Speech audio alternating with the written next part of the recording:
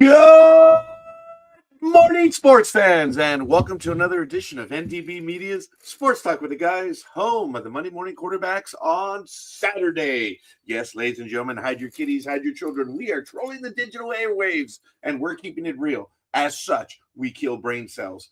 We just may be. We just might be. No, hell, we are the purveyors of the zombie apocalypse. You have been warned. Good morning, one and all. I am the scorekeeper, and this is Sports Talk with the Guys. Today is May 9th, 2026. Good morning, and welcome once again.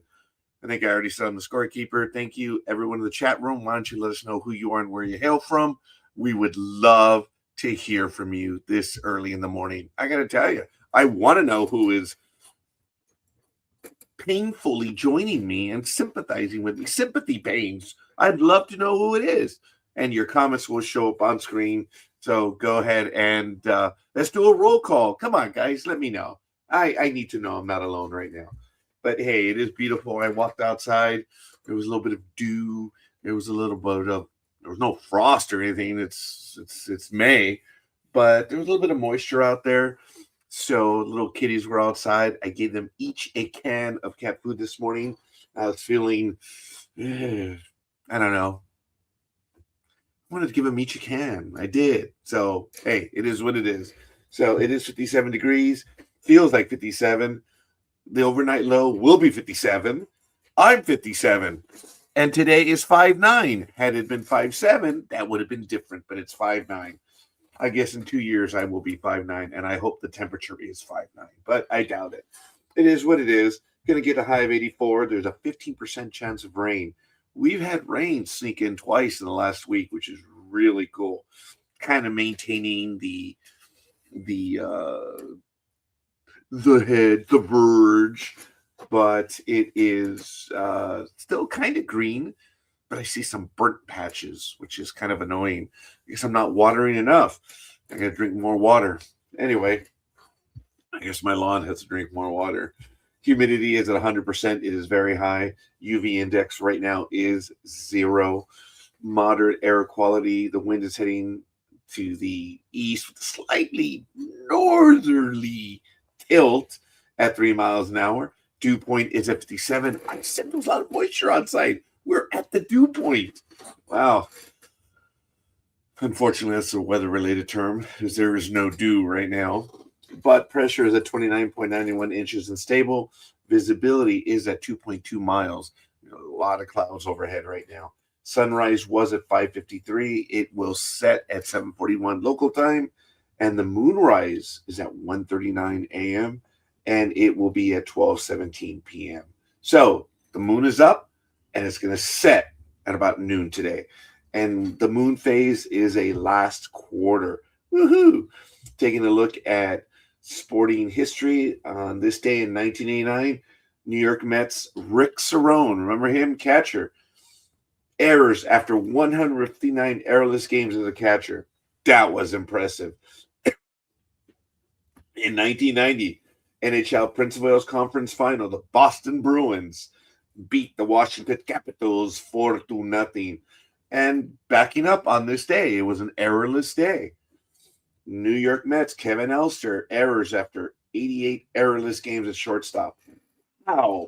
So on the same day, Elster broke an 88 errorless game streak, and Rick Cerone broke a 159.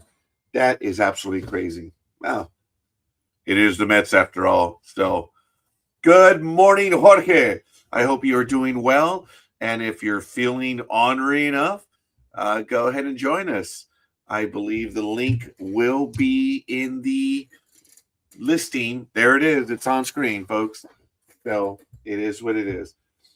Taking a look at National Rugby League in the AMPO Women's State of Origin Game 2 will be Thursday at 2:45 a.m. local time, the Pacific time. I'm on the Pacific Coast. So, and that one's going to be the Maroons versus the Blues women. Telstra Premiership Round 10 on May 7th. Dolphins 44, Bulldogs 12. Wow, on the 8th.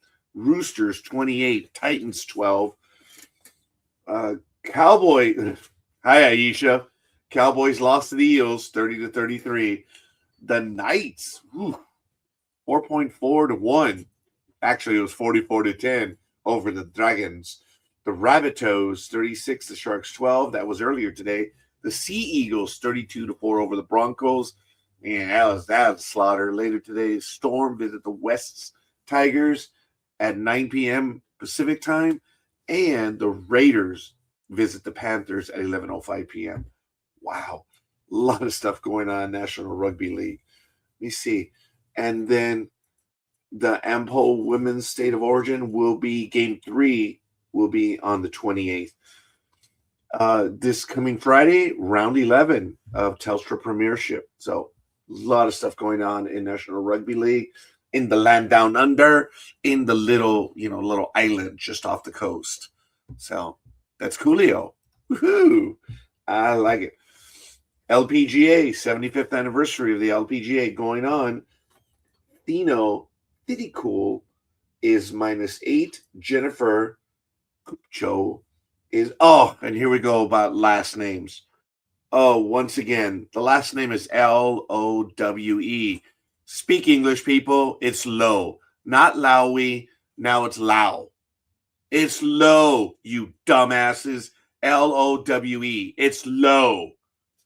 It hasn't changed, just your inherent stupidity. It is Lowe, Lowe. Learn English, for the love of God. And if your parents are stupid, fine, don't be stupid. It's Lowe, Lowe. For the love of God. Lydia Ko. I'm sorry. Brooke Matthews. Speaking of, Brooke Matthews is -4. Lydia Ko's -3. Celine Boutier is -3. Like these little pin images. And Lynn Grant is -2 at the Mizuho Americas Open in West Caldwell, New Jersey. It's 55 degrees out there. Crazy. Now taking a look at the PGA. They've changed their leaderboards a little bit. At the Truist Championship in Charlotte, North Carolina, Sung J M is -9, 133. Tommy Fleetwood is -8 at 134. Justin Thomas, Alex Fitzpatrick are tied for third at -7 and 135. Thank you for the like, and that is from Aisha. Thank you. Come on, get in here. Be nice to have you in this early in the morning. AVP 2026 season is going and blowing. May 15th through the 17th, the Huntington Beach Open, then Belmar, May 30th through the 31st. IndyCar Series, Countdown to Green, the IMS Road Course, is later today, 7 hours, about 20 minutes, as per the time of this live broadcast. This isn't a recording, folks. You get it live. So that's going to happen. Of course, the next race will be the Indy 500 on May 24th in the IndyCar Series. Mission Foods Drag Racing, NHRA Route 66 Nationals at Route 66, Chicago, Illinois. I'm sorry, the Route 66, Gerber Route 66 Nationals in Chicago, Illinois, May 14th to the 17th. The Potomac Nationals, May 29th to the 31st. That's upcoming. New England Nats, June 5th to the 7th. And the Super Grip Thunder Valley Nationals, June 12th to the 14th at the Bristol Dragway in Bristol, Tennessee. Taking a look at Formula One. Well, Miami was round 4, and Canada is coming up May 22nd through the 24th. As you know, there have been some changes in the schedule due to some things going on in the Middle East right now. So, hey, it is what it is. NASCAR. Watkins Glens. That's the one going on right now. And that one is going to be May 10th. Go bowling at the Glen. Watkins Glens International in New York. 100 laps or 245 miles.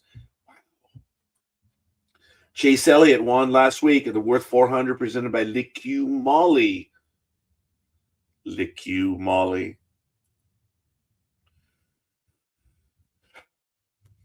On Sunday, May 3rd at the Texas Motor Speedway. Good for you. Taking a look at the NHL. Boy, oh boy. Right now, Round 2 is in effect. Colorado's up 2-0 over Minnesota, and the Vegas Golden Knights 2-1 over Anaheim. In the Eastern Conference, Buffalo is tied with Montreal, and Carolina leads 3-0. Ooh. So what is the schedule for tonight? We have 2 games upcoming. Hurricanes visit the Avalanche. I apologize. Hurricanes at Flyers. Carolina, as I mentioned, up 3-0. And Colorado leads 2-0. Avalanche at Wild. Sunday, Sabres at Canadiens. Series tied 1-1. And Vegas Golden Knights lead the Ducks 2-1. That one's going to be on Sunday. You can check those out at ESPN. The Saturday games are on TNT, True, and HBO Max. Might catch myself an NHL game. I do have HBO Max. And I wonder how it's going to work. I'm sure they're going to bill me very soon for the HBO renewal, and if they haven't already. And then we have Paramount. I guess Paramount is going to absorb HBO Max, and it's going to be interesting to see how they're going to keep it. But that's neither here nor there. NBA playoffs, we're looking at right now. We are in the conference semifinals. Wow. Oklahoma leads 2-0. And let's see. San Antonio leads 2-1 in the West. And in the East, Cavaliers. Oh, wow. Detroit leads Cavaliers 2-0. And the New York Knicks lead over the 76ers 3-0 right now in the NHL. Taking a look, games. Who's on right now? At 12 p.m. Pacific time, Detroit Pistons visit Cleveland Cavaliers. I got an advertisement on the NBA website. And the Western Conference semifinals, Oklahoma City Thunder visit the Los Angeles Lakers. Of course, as I mentioned, OKC is up 2-0. That's going to be at 5:30 p.m. That one's going to be on ABC. The first game, Detroit Cavalier, Peacock, NBC. Sunday, we have the Knicks visiting the 76ers. Knicks up 3-0. That's going to be on ABC and ESPN Radio, Sirius XM. Western Conference semifinal, San Antonio Spurs, who are up 2-1 over Minnesota Timberwolves. That's going to be on Peacock and NBC and Radio S. Sirius XM. Major League Baseball games yesterday. The A-Holes pulled off a victory 10-0 over the Commies. The Rockies 9-7 over the Phillies. The Athletics edged the Orioles 4-3. Blue Jays shut out the Angels 2-0 at Toronto. The Red Sox also did the same thing to the visiting Tampa Bay Rays 2-0. Ooh, 2-0, 2-0. Oh. Well, Miami scored 2, but they lost 3-2 at home against the Washington Nationals. Griffin over Schnelling. Max Schnell! Oh, wait, no, that's a Dodger pitcher. Actually, it's not Max Schnell, but it's Schnell. But anyway. Whoa. Sorry, right hand wanted to shoot up. Be stupid. Guardians 6-4 over Minnesota. That was 6-4. They won by 2. The Tigres, oh man, Scooble's out. That's a bummer. 2 to 3 months. And they lost visiting America's AAA team 43. Urseg over Herter. Mariners 12-8 over the Black Sox. Hancock over Burke. The Brewers, the cheaters, 6-0 over the Yankees. That was a big one. Freed took the loss. I do not know how to pronounce this one. Mizorowski. It's probably we. The way people choose to do things, it's ridiculous. Speak English, damn it. Cubs 7-1 over the Rangers. Mets. Oh my God, the Mets. The Mets won their 15th game. Congratulations. They're now 15-23. They blasted the Diamondbacks 3-1 in Arizona. The Cardinals 6-0 over the Padres. The Dodgers 3-1 over the Braves. And finally, the hated ones 5-2 over the Pirates. Heartbroken. The Pirates are now 21-18. Ray picked up the win. Midizinski took the loss. Taking a look at Major League Baseball standings right now in the, let's see, we'll show you the screen as we do it. Sorry, the standings. In the American League East, the New York Yankees are 26-13, half a game ahead of Tampa Bay. Blue Jays are 8.5. Red Sox are tied with the Orioles at 9 back. In the American League Central, you have the Guardians 21-19, followed by the Tigers and America's AAA team 2.5 back. The Black Sox are 3, and the Gemelitos are 4.5. In the American League West, you have the Athletics. Oh my God, the Athletics are 20-18. The Seahawks are 1.5 back. The Rangers are 3 back. The A-Holes are 4.5, and the Angels are 5.5. The Braves in the National League East are 26-13. Nationals. This one is opening up fast. Look, I know it's May, but wow, they're already up by 7. Phillies 9, tied with Miami, and the Metropolitanos are 10.5 back. Jeez. In the National League Central, the Cubs 27-12, 692 winning percentage. Cardinals are 3.5 back. The Cheaters are 5.5. The Pirates 6 back, and the Reds are 7 back. Now, there's a lot of talk right now that there's only like 3 teams in the American League that are 500 winning percentage. We'll go over that in a moment when I heard that this week. And now they're talking about the National League being the better league. Folks, it's an aberration. Calm the F down. All right? It's calm the F down. It is what it is. Numbers speak for themselves. Liars use numbers. Numbers never lie, but liars use numbers. I love numbers. Oh, I think the Commies are 7 back. Sorry about that. In the National League West, the Los Angeles Dodgers are 24-14, 632 winning percentage, followed by the Padres 2 back, Diamondbacks 6.5, the Rockies 8.5, and the hated ones are 9 back. So taking a look at all of that, the Dodgers run differential is plus 79, and they're the best at that right now. The worst, it's actually not that bad. It's minus 44. The Phillies, they've been outscored 44 runs, but the Phillies are 17-22. Well, it speaks for itself. Best team in baseball right now looks to be still the Chicago Cubs at 692 winning percentage. That is impressive. Coming in second is the Atlanta Braves at 667, and the Yankees tied at 667. Those are the 3 best teams in baseball right now. So looking at this, you have the Yankees and the Rays, the only team above 500 in the East. The other 3 are minus. The Guardians, 525 winning percentage. So you have 4 teams in the American League that are above 500. In the National League, you have 1, 2, 3, 4, 5, 6, all in the National League Central. 7, 8. The vast majority of teams in Major League Baseball have a losing percentage. That is the news.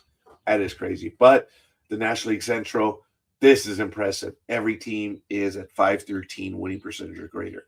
That is cool. And the Commies are minus 40 on the run differential, and they're 20-19. That means when they win, they probably win 2-1. When they lose, it's like 10-1. So, wow. Hey, it's all good. All good in the hood.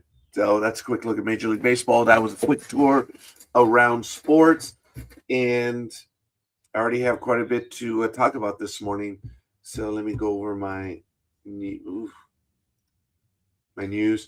Let's do the birthdays right now. Sorry about that, folks. This is our community chest right now. As my office manager says, say it with your chest. Why don't you say it with your chest? I'm too old for that. But for birthdays, right now, coming up on May 10th, Brandy. Oh, Brandy, That's at Applebee's. Happy birthday to you, young lady. That's going to be tomorrow. Might have to ruin your life and stop by real quick. Jeanette Callas, birthday on the 12th. David Mack, author, on the 12th.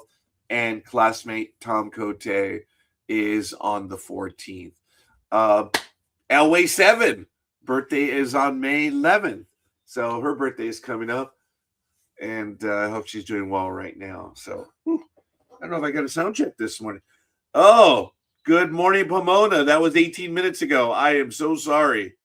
I was not looking at my phone this morning. I'm really not looking at my phone because I'm just, yeah.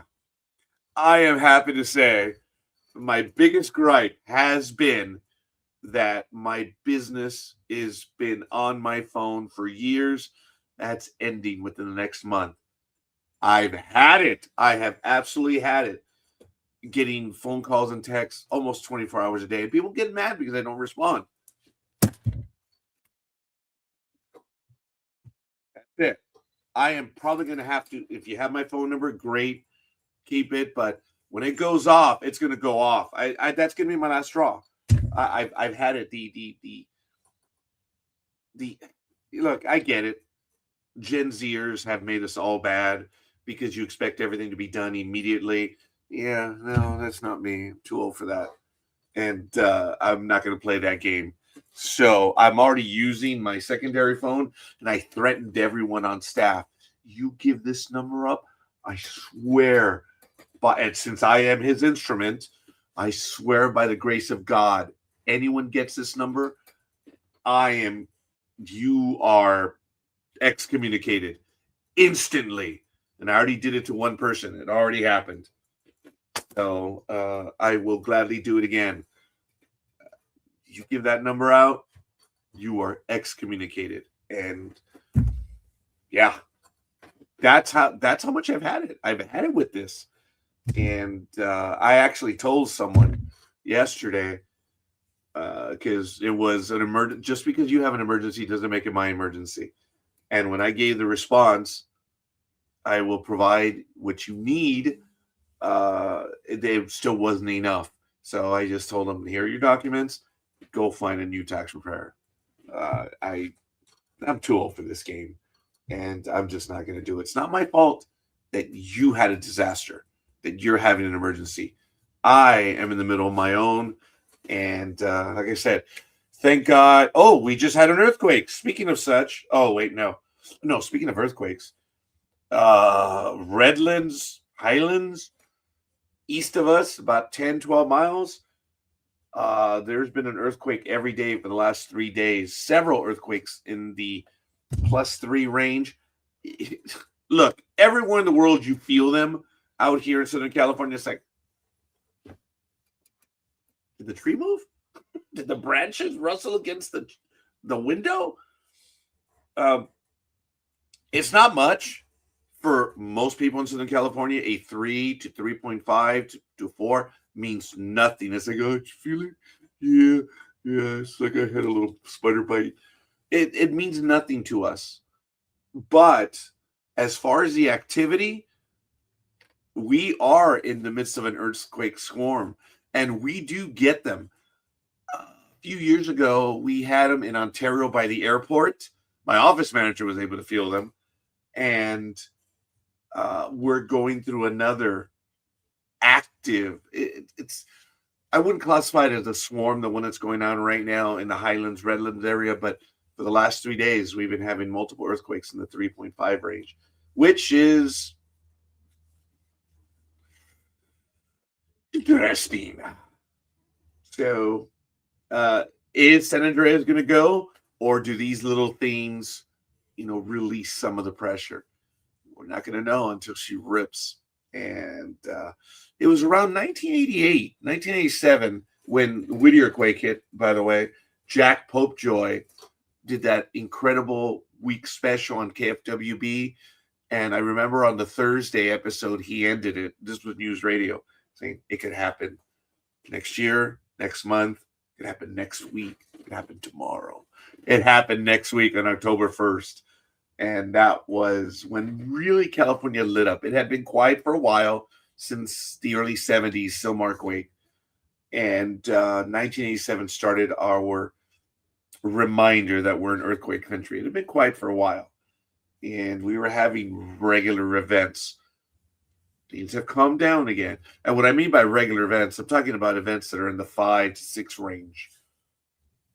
Things have been quiet lately in our area. But anyway, it is what it is. And I think I went over the birthdays. Yes, I did. Tiny bit of trivia. Angels trivia, folks. I knew the answer to this one. That's why I'm going to ask it. So who is the first Japanese-born player in Angels history? Hideki Matsui, Hisanori Takahashi, Shohei Ohtani, or Shigetoshi Hasegawa?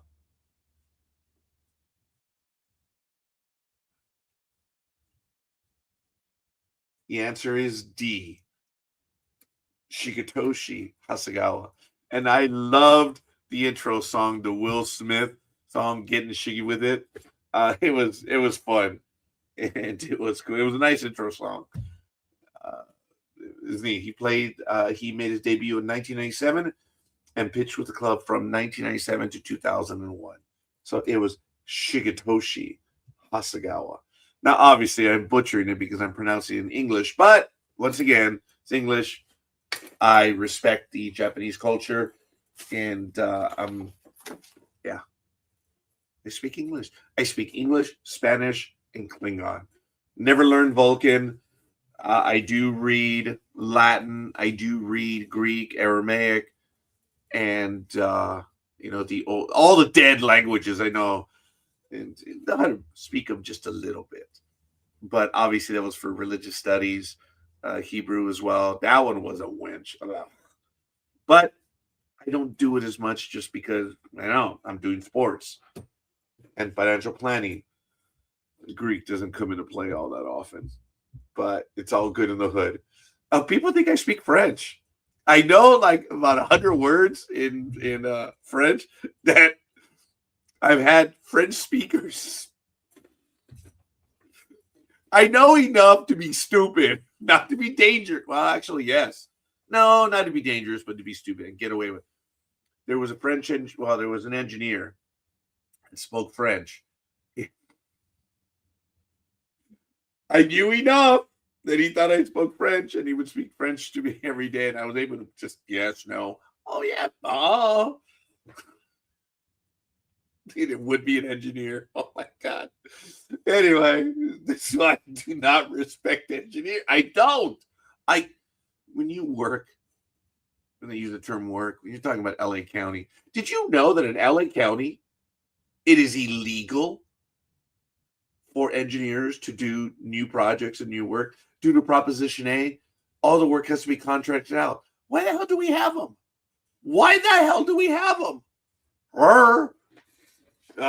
Anyway. Ugh. On May 7th, a tiny bit of trivia. I'm going to go to it right now. This was in the Major League Baseball monthly awards.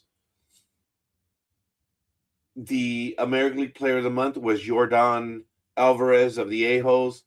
After missing all but 48 games in the 2025 season due to injury, a healthy Alvarez has quickly reminded us, and whatever, blah, blah, blah, best hitters. The left-hander slugger finished April's slashing, you illiterate jackasses. His average was 356, on base 462, slugging 737. That's impressive, no doubt. With the MLB best 1.199 OPS, more walks than strikeouts, 21-14. Only Aaron Judge and Munetaka Murakami finished the month with as many home runs as Alvarez crushed 12 home runs. This slash line, dingers, for the love of God, speak English, you morons. It's Alvarez's third career Player of the Month win, but his first since September, October of 2023. In the National League, Ildemaro Vargas of the Diamondbacks Vargas does stand out. He wrapped a pair of hits in his first game of the season on March 30th against the Tigers, and he has not slowed since. He entered May with the Major League best 378 batting average. That is real. That is serious. And is a key cog in the heart of Arizona's lineup. He recorded a hit in each of his first 24 games of the season. Wow. The 34-year-old entered 2026 touting a career 646 OPS in parts of 9 Major League seasons. Vargas is the first Diamondback player to win National Player of the Month since Corbin Carroll in August of 2024 and the 9th overall. American League Pitcher of the Month.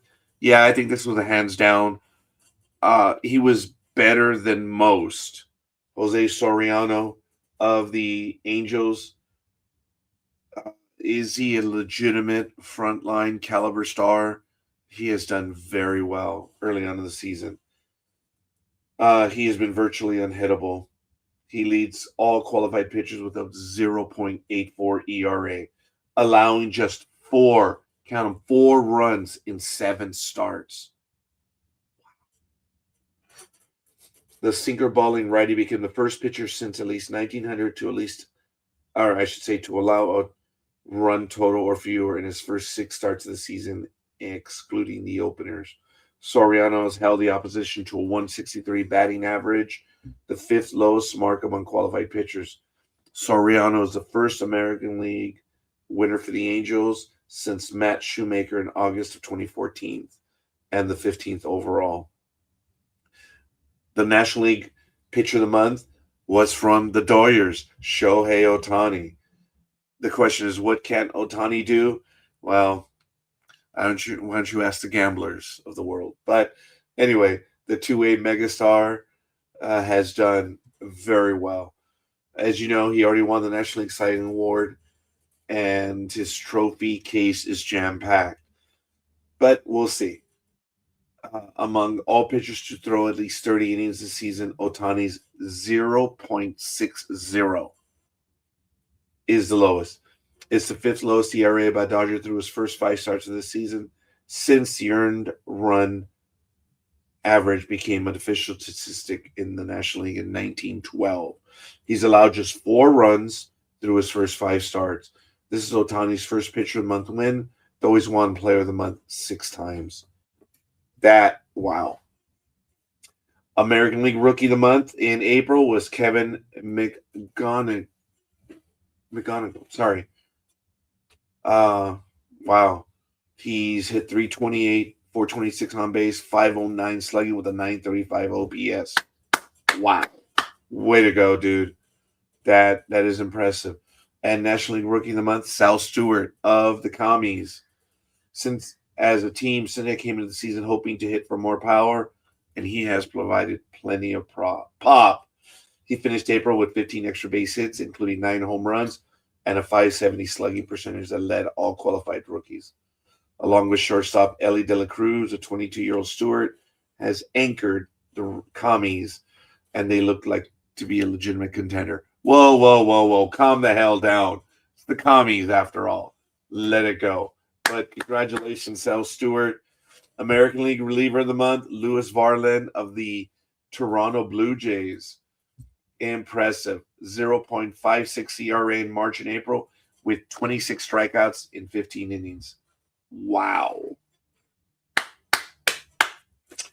Mason Miller of the Padres, National League Reliever of the Month. Whatever. They're getting into the swing rate, miss rate, and look, raw numbers. And I love how the little statistical mavens say, wow, ERA and batting average are not a good measurement because over the extent of the season, the length of the season, the numbers blur or stay the same. It is true that when you're in September, late September, you need 2 hits to move 1 decimal point. I said decimal, not a point, but decimal point.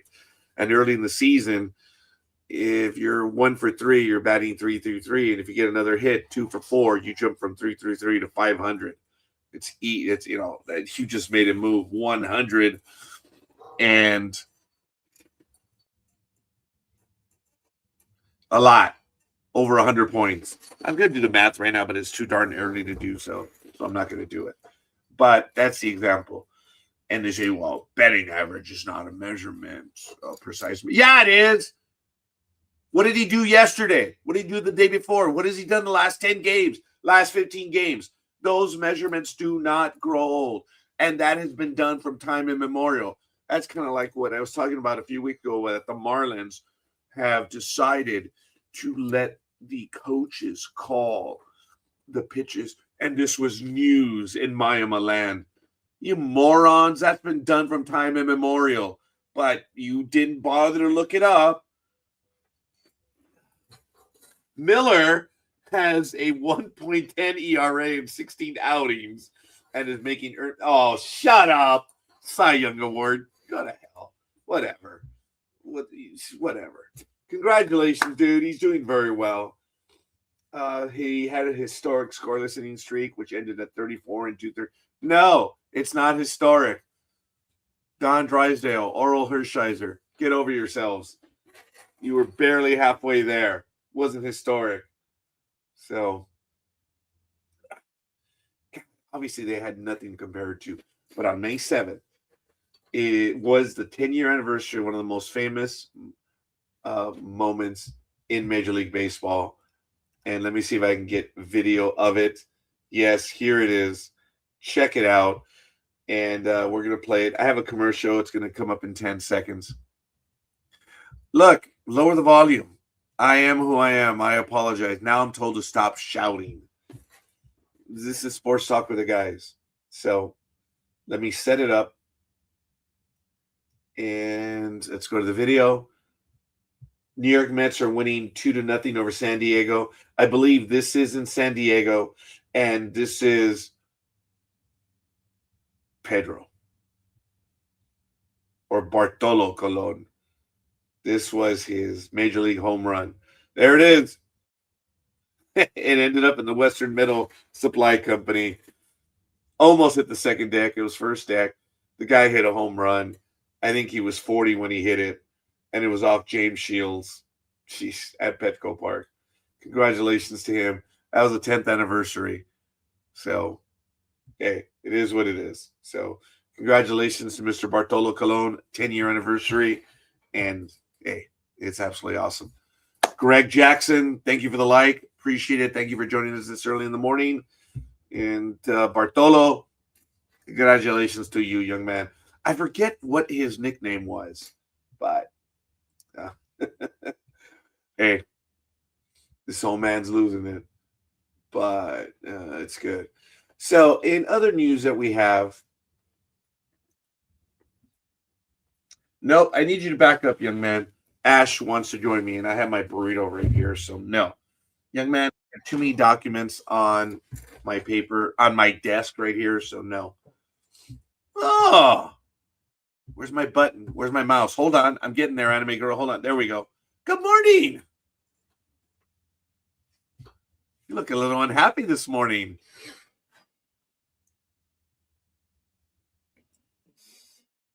You're not happy. No, just bit of a rough night. Oh. Bit of a rough night, that was all. What's going on, young lady? So, you know. Yeah, up all night? Well, let's just say noisy neighbours. Not quite, almost. Come say, come ça, but, you know.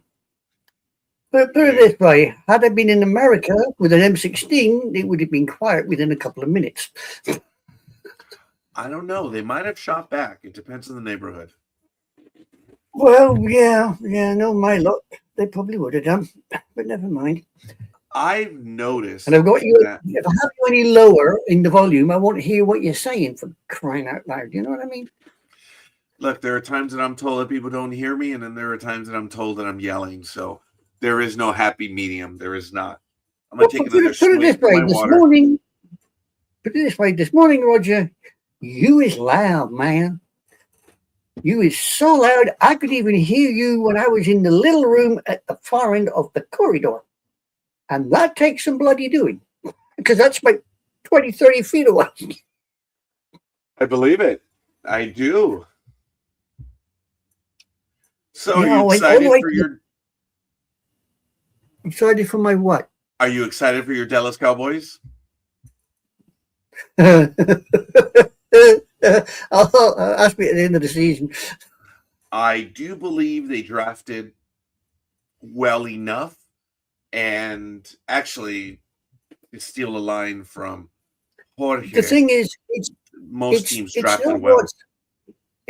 what's on the park that's the problem. It's what's controlling the whole damn kit and caboodle. It's just, if he would just back off and let the team do what the team is meant to do, like win, but he don't. He sticks his nose in, he sticks his fingers in, he moves this, that, and everything, and you think, really? Do me a favor, rev up and Foxtrot Oscar. But never mind. Wow. So what are you drinking this morning? I am drinking water. What are you drinking this morning?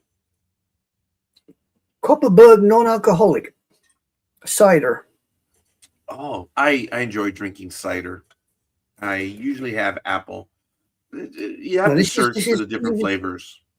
This is what they call Copperberg, and it's completely non-alcoholic.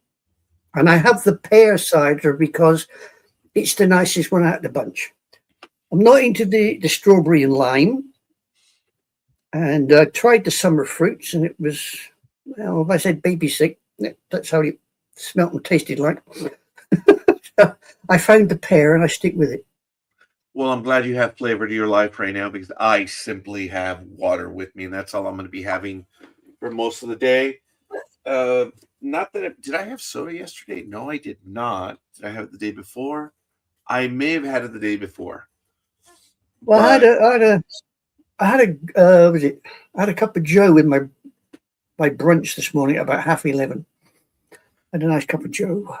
That's good. I have not had a cup of Joe for about 3-4 days now. So hence the T-shirt. Hence the T-shirt. I'm not able to see it. Touch my coffee and what? You're a dead man? Yeah. Touch my coffee and I'll slap you so hard even Google won't be able to find you. I like it. Well, speaking of not being able to find you, the Kentucky Derby was raced last week, as we did give the announcement, and Golden Temple took the win with Sherry DeVoe with the historic victory, which is really a big deal. Golden Temple won the 152nd Kentucky Derby on Saturday, which was run with 18 horses after the Puma was scratched with a swollen leg, and Great White fell before the race. Oh, did you have any money on? I'm sorry? Yo, Dodo boy, yo. On the road, but stay tuned in for 99 more minutes. That's a bit bloody precise. Yeah, 99 more minutes. I guess that's the estimated time of arrival. And I think that's probably for how long we're going to be on. So good morning, Tony. I hope you're doing well. Where are you? I know you said you were traveling to a particular place. I have forgotten where. Where are you traveling? Kind of cool. Kind of cool to know that. Did you mention Maryland at one stage?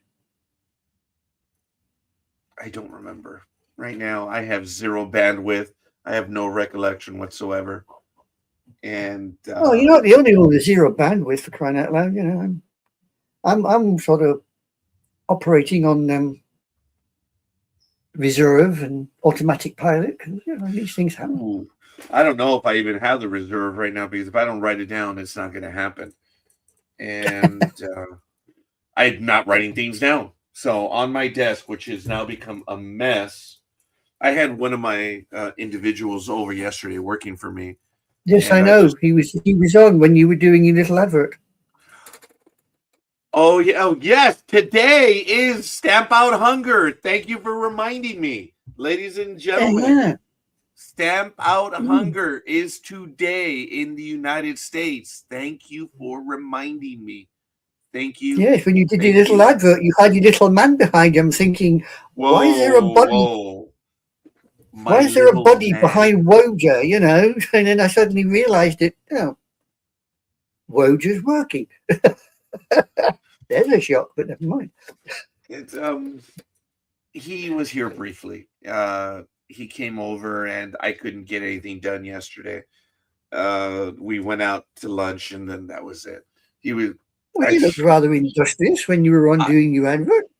Well, it's because I found 200 worksheets that have been filed properly, and I jammed him with it.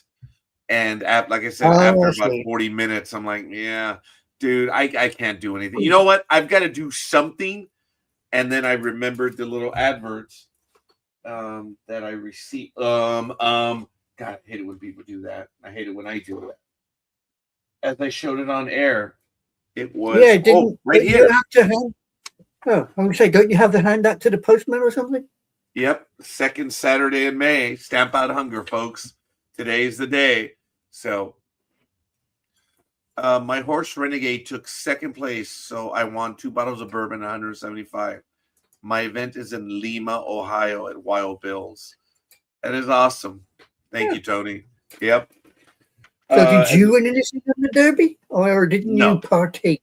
No, I did not. I just talk about it. As you know, so Dodo Boy's going to be a happy bunny when he gets his 2 bottles of bourbon then. Hey, absolutely awesome. Today's the day, folks. Fill a bag, help feed families. Today is Stamp Out Hunger. So my bag is out front. I have 4 cans in there. I've told you guys, just leave 1 if you can. But 1 is a meal for family. And today is Stamp Out Hunger. Second Saturday in May, folks. I can't throw one from over here, so I kind of dipped. I forget what one of the cans was, but I actually put from Aisha on there, which someone's going to read it. Someone's going to know it's from you. So I did do. I put it in a black marker. I was going to try to find the Union Jack colors, but I was too damn lazy. All you needed actually was blue. Once again, with a white background, and you could have done the St. Andrew's Cross. Once again, wasn't going to happen. Lazy. Too damn lazy. Too damn lazy. Someone's going to receive something from you though, which is really kind of cool. Where's the flea bag today? I have no idea. Golden Temple is trained by Sherry DeVoe, who is the first female trainer to win the Run for the Roses. DeVoe is the second female trainer to win any Triple Crown race. Jean Antonucci won the 2023 Belmont Stakes with Ariangelo. So, congratulations to them. The victory was also the first for jockey Jose Ortiz, who won the Derby in his 11th try. Renegade, a co-favorite and ridden by Ortiz's brother Irad, finished second, and Ocelli, a 71 long shot, placed third. Wow. Congratulations to them. Now, here's the purse payout. How much money winner Golden Temple takes home? Well, Tony wants some money. Good for him. Beyond the coveted honor of being crowned the winner of the 152nd Kentucky Derby, this year's champion Golden Temple will also receive a staggering $3.1 million purse, one of the biggest prizes in all of horse racing. For the 3rd consecutive year, the total Kentucky Derby purse stands at $5 million, with the winner claiming the largest share with the $3.1 million payout. The runner-up secures a $1 million purse, with the 3rd place finisher is guaranteed $500,000. 4th earns $250,000 and 5th $150,000. Of course, this year's purse represents a significant increase since 2023, when the total prize pool was $3 million, and the 1st place finisher received $1.86. That's quite a bit. So fine. Here's the payout money. The Kentucky Derby is considered the most lucrative horse race in the United States, and the 152nd edition will once again see, as we mentioned, a $5 million purse. So it talked about the winners, and I thought I had the. Did all the horses make it home? Yeah. Darn it, I thought I had the payout ones, which I do not. I mean, I have the team payouts, but if you would have won, betting, because there's so many different ways you can choose to win, you can choose to place, or to show. Show literally means just showing up in the first three, but place where they end up, and of course to win. Well, the way my luck's going at this precise moment, I couldn't even win a one-legged ass kicking contest. So Wow, I doubt I would be able to as well. I am still not. Sadly, I have no upper body strength. But I will say that compared to my office manager, who claims to be the physical type, she tried to pay one day, and I was moving towards the register, and she bumped into me, and I felt something. I looked away and crumpled on the ground over there. It's like, what happened? I wanted to pay. Damn, girl. You brag about, bitch slapping people, and yet you have no upper body strength. I have no upper body strength. That was rather amusing. And that's because you're male, you see. You tend to have a more robust, shall we say, body structure than most females. I will bounce off you. Yes, I say girthy. Yeah, you say girthy. I think another Mexican calls somebody Iglesias calls it fluffy. Okay, yeah, that man's lost a lot of weight. I think he weighs less than I do now. I have been losing weight steadily, stress related. So, I was going to say, I thought you left your wallet behind. Aw, actually, it's right here. It is. Being the stuck-up SOB that I am, I went back to the executive wallet. I mean, this is how much of a narcissist I am, because I learned years ago that the difference between a working man and an executive is, where do they reach for their billfold? An executive, a man of means, reaches in for his front pocket. A working man reaches for his billfold in his back pocket. And I remember that image, and whenever I speak to up-and-coming kids, I would tell them, all right, get a good pin. Has to be a cross or better. Just has to be a good pin. And you must have a billfold that fits in your front pocket. It is what it is. It's just one of those things. Now, I've overdone it because I've jammed everything into this billfold. It shouldn't be that thick, but it is. But yes, it does hurt. You know why a working man puts it in his back pocket, don't you? So when he goes in the bar and he sits down, he sits on his wallet, and no bugger can walk off with the damn thing. You see, the rich guy's in here, so all you got to do is just do the dip. He's gone. Okay, thank you. So I will never be robbed because no one will ever mistake me for a man of means. That's fine. But it doesn't matter if they rob. Doesn't matter if they rob me; they won't get bugger all because I ain't got bugger all to nick.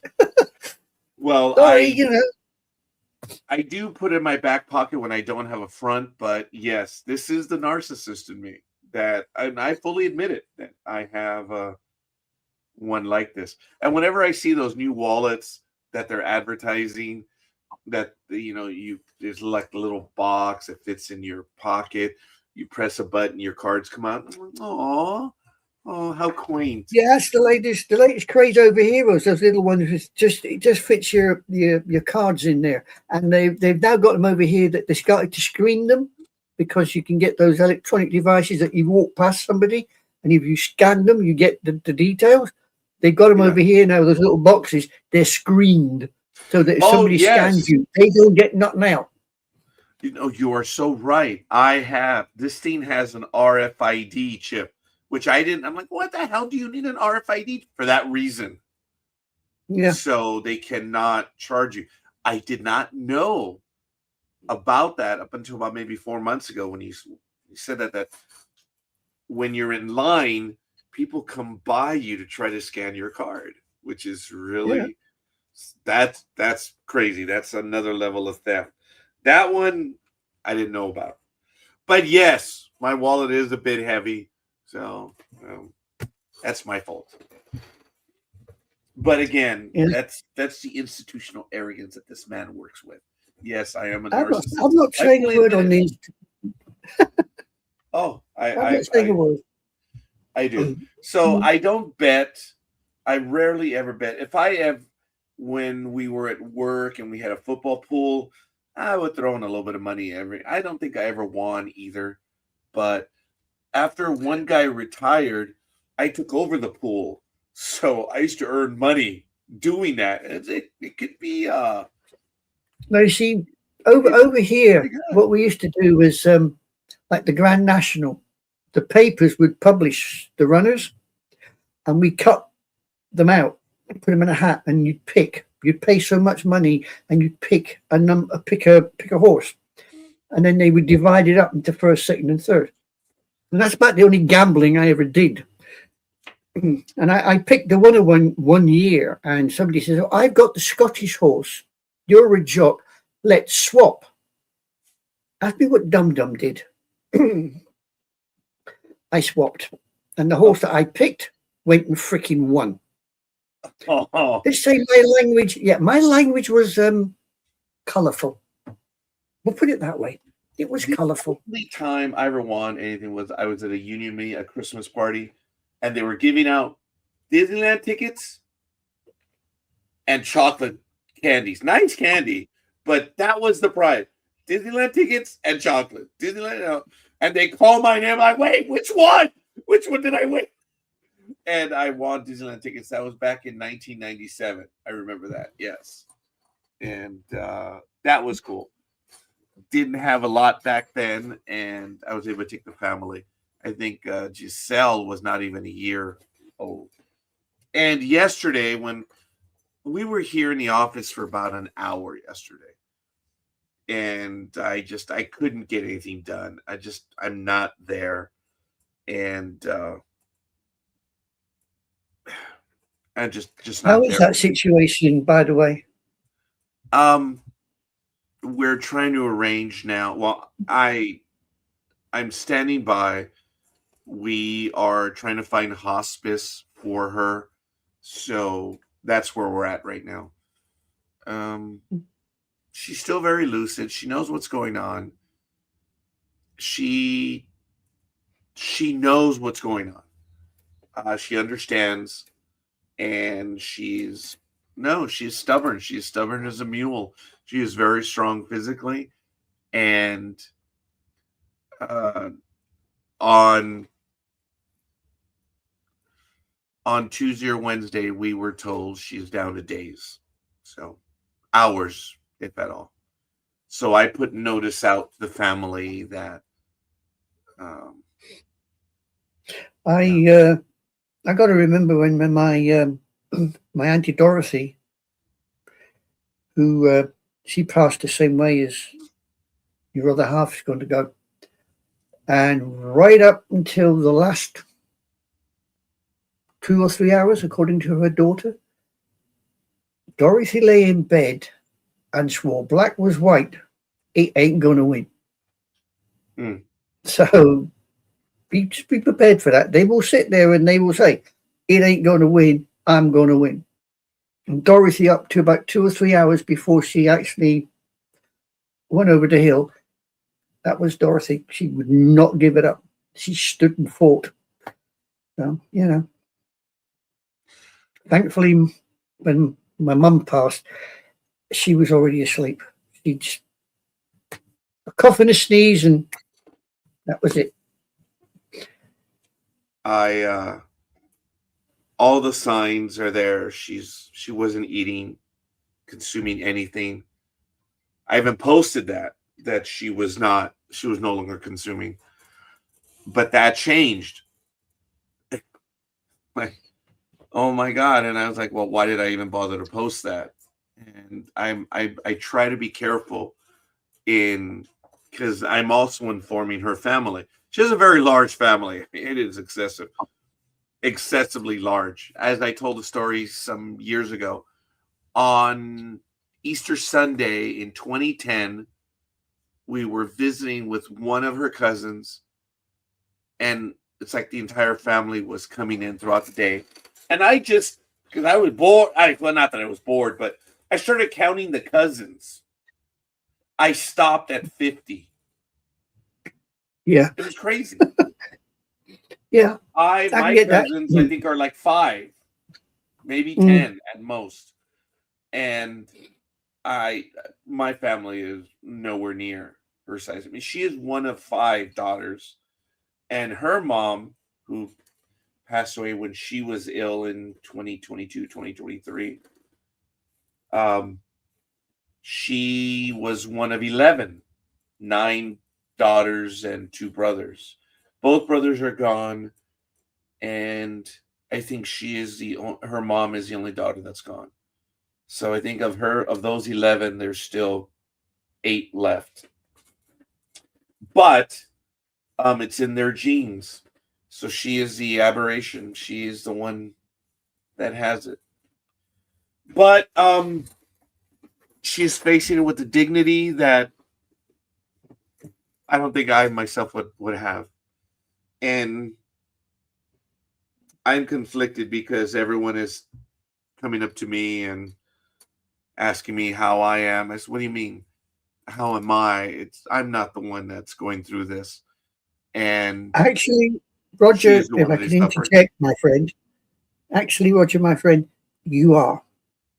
I'm not Take it from one that's been through it. You are going through it in your own particular way. You may not think you're going through it. You may turn around and deny all knowledge that you're going through it. Mentally, physically, you are going through this. It will and does have an effect, my friend.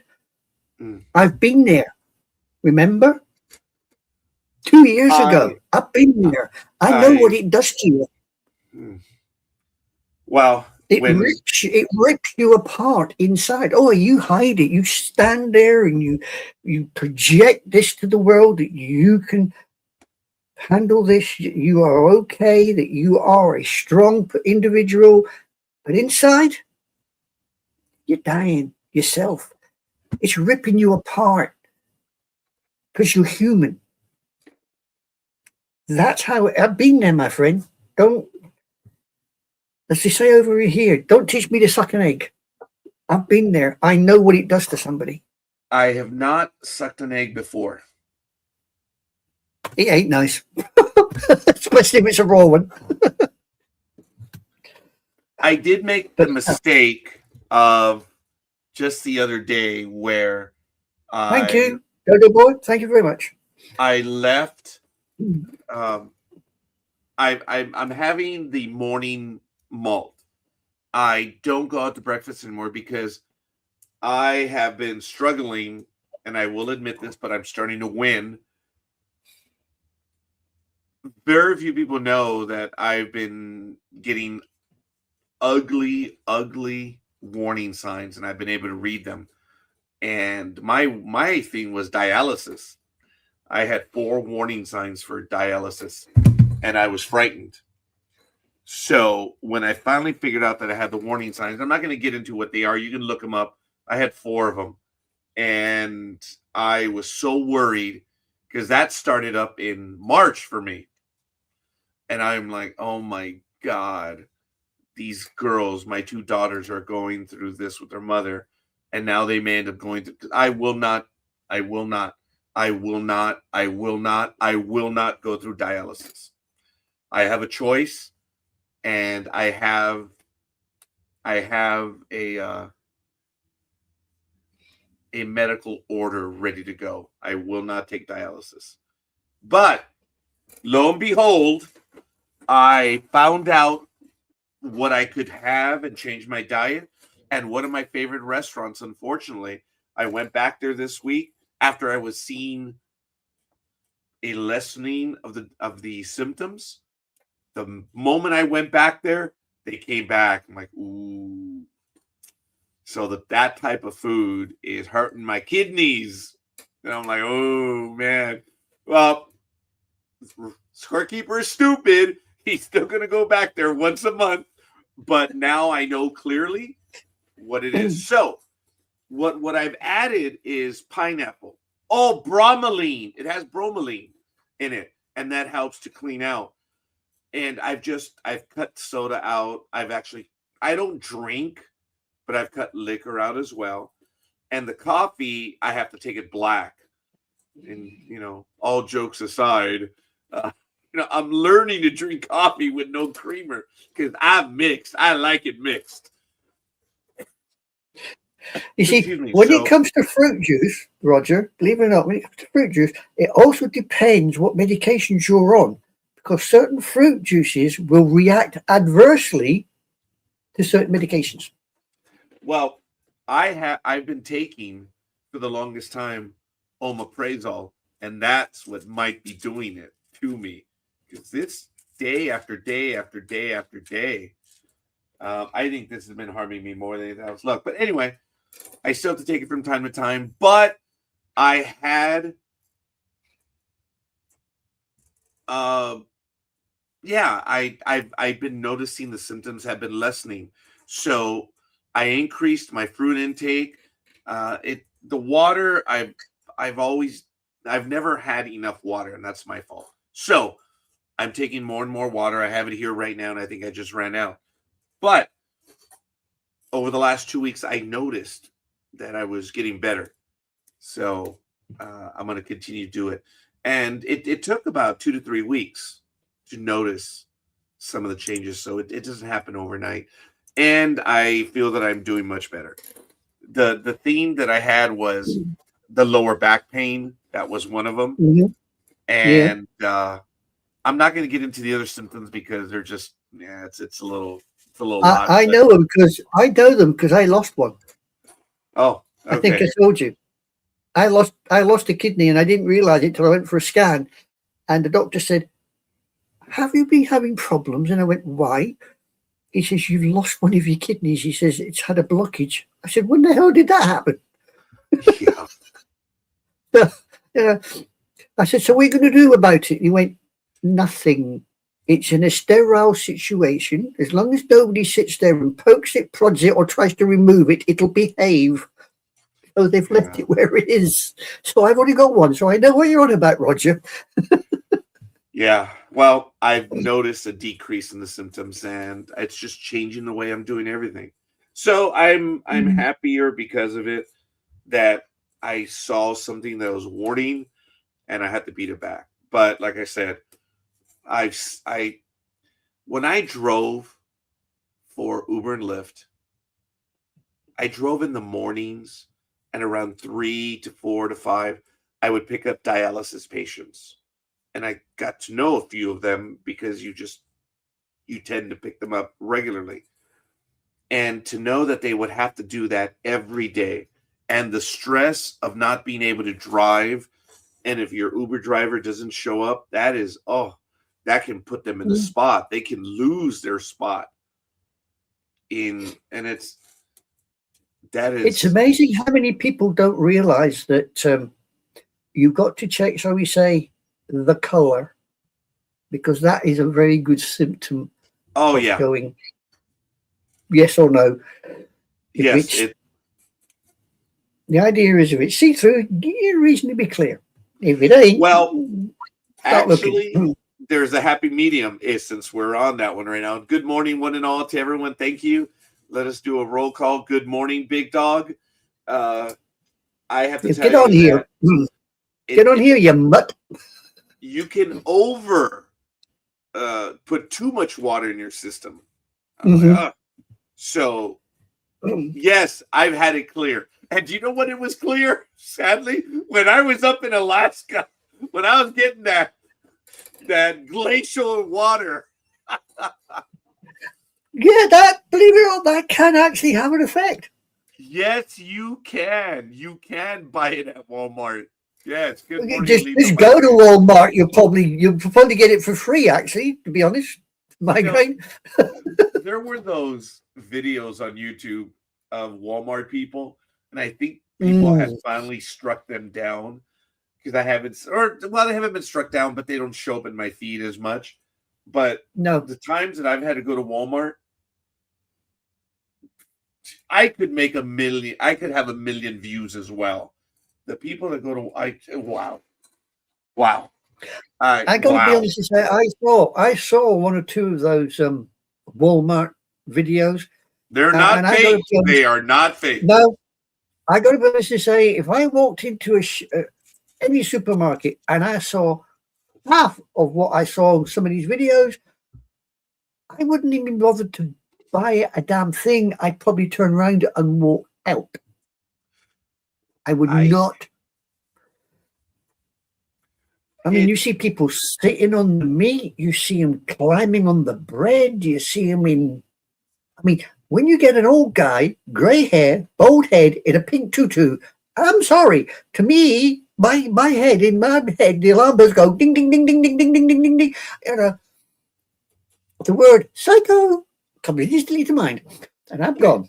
The joke that I have is we were going to go to a minor league game, or we were going to go to a baseball. It might have been a Dodger game, and I took my office manager and my daughter to get some Dodger. I think we were going to the Rancho Cucamonga Quakes, and to mollify her, she didn't have a Dodgers cap, so to shut her up, I took her to Walmart. So you need to understand my intellectual thinking is that you're going to get a Dodger cap at a Walmart. What a perfect world. I was like, she has no idea how amusing that was to me. And I was like, yeah, it's great. Let's just go ahead and do it. So we did. We went over, and I have the Dodger cap from Walmart. I do. I will not have a Giants cap. Hell no. That's not going to happen. I will not collect one. I will not be given one. That is the one cap that I will throw away. Don't waste your time, Matt. Don't. I have no time for that. None whatsoever. So that's a little bit vindictive, isn't it? You're as bad as Big Dog with the Celtics. I mean, he don't like them either, does he? Look. This is NoCal versus SoCal, but it's in the name, NoCal. I mean, there it is. Yeah. But yeah, look, as I talked about it earlier, these are the players of the month that won. I didn't show you the image earlier, but I went over their numbers and statistics. So congratulations to them. Players of the month, pitchers of the month, relievers of the month, and rookies of the month. That was fun going over all that. We went over the Kentucky Derby. Bartolo Colon's 10-year anniversary and his home run. We've actually been talking a lot of sports this early in the morning. So yeah, you'll be running out of topics to talk about if you keep this up. No, not this time. Look, here are my cheat sheets, because granted, I haven't been able to do a lot of homework recently, but look, these are my notes just for today. These are my baseball stories. That's the Bartolo Colon home run. There was the trivia question that I was talking about earlier. So each link is to a story that I'm prepared to go over today.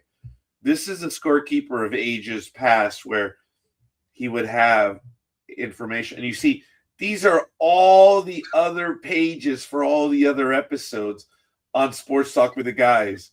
And look at how far back it goes just here on OneNote. Look at that. It goes back. There it is, October 14th, 2017. When we were doing this on digital radio, this is what I would have in preparation. This was October 18th. This is how I would collect all the news to talk about. So this is crazy that I have all these notes going back.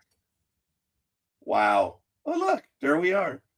There was a screenshot on Blog Talk Radio. And there was our logo. That's cool, man. That's cool. So, like I said, this is how I prepared week after week. And these are my notes here just to 2017. Down here, which I'm trying to convert to digital. For those people that know and do not know, here are the original files for NDB Media for the very first few programs. I have opening day, September 30th, 2008. The notes, there they are. Those are my opening day notes. And this is through 2009, this one folder alone. So this is like 6 months of notes, man. This is how I would prepare for one episode. Man, this is great. This was my birthday on 2009. It was on a Tuesday night. This is how I prepared. And these are all my notes that I had for that episode. Look, that's about a quarter of an inch. That's just one episode. That's how much we would do in preparation. That's crazy. Gosh. And I have my baseball notes. This is April 18th, 2009. These are my baseball notes. This is everything that I would have for the program with different news stories. Gosh. It's just everything that I had. Pages and pages of notes that we would get to. And I'm going to digitize these because this place is changing. This is no longer my little man cave, as people have told me. So I've saved these because either the first 6 months or 7 months, but the rest has been digitized. And I want to welcome. Oh, let me close this out. Sorry. Let me go back to today. And let me clear that one up. Let me get rid of that screen. I'm so sorry. And there it is. Oh, my goodness. Look at Mr. Big Dog. Konnichiwa. The flea bag has arrived. Konnichiwa. How you doing, Raj? Scorekeeper. I answered to both, so I think I'm okay right now because I'm still Lord answering. Palpatine, El Presidente, Dude, Taxman, you really give good in the morning, don't you? Labor Man.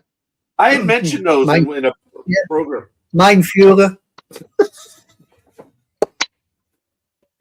I've been called that as well. So my birthday is on April 21st, and I've always used the joke that there were two people in our office that they would mistake our birthdays. I said, how the hell do you mistake that? Guys, it's simple. Women first. And her birthday was on the 19th. And I said, look, you'll never forget this. Corrine is on April 19th. April 19th. Adolf Hitler is April 20th. And I'm April 21st. You'll never, ever forget that again. And if you knew the two people, you're like, oh, yeah, okay. So a lot of people got that. In years later, one of the supervisors was saying, Raj, I think you're lying. Excuse me? About what? About your birthday. I think your birthday is actually April 20th. Like, ooh. I'm like, all right. I was like, hey, you know what? Hey, it would have worked had it been on the 20th. But it's the 21st, the day after Adolf. Can't take his day away because I'd have to have my own day. Could you imagine the megalomaniac that I am on the same? Somehow it would have been apropos, but I had to blame my mom. I was born at 9:37 p.m. in the evening.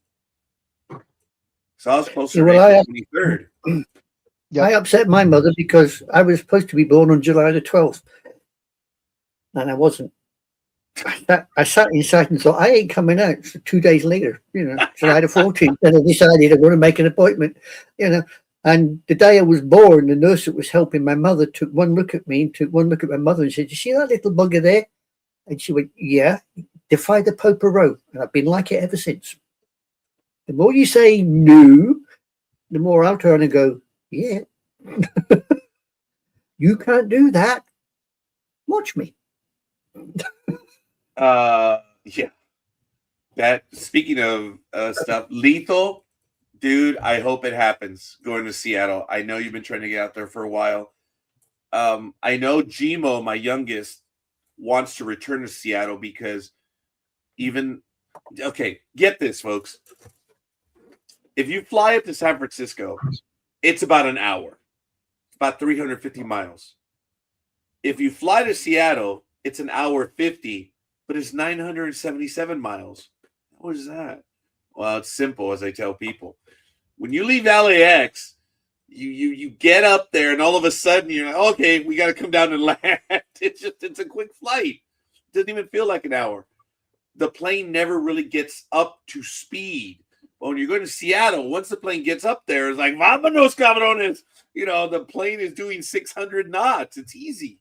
But I always found it amusing that San Francisco's an hour away at 350, but 977 is an hour 50. Go figure.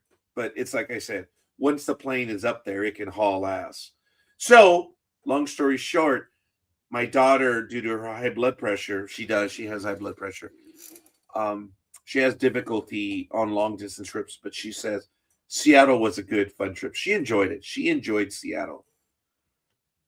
We were tentatively going to go to Seattle, Colorado, and Arizona this year, but obviously right now, I was supposed to be on a cruise right now, but no, not.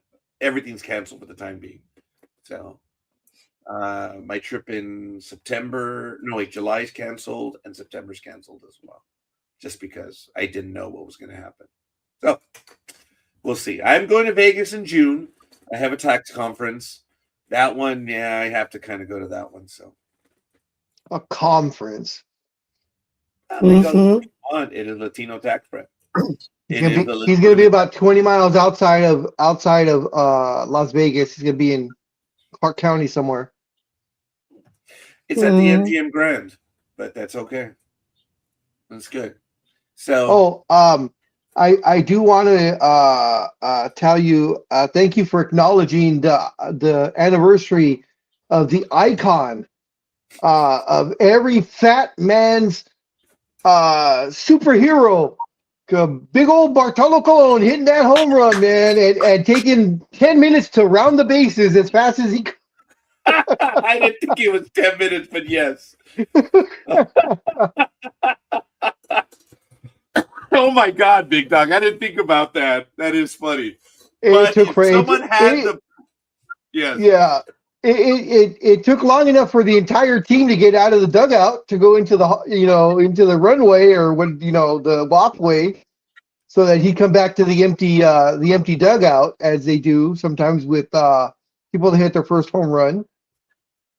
There it is. Boom.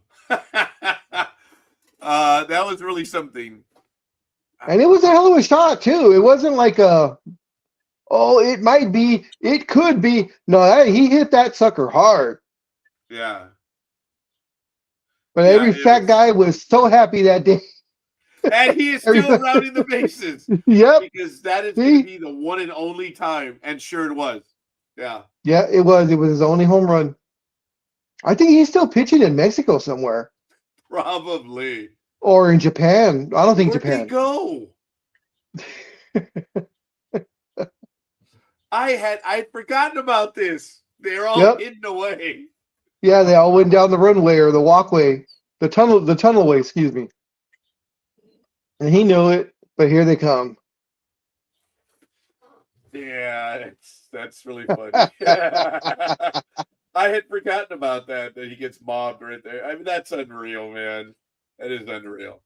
Good for him. Congratulations to Bartolo Colon. It was a funny moment. Yes, it was, Big Dog. So when I saw the reminder for it, that's why I had to bring. Yeah, it was like Wednesday or something, right? It was May 7th. So Thursday, I think. Yeah. Oh, okay. Yeah, that was hilarious. Yeah, I may have to put that one in my regular rotation of stuff. Actually, I think I should. May 7th. I'm going to put in my notes right now for this. So here we go. On May 7th. Because I have my regular notes on calendarized items. I was a bit distracted, but Lauryn Hill passed away on Oh, April really? 10th. I did not see that. No. Big Dog. This is from Lauryn before. Hill. This is the young lady that was dying of cancer. Oh, the basketball player. Yes, when I turned. I thought you meant the singer. That's right. No. Lauryn Hill passed away on April 10th, 2015. And you all know, folks, that even though this young lady is gone, I still talk about her. I know her family does. But this is a woman that was way ahead of her time, Lauryn Hill. And she had, as everyone knows, a form of cancer, a brain cancer, and she had a tumor. She died at 19 years of age. And, you know, all she wanted to do was play basketball. But she spent her final 2 years bringing this awful, evil cancer. It was so unique. It's so rare. It strikes less than 100 people every year. But she brought it to the fore, and she was fighting for those that would come after her, because people would ask us, why are you doing what you're doing? It's a death sentence. I am fighting for those that will come after me. This was an 18, 19-year-old. Unbelievable. She knew she was going to die. And she lived her final time trying to bring to the world this horrible illness. And when ESPN chose the Arthur Ashe Award, and the Arthur Ashe Award is bravery and dignity, they did not choose her. I will not even bother to mention who was chosen, but it was on that day that I tuned out ESPN. Oh, we all went stopped bonkers watching that day. them. I stopped watching them. Because the person that won was given the award for courage. The award should have been given to Lauryn Hill. This woman knew she was going to die, and she still lived her life for others. The person who won did no such thing. So it is what it is. And I remember the moment that she got into play. They took her in. It is, oh my God. It is an unreal moment. And I think she got in early in the game. They put her in. The opposing team knew exactly what was going on. Oh, yeah. And definitely. When the ball was passed to her and she drove, they faked defended. And it was so well done that they allowed the moment. And she scored a layup. And she was done. She was exhausted. She was physically exhausted. And the game took a moment to pass. Even the refs came up to her in a moment that probably should not have been allowed because of things. I don't think anyone cared, because the refs are human too, and they knew what was going on. Oh, and yeah. The refs took a moment to go up to her and acknowledge it. There's another story. Well, anyway, that's why I wrote off ESPN. I just had no time for it. And I didn't get a chance to talk about her this year on April 10th because obviously I was a bit distracted. But it's almost a month ago where she passed away. And you can send donations to The Cure Starts Now. And I still remember her 11 years ago. There was one story that I would challenge my audience for a little bit of help. Something traumatic had happened, and it was a college football game. A team had something major, and they had to travel on the road, and they were going to go visit this other team. And they lost. I think it was an accident. It was either a school shooting or several players were lost. And their colors were white. When they showed up to the opposing field, all 50, 60, 70,000 fans were wearing that team's colors. Because they said, man, these kids are still coming out to play. The city, the college, their thinking was, there is no them, there's no us. today it's all of us. And I wish I saved that story. I don't remember when it happened. It was within the last 15 years. And I wish I could find that story again. Because that's one that hit me too. I think I remember that one. I think it was a bus crash. I think you're remembering that, Big Dog. It stood out. I talked about it on this program. And I think maybe like 7 or 8 passed because of the crash. It was traumatic, and they still went to play the next week. Exactly. Yeah. You remember the entire stadium had the visiting team's colors, and I think even the home team changed their colors as well. I mean, obviously it wasn't the exact same for the home team, but they changed their colors. I was floored by that. Absolutely floored. And it has faded into history. Well, not here, not with us. So, folks, if you could help out this old man and find that event, I would like to put it back into our roster of things that happen here. But anyway, I know I'm being melancholy right now, and you can understand why. So we'll go ahead and just move on that. We are getting likes. I do apologize. Aisha, Greg Jackson. Oh, sorry. Peter Gama, Jay Simmons, and Sonia Robles. We appreciate the likes on Facebook. I know we can't see the ones on YouTube, but we still appreciate and love those as well. So, Gig, get in here, Gig. Talk about your Dodgers finally winning the game. What's up with the Lakers? They're down 2-0, but Doncic is not back, right? Doncic, no. He may come back in game 4, but it's unlikely. It depends. I think it all depends if the Lakers can pull off the win tonight and make it 2-1. Then I think Luka might come back. But I think if they're down 3-0, and we all know in NBA history, no team has ever come back from 3-0. I think they will just keep Luka out. Lakers are competitive for about the first 2.5 to 3 quarters, and then they just don't have enough gas. The Oklahoma City Thunder are a superior team. That's why they're the world champs. That's why they have had the best record the last 2 years in a row. SGA will probably win the MVP again, as he did last year. They're just young. They're hungry. So, when you're young, hungry, and talented, that is a dangerous combination to everyone else. And but saying that, the Lakers have hung close. This has been said now. I don't know if either of you have heard this, but the officiating has not been great. And I'm usually not one to bitch about officiating, especially because of LeBron and his flopping and all the acting that he does. But the calls that have gone, or the calls that the refs have called, have been so out of the ordinary. I've seen at least a dozen or so spread across all the platforms and TV shows and such, the so-called basketball experts.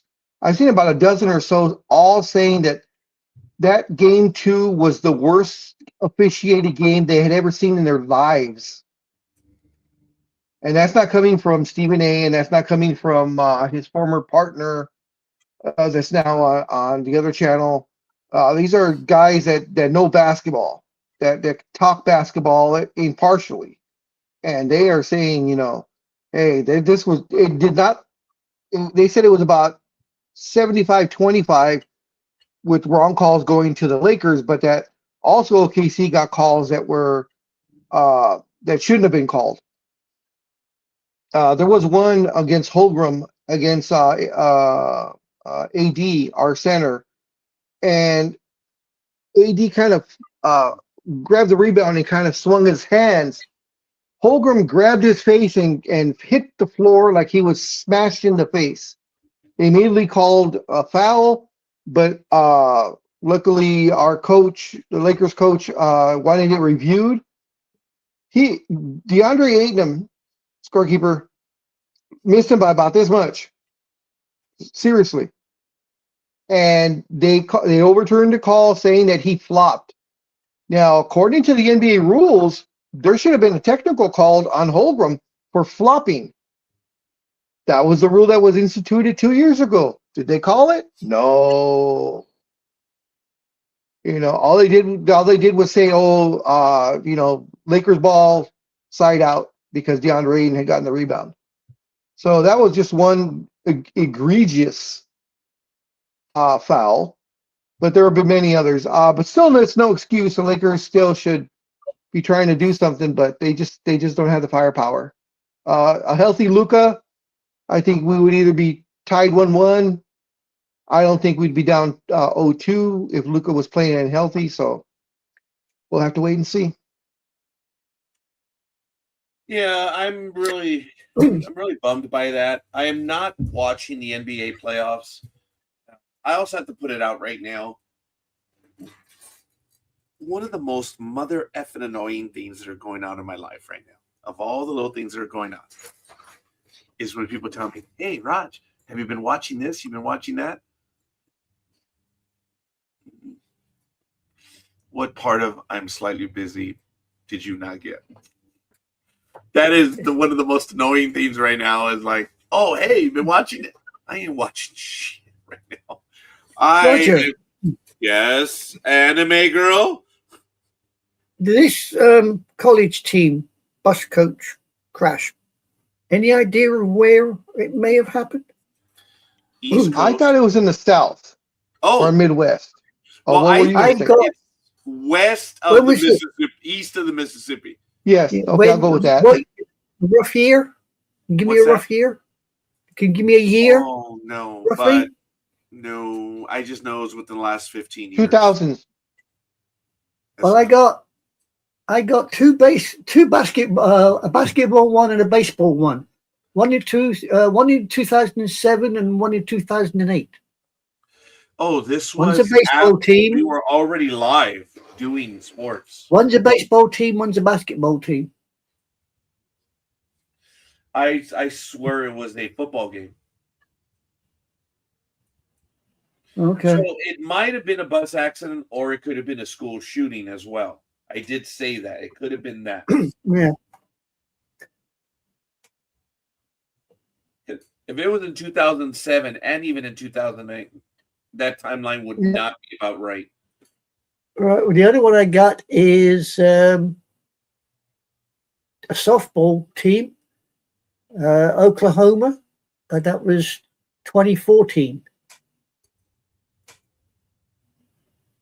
And that was the North Central Texas College. 4 members of the team killed, 15 others injured. I could have sworn it was a football event. That timeline probably does match then. So what are the details on that one? Let me have a look.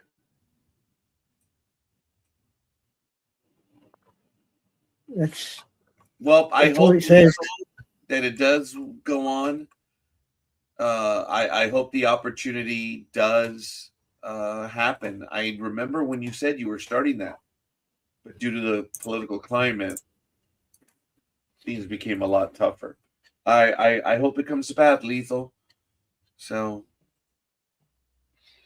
I was trying to go to Minnesota, but is he still in Minnesota? Right now, yes.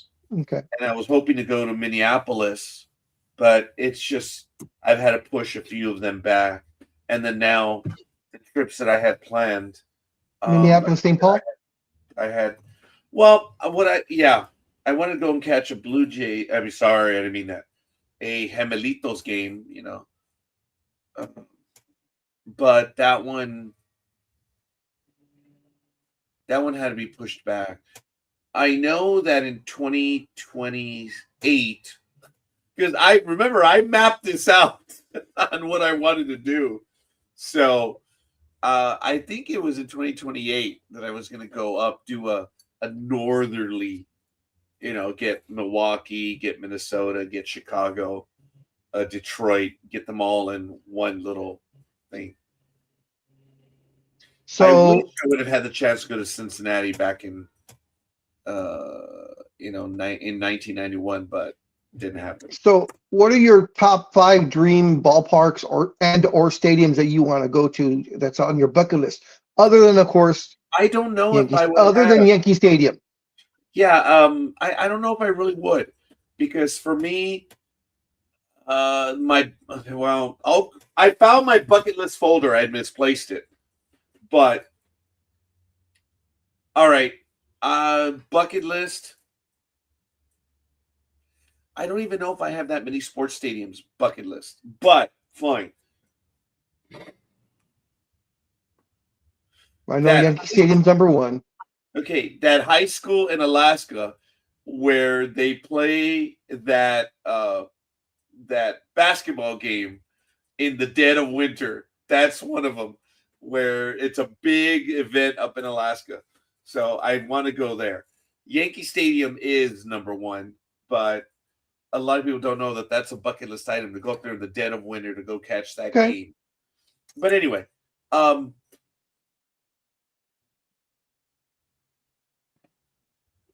I want to go to the Uruguay Stadium where the World Cup was held, the very first 2 World Cups. And I want to go to Tokyo, the Tokyo Dome, because of stuff that has happened there. I mean, that's beyond baseball. That's a lot of stuff. And just because of the way the stadiums look, I would want to go to Boston. And Camden Yard? That's Boston, right? No, that's Fenway Park. Camden Yards, Baltimore. But yeah, Baltimore's the other one. Other than that, no. I mean, Chicago, it's old as shit. I mean, it's in the middle of a neighborhood. Okay, beautiful. Chicago fans. Sorry, Cuervo. Chicago fans. Great. Merry Christmas. Last stadium to have lights, or the first stadium to have lights. I forget. Last stadium. I think they've had lights less than 20 years, I believe. But they still play games during the day, which is absolutely awesome. Oh yeah. And I don't. In the last 30 years, going to hallowed ground meant something.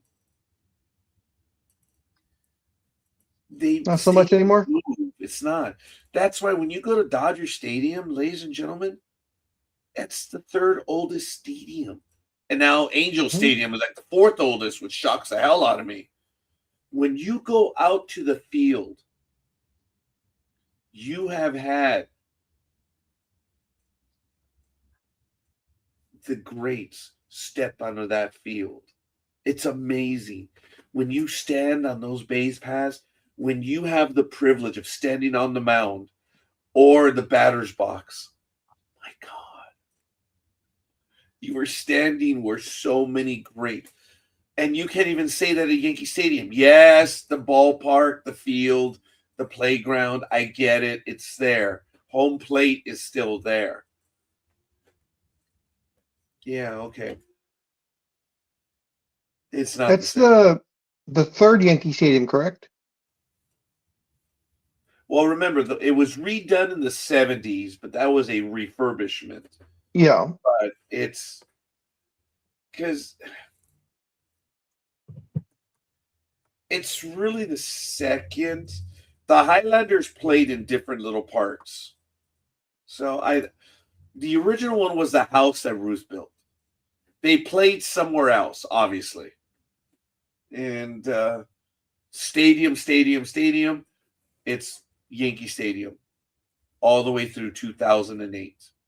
Yep, you are correct. According to Google, there have been 2 stadiums officially named Yankee Stadium. The original from 1923 to 2008, and the current one, 2009. It says, however, the Yankees have played in 433 in 4 different primary, permanent, and long-term home ballparks since their inception as a Highlanders in 1903, which includes Hilltop Park, the Polo Grounds, and a 2-year stint at Shea Stadium. Well, the 2 year stint at Shea Stadium was because the Yankees were redoing. They were redoing renovations. Yes. You know what, Tony? I forgot. Pittsburgh, yes. Actually, I want to take in that skyline of Pittsburgh. You are right. I had forgotten about Pittsburgh. I would like to go. Minnesota Target Field looks nice. I would like to go there, but it's not a bucket list item. Pittsburgh is a bucket list item. So I did forget that one. And I had a chance to go to Baltimore in May of last year, and they were in town, but it's a nice stadium. I had to pick and choose. Yeah. Right next to their Ravens Stadium. Yeah. Lethal, if you get to go to Seattle, that's absolutely awesome. And in the back of my mind, I want to keep that as well, because I would love to go and taking a baseball game up there. That would be cool, Lethal. If you're up in Seattle, that would be neat. Seattle's a nice stadium. Is it a bucket list item? No. But it is a nice stadium. I told you about the concourse. It is really awesome. It's fan friendly. And the Padres, they have variety as well. San Francisco, I was in the money section too. That's where they have the AC. I think I told you about that. Let's put it this way for you, if I can possibly answer you, which of course I can't. But so Giant Stadium, the best thing you can say is you like their transit to get there. That's funny. Bucket list for me would be Lambeau. I want to see Lambeau. Again, because of what has happened there, Lambeau would Good choices, Lethal. Yeah. I had to post that one right now. Tokyo, you and I are of the same mind. Italy as well. Yeah, there are a few things over there. But you said earlier, any arena anywhere, Bayern football arena, Manchester City. I was thinking about that one. Yeah. Tokyo Sumo Arena and T-Mobile Park. Guys, T-Mobile Park in Seattle is really gorgeous. Did he just say he has a new Busch? Well, I don't know, maybe. But he was talking about the new Busch Stadium. I know. Yeah. Target Field is beautiful. It really is. I was thinking about the one in Rio too, but I don't have plans to go to Rio. I have plans to go to Argentina. So I don't know, but it's funny he said Rio, and I was thinking of the one in Uruguay. What about Wembley Stadium? I don't know. Anime girl. It's kind of like me wanting to go to Azteca Stadium in Mexico City. It's the same thing. Okay. Yeah. Wembley and Azteca. They're just huge. You might try Hampden. You could have some fun in Hampden Stadium in Scotland. Isn't the O also in England? Pub? The O, or I believe that's what it's called. You mean that Ferris wheel? No. I thought there was a stadium called the O, or it's close to. Oh, you're about the you're about the arena. The arena. Yes, yeah, no, it's football. Oh, it's so it's an arena. Stadium. Okay. I didn't know that. Okay, but the O I know is a very popular. Yeah, that's in London, but it's not a football stadium. It's not a football sports stadium.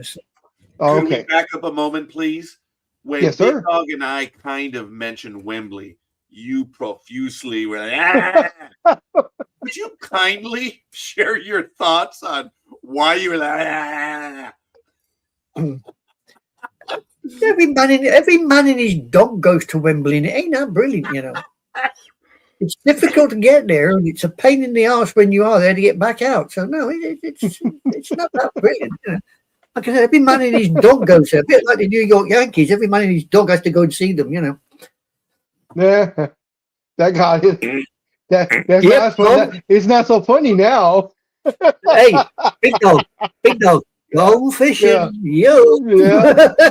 You caught a big one on that one. Oh yeah. I think I just won the fishing contest there, boy.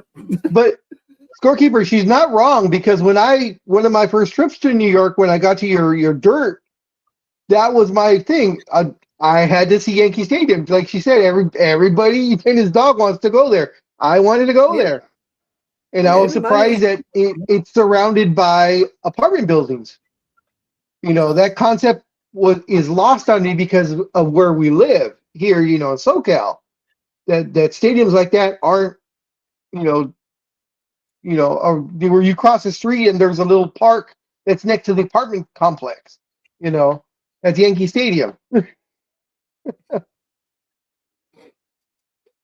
What kind of burrito? Oh, carne asada burrito. I always know. Don't know. Yeah, do you ever add anything to it, or? No onions, but Yeah, of course. no, just the salsa. Just the salsa.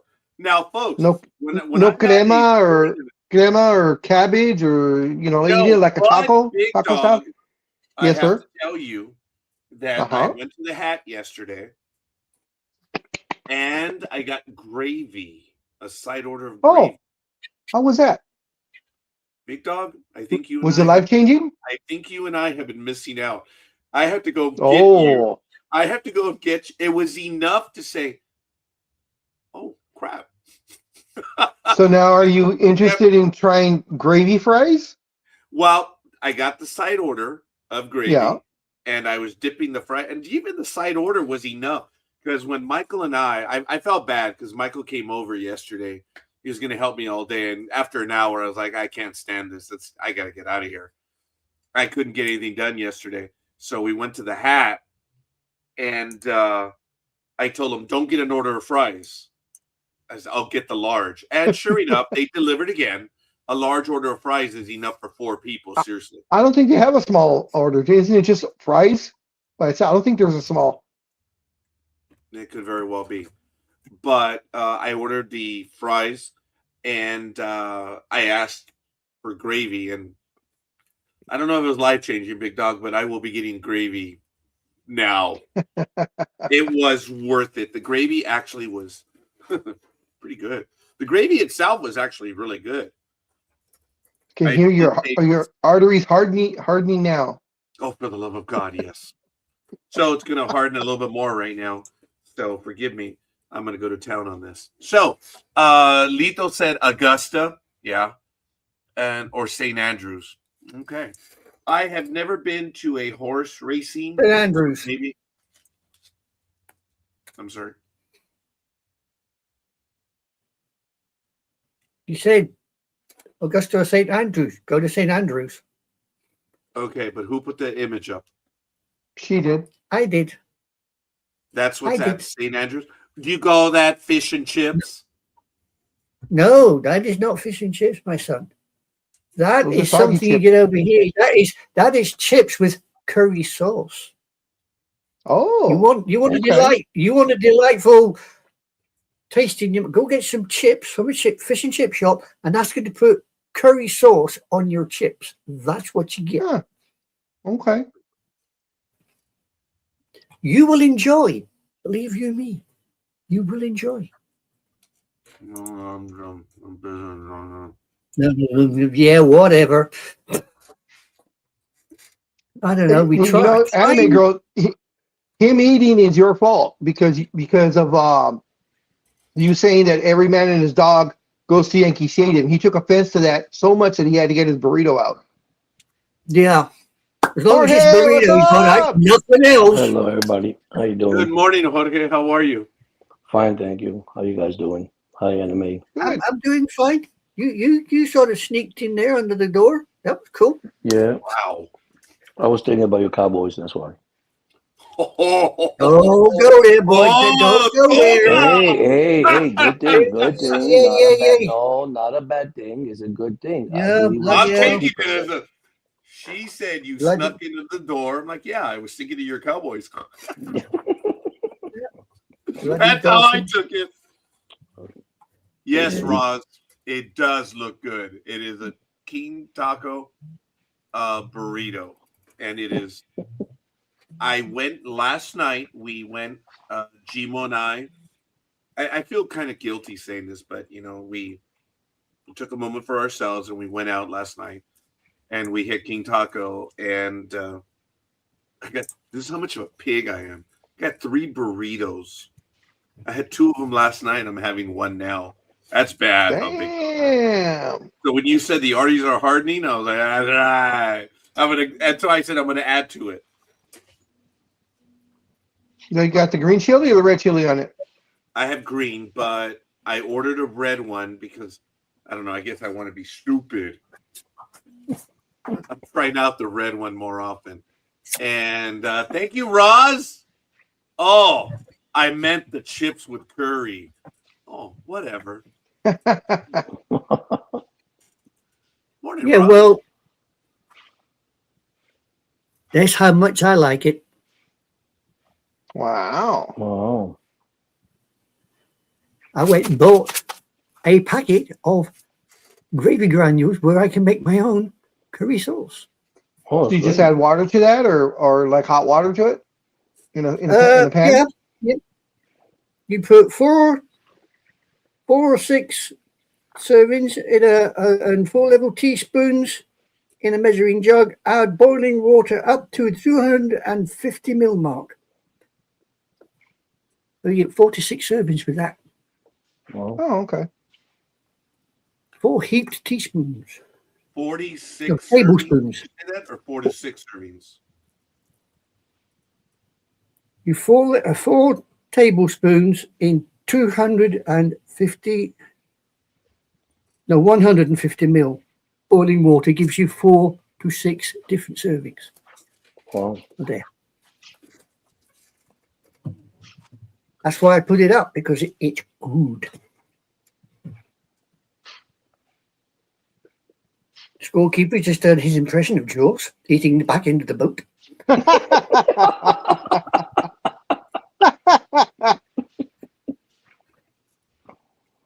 Mm-hmm. Must be good. We don't need a bigger boat. We just need another boat. I was about to say, and you need a bigger boat. No, we don't need a bigger boat. We just need a new one. No.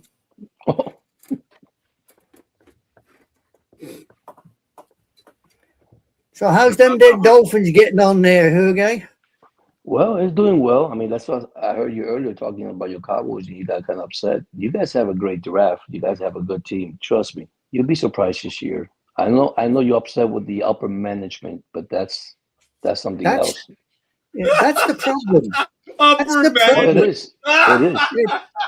That is the problem. Is the upper management would just leave what's on the field and That's played. it. Leave him That's alone, it. for Christ's sake. Let him get on with it. But no, That's he's it. got to stick that in there. Got to stick his fingers in there. Move this, transfer that, and you think, for crying out loud, leave him alone. Yes, I agree with you. I don't disagree with you, but they have a good team. They have a great young team, a mixture of team. The only thing, a new head coach, and I mean, it's going to help a lot. The only thing is just keep the owner out of it. Just keep him out. That's just it. He won't. Yeah, He's that's right. I mean, he's the owner and the GM, and he feels that no one else can do better than him. I mean, I think it's I think it's pretty incredibly ostentatious of him to have his own radio show right after, he has a Monday morning wrap up of the game. That's true. It's amazing. It's true. Yes. Yeah, Scorekeeper, did you hear something or that you didn't like, or what was that? I'm like, wow. He has his own show. Yeah, Yes. he's on top. I mean, he's on top of everything. Yeah, Yep. I mean, every Monday morning. Yep. Right after the game, I believe it's 8 o'clock. 8 o'clock. I forgot what sports channel it is, but I believe it's a half-hour show that he does every week. Yeah, I wonder how many calls he takes. He can't be that many. Yeah, he ain't taking calls, I don't think. I think that actually he does. Because I really believe he does. Because they screen him, of course, but Oh yeah. there's only so much vitriol you can take from Cowboy fans. Especially since he's been taking it for the last 30 years. That's a good Yeah. bite. Another boat. Goalkeeper hungry. Seafood diet. Yeah, no kidding. Yeah, but I mean, the Dolphins are doing great. Rookie camp started for all the teams, and all the rookies are in. The only thing is now that the Jets signed their running back yesterday, that's going to give problem to the Dolphins if they can sign A-Chain, and I don't think they can afford to do that. Nah. That's the sad part. So, and then I watched Little Lakers, which they look good in the first half. Second half, they don't look good at all. Yep. They're tired. Yeah, yeah. Well, the injury, we had another injury too. I say, what in the world? Might as well, take it one day Yeah. at a time. Jerry Jones's show is on Apple. Of course it is. It's on Apple. Of course Of course it is. The He Jerry franchised Jones himself radio out. show on Apple. So there you go. The proverbial pain in the posterior is on Apple. Wow. Forgive me, folks. I have water right here. I'm going to get a quick refill. I No. apologize. There He you said go. no. Go Getting a refill. play in the water. Go on. And then you got baseball. The Orioles are looking terrible. Oh my God, they're so bad. Yeah. Oh, I know. Well, they can't hit. I Are mean, they- they can't are- hit. They can't hit. No, go ahead. I Yeah. mean, their pitching is terrible. They can't hit with runner in scoring position. The manager has tried already like 50 lineups in this team. He's putting the wrong players in. I mean, I'm serious. The only guy's getting hot right now is Pete Alonso. Pete Alonso is the one who's picking up now, hitting home runs and getting hot. But the rest of the team is just cold. Yeah, but they're not worse than my Angels though. My Angels suck. Yeah, Damn. yeah. Well, at least your I was Angels so- I- are competitive.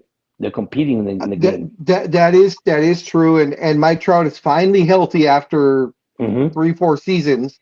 Mm-hmm. Oh, But thank you for mentioning Mike Trout. I Yes, have a sir. comment to the single child syndrome morons. okay. The blogosphere has blown up over Trout going to the Yankees. Where's he going to fit, you mother effing morons? They say that they're in-depth conversations right now. Why? With whom? Nah. Yeah, they're saying that the Angels want to get rid of this heavy contract, okay, right? Which only has a few years left. And they're going to take on young Carlos Stanton. Make no sense. No. But yet, this is the hot topic in the moron blogosphere. I'm surprised they're not saying that he's going to the Dodgers. Since the consensus is the Dodgers are the devil, and they anybody that they want they can get, and they just put them on the roster. So Look, where's he going to go? Seriously, Trout on the Yankee roster right now, nowhere. There's no spot for him. I would say there's no spot for him on the Yankees or the Dodgers or. I could see him going to somewhere like maybe Padres. well, I can't. Yeah, Philadelphia, or maybe Atlanta. Mm-hmm. Atlanta, yeah. So, but I mean, that's if he were to go anywhere. I don't think he Mike Trout is looking for a trade. If he wants this is home. Wants to go home. It's Mhm. Philadelphia. So I don't see him wanting to go anywhere. I think if management wants to trade him, he would of course go, but I don't think he's asking the team or his management people are asking the team, hey, start looking. I think he's just happy to be healthy. Mhm. Well, I understand that when people are saying, well, they're having high, communications right now.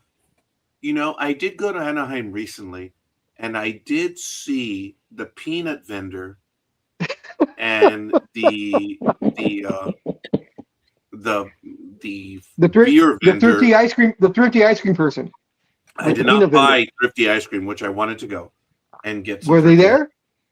It's there. It's announced in the stadium, but I forgot. I didn't have a chance. But I understand that the peanut vendor and the beer vendor were having high-level discussions on a trade. So I guess there is legitimacy to the blogosphere talking about this, but Trout is not going to be a Yankee. Not going to happen, folks, unless there's an injury. So who won, the peanut guy? There's no trade so far, so Yeah, it remains to be seen. But that was pretty good, okay. I tell you so much. You can hear social media. They put so much stuff out there with AI and all that stuff. Oh, You can't yeah. believe nothing anymore. I mean, and like he said, like Dog said there, if he want to be traded, he would have made a comment. He would have said something, and management would Yeah. have said something. I don't think he's going to do that. I mean, he is having an MVP year. I ain't gonna lie, he's incredible. Oh, Stroud. For me, he is. he's having an MVP year this year. For me, yeah. And the team that's bad, yeah, he played the best hitter there. All right, I mean, look I'm at looking his him home up runs. right now, Look at I'm Rob. his- going Hold to on. continue to enjoy my burrito. Go look at his stats. I mean, if he went down, I've been a while since I've seen baseball, but he's been hitting home runs. I mean, he killed the Yankees. I can tell you that. He went to New York. Here's his stats so far. In this season, his batting average is 259. He's 75th. He has 11 home runs, tied for 8th. He has 23 RBIs, which is tied for 28th, and his OPS is 966, which is tied for 8th. Yeah, he's having. I mean, for MVP for that team, that's what I'm saying. But he got hot, Well, not and then he me. called out. Yeah. That's what I say for the Angels. I thought he So was his- taller. He's only 6'1". I thought he was taller. I don't know why. He's still a And big he's kid. and he's 34. Yeah. Perfect age to go to Philadelphia. Yes. Really a brotherly love. He still could play We're- up to 42. Look, We're he's baseball playing the player? outfield. No. He is playing the No. outfield, and he's doing well. Yeah. Mm-hmm. I'm just bummed at Trout that he's been hurt as much as he has over the last few years. And the injuries were not fingernail injuries. They were never, I mean, the guy was out there hustling, banging the boards and stuff. Okay, that's hockey. But anyway, he was playing hard. He got hurt. It's a shame. His numbers are still really good. But when you said MVP year, I really choked up my burrito, and I'm sorry. Yeah. But I mean, But like, MVP for the Angels? Yeah, Oh, for the shit. Angels. Hell. Yeah. I remember when I was up for MVP in my department. Jorge, here's one that Scorekeeper's gonna love, and I got him now that he bit his burrito. So, Scorekeeper, is Mike Trout a future Hall of Famer?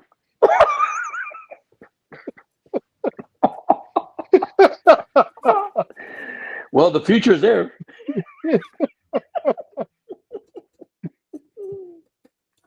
Silence It is says so- everything, doesn't it? It is so entertaining, and I'm going to take the last bite of this burrito and enjoy this one. So that means he made it to the Hall of Fame.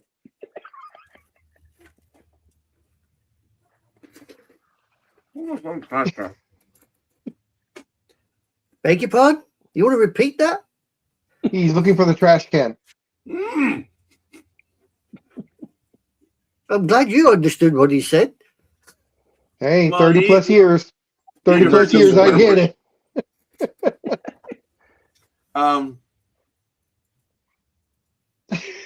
What's your fucking point? To piss you off. You know. I'll be honest. All right, then. All right, if he's a future Hall of Famer right now, his career ended today, is he a Hall of Famer? The answer is no. Oh, okay. Today, right now, if his career ended right now, is he a Hall of Famer? The answer is no. Why would you say? Why? Look at his numbers. He hasn't done enough, or look at his numbers. Okay, let's I look at would his agree with that. That look, he's been hurt a lot over the last few years, and yes, he had incredible spurts, seasons, but over the last so many years, hey, it is what it is. Look, I was there. I told you.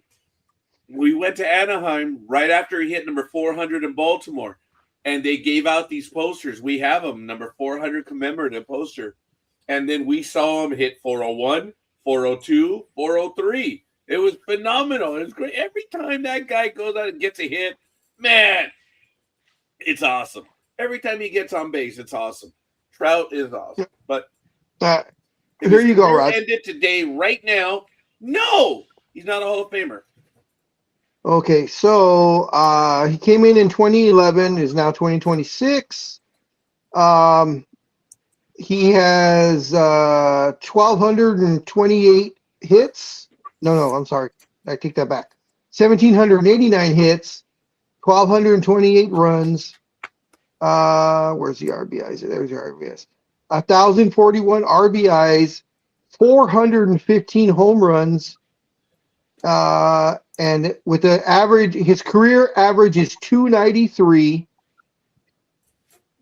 And his OPS is 966. No, excuse me. His OPS is 976 for his career. Average OPS, impressive. Okay. But once again, right now, he'll make it. He'll make the Hall of Fame easy. You know why? The moment he hit 2,000 base hits, watch. That's all it takes. He has the home runs. And Jorge, and that's fair, but that day is not today. So no, it's not. It's not. And the reason why is we don't know what can happen. Mm-hmm. And I've had these conversations with lots of people that, this guy's a future Hall of Fame, and then guess what? They disappear. Mm-hmm. Or they get involved in something criminal, whatever. You know, their right-hand man gambles in their behalf. Oh, I'm sorry. I apologize. I wasn't talking about anyone in particular. I'm just saying that, you can have. It took me 2-3 seconds to catch up. No, but I'm gonna tell you something that's gonna catch you too. The other did not. Go ahead. Watch this. This is very interesting. So it's kind of weird because it's kind of weird. It's a weird question, but it's a true question. So Dan Marino never won a Super Bowl, but he's a Hall of Famer, all because of his record. But then you got quarterbacks that won Super Bowl and don't have the record that Dan Marino has, and they're Hall of Famer. Figure that one out.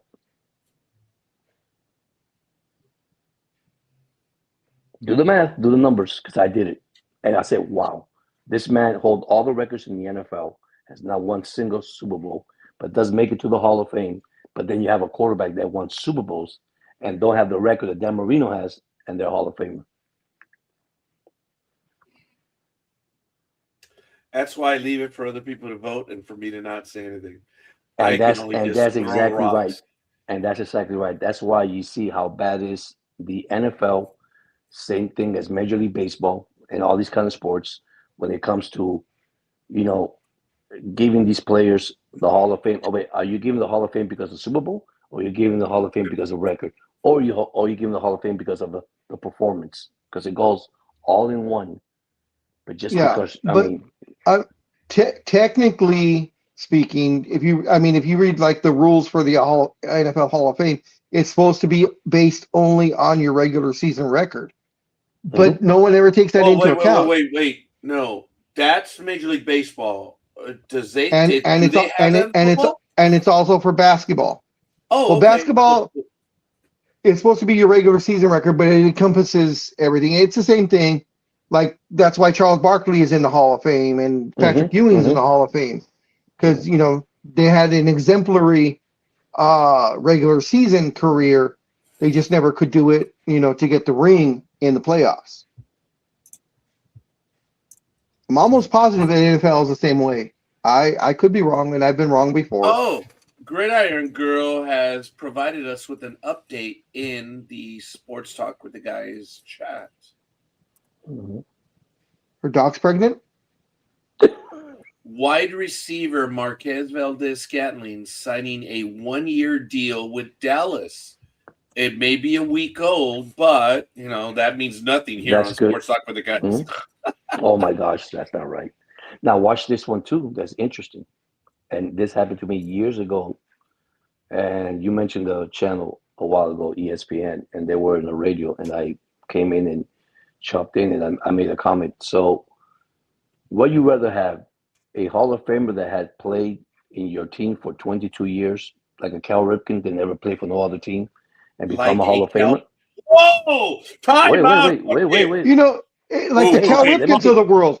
Like the Cal Ripkens of the world. Oh my God! Let me say something here, because I'm gonna bring names that we understand. It's people that play career in the same team and they never play for other teams, but play for that team.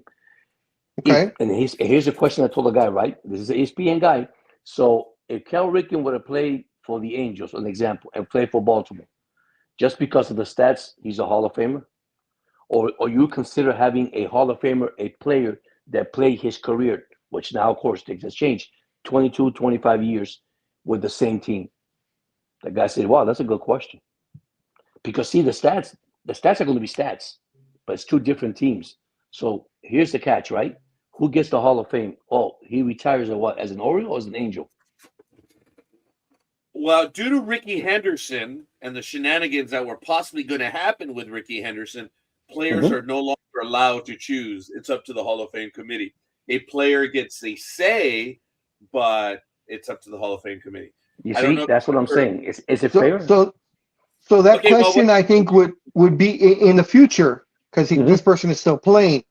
But in the future, if he gets to the Hall of Fame, I'm not saying he is. I'm not saying he's a future Hall of Famer like other people are. But the person that question fits perfectly for right now would be Freddie Freeman.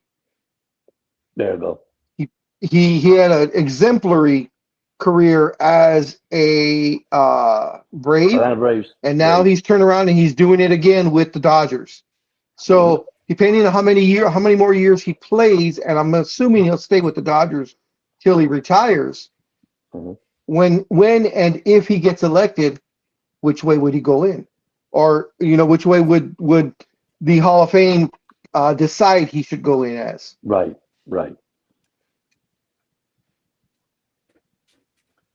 Scorekeeper, since you are the baseball guru, no, there is a crime that has been committed on this program. Okay, Tim's a guru. Okay, fine. You're the assistant guru. Okay, Tim no. is the guy. Okay, Tim's not the guy anymore. Man. Tim is the man, but he's not on this program. So that being the case, a crime has been committed on this program, and far be it from me. This is definitely a kangaroo court. So. What the fuck, Jorge, when you said a Cal Ripken? What? It means the Cal Ripkens of the world. That's it. That's exactly what you got. Billy Ripken. Cal Ripkens of the world. I think I just woke up the neighborhood.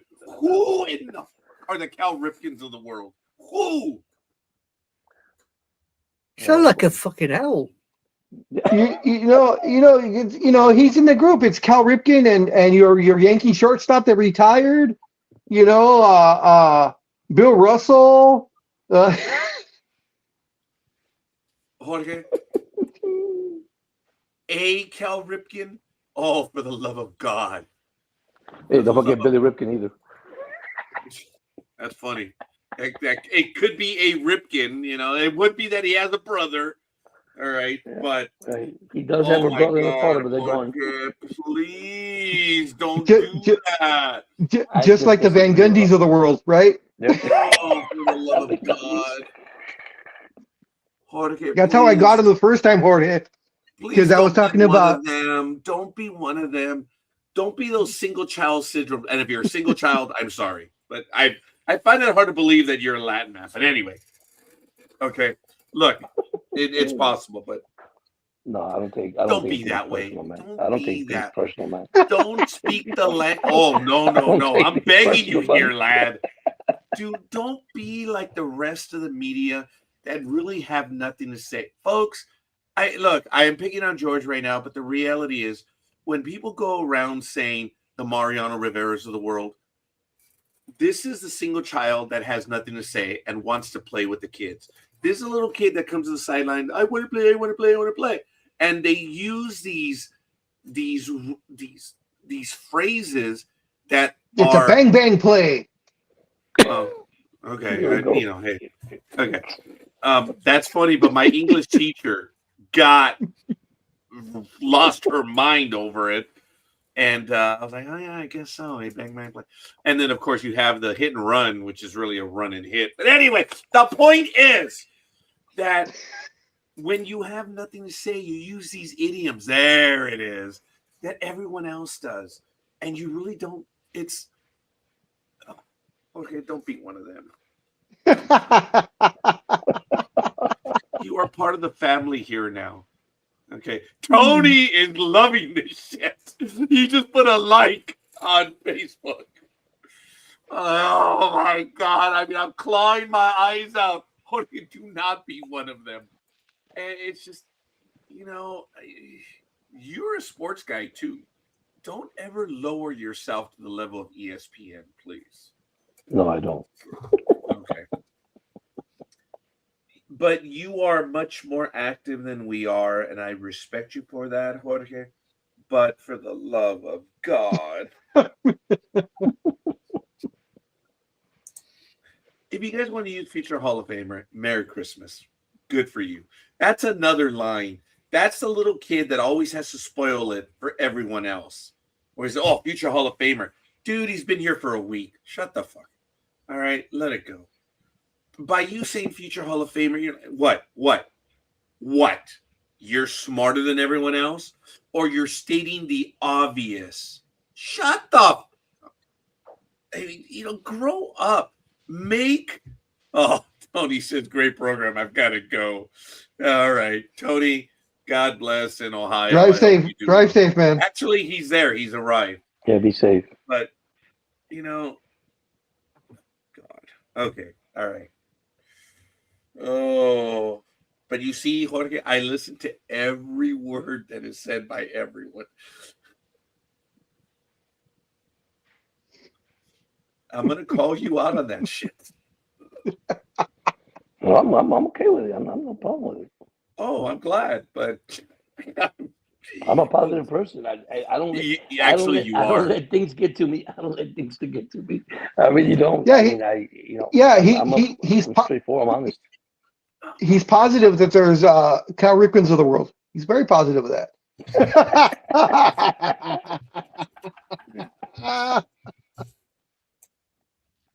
Oh, shit, I almost broke that. Damn. Okay, I'm back. Hey, where's your glasses? I'll bring Chris Berman. I just removed. Oh, I miss Chris Berman. Yeah, he was fun. Yes, he was great. Or actually, he is great. He's just not there anymore. Yeah. A few weeks ago, I used the phrases that Chris, like his top 20 phrases, and they were. I think he had one for each team on the list that I found. One of them, the man was creative, and I agree with him that modern baseball players are stupid. Stupid. They have no idea what a nickname is. Well, I told you when we had my baseball team, there was this kid who was bigger. He was a big kid, and they called him Big Guy.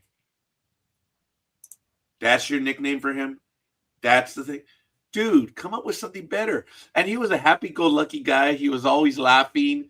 And he was, ha, ha, ha. He would do that. Ha, ha, ha. I'm like, dude, there it is. Jolly. I called him Jolly. And they're like, why? Jolly, the Jolly Green Giant. Ho, ho, ho, Green Giant.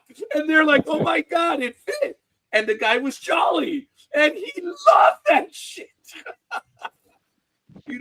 But Big Guy. Ugh. The one that was funny was Niedenfuhrer. Okay. Fufu. That was Fernando Valenzuela because he could not pronounce Niedenfuhrer. So he called him Fufu. That was funny. All right. That at least is a little creative. But to see where they say, where they just add a Y to the end of the name, where they're like, oh, judgy. What the, I want to go beat the mom because they're stupid. Because it's like, how could you have not shown your son some more creativity? I know the mom's not responsible, but out from her, he fell out. So it's like, come on, man. Show some creativity. Mr. Berman, I miss you. Yeah, he was good. He was amazing. Especially when he used to go, whoop. Whoop, whoop. No, yeah. One of the primary requirements for induction into the NFL Hall of Fame is excellence in performance. Players, coaches, and contributors must have demonstrated exceptional skills, sportsmanship, and leadership during their careers. The Hall of Fame Selection Committee evaluates candidates based on their impact on the game, including individual achievements, championships won, Oh, records set, okay. and accolades received. A candidate's playing or coaching career is closely scrutinized to determine if the anyway. I have a question on that since you looked that up, and I don't know if you could I find did it not. or if any Anime or Girl if- did. or if anybody knows the answer to this. Can you go in separately as a player and a coach or head coach? Unlike baseball, right, that doesn't differentiate that, which the NBA does. You can go in as a player, as a coach, as an executive, Mr. Jerry West, 3-time Hall of Famer. So I was just wondering, do they separate the two in football? Mhm. Jorge? That's a good question. I have not seen that. Okay. I So I was just wondering. Just wondering. I think there are separate criteria for managers. Okay. Mhm. I know a player's got to Right. be retired something like 5 years before he's considered. Yes. Management is something different. So I think it's a different criteria, Big Dog. But again, don't quote me on that. I'm this side of the pond, so I may have misread the rule. But there is, Okay. like you said, like you said, if you are a player, Hall of Famer, you're a player. If you're an executive Hall of Famer, executive. If you're a coach. That's it. But I don't think if you play two things, only one could go. I mean, I was just wondering someone like, because I can't really, I'm trying to think of one that was a great player, a Hall of Fame player, and then a Hall of Fame coach. The only one I was kind of thinking of would maybe Dick Butkus. Yeah, Excellent, that's the closest one. Probably. great Hall of Yeah. Fame player, and then he was, of course, of the Hall of Fame coach. So I'm just Mhm. wondering, could he have gone in twice? Would be my question. Yeah, that's a good question. I don't think so. I don't think. I haven't seen that. Okay. I mean, Okay. I haven't seen it. But that's a good question. Oh, the burrito settling now. Scorekeeper's fading a little bit. He think he needs some caffeine. I'm not going to take caffeine. I'm just going to drink the water. It's a combination of the burrito and the NBA. And the bullshit we're talking about. We're talking about. It's not bullshit. No, I've never ever said that about any of you. I've said it about one or two other former hosts. Yes, but no. I think he got hit. I think he got hit hard with Cal Ripken. Well, you were yielding the bat on that one, young man. well, no. What it was is that got all the juices going. So now he's coming down from all that. That's why now he's getting tired.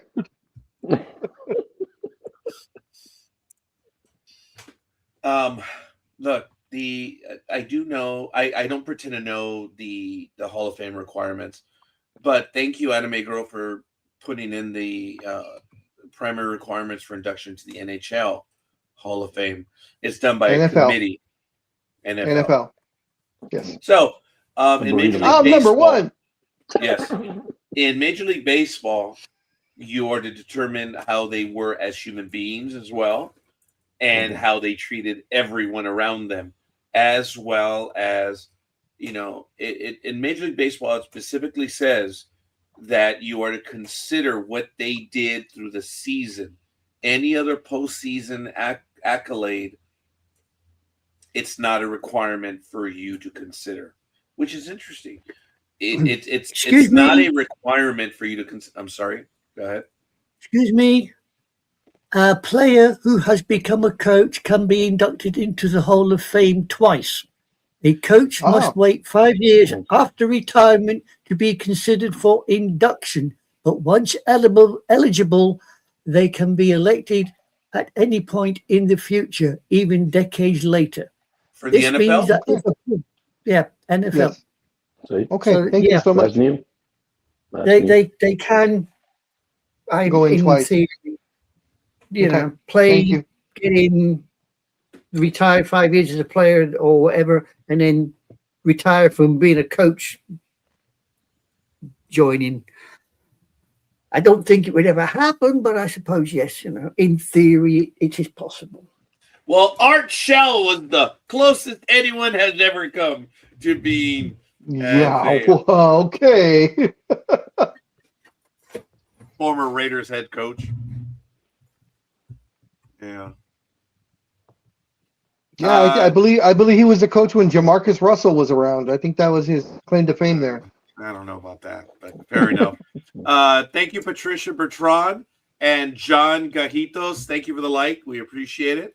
We're getting a lot of likes on this program, and I think it's because Scorekeeper's getting annoyed. So people are enjoying that. So, I tell you, every time that I get angry or some people love that shit. It's Jorge. He brought his people over with him, so they're liking us. Actually, John Gajitos is a client, and Patricia Bertrand is a former NDB. Oh, sorry, that was the burrito. I just tasted the green chili. I apologize. And Patricia was on with us for several years early on, which is really cool. She's over at wormholewriters.com. Does quite a bit of stuff.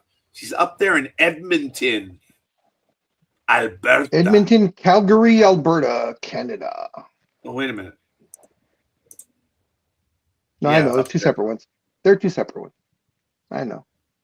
I just like the fact that they do the province and then the state and then the country. They're educated.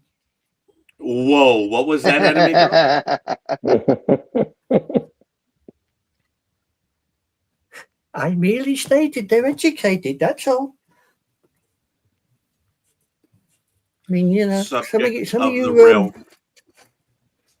yeah, no comment. You know, you colonials tend to do things backwards. Christ knows why, but you do.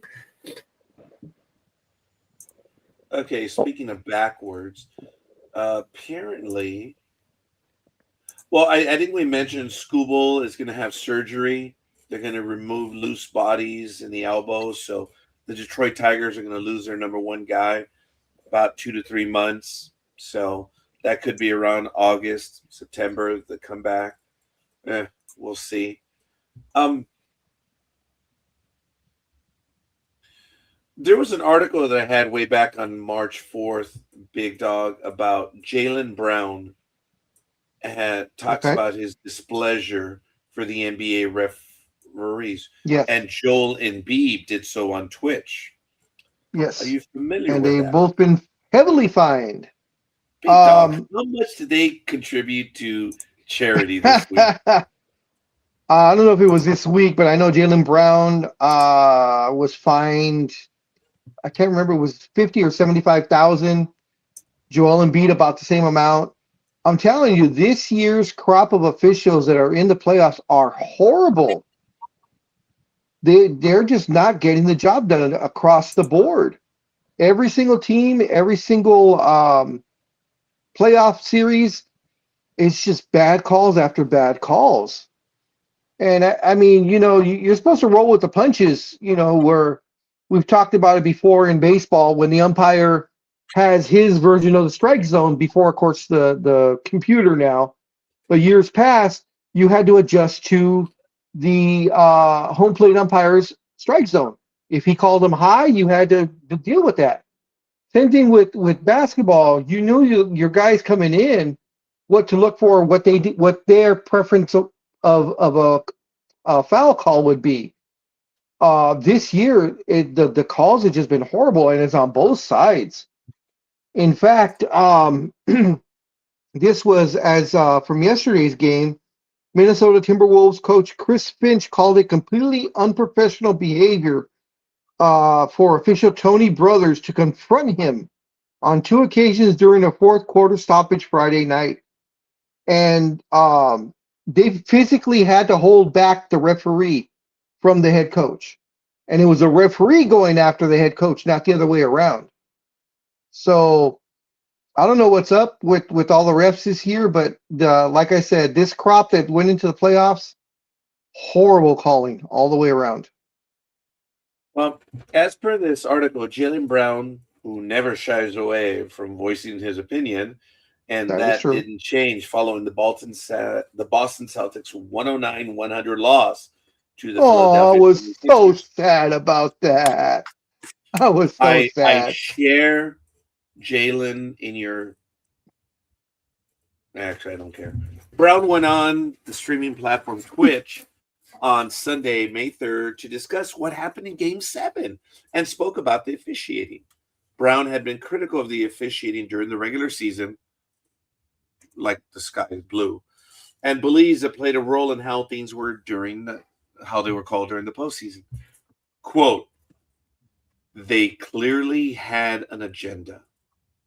Maybe because I spoke so critically of them in the regular season, unquote. Brown said on his stream, quote, I actually spoke to some refs and they told me there's an agenda going on each game. Every time Jalen puts up his arm up, just call it, unquote. A ref told him, yeah, dude, Sure, whenever you put your arms up, we're calling it. Yeah, whatever.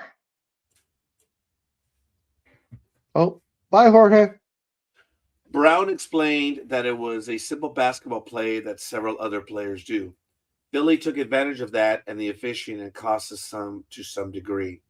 The five-time All-Star also shared his displeasure with 76er star Joel Embiid.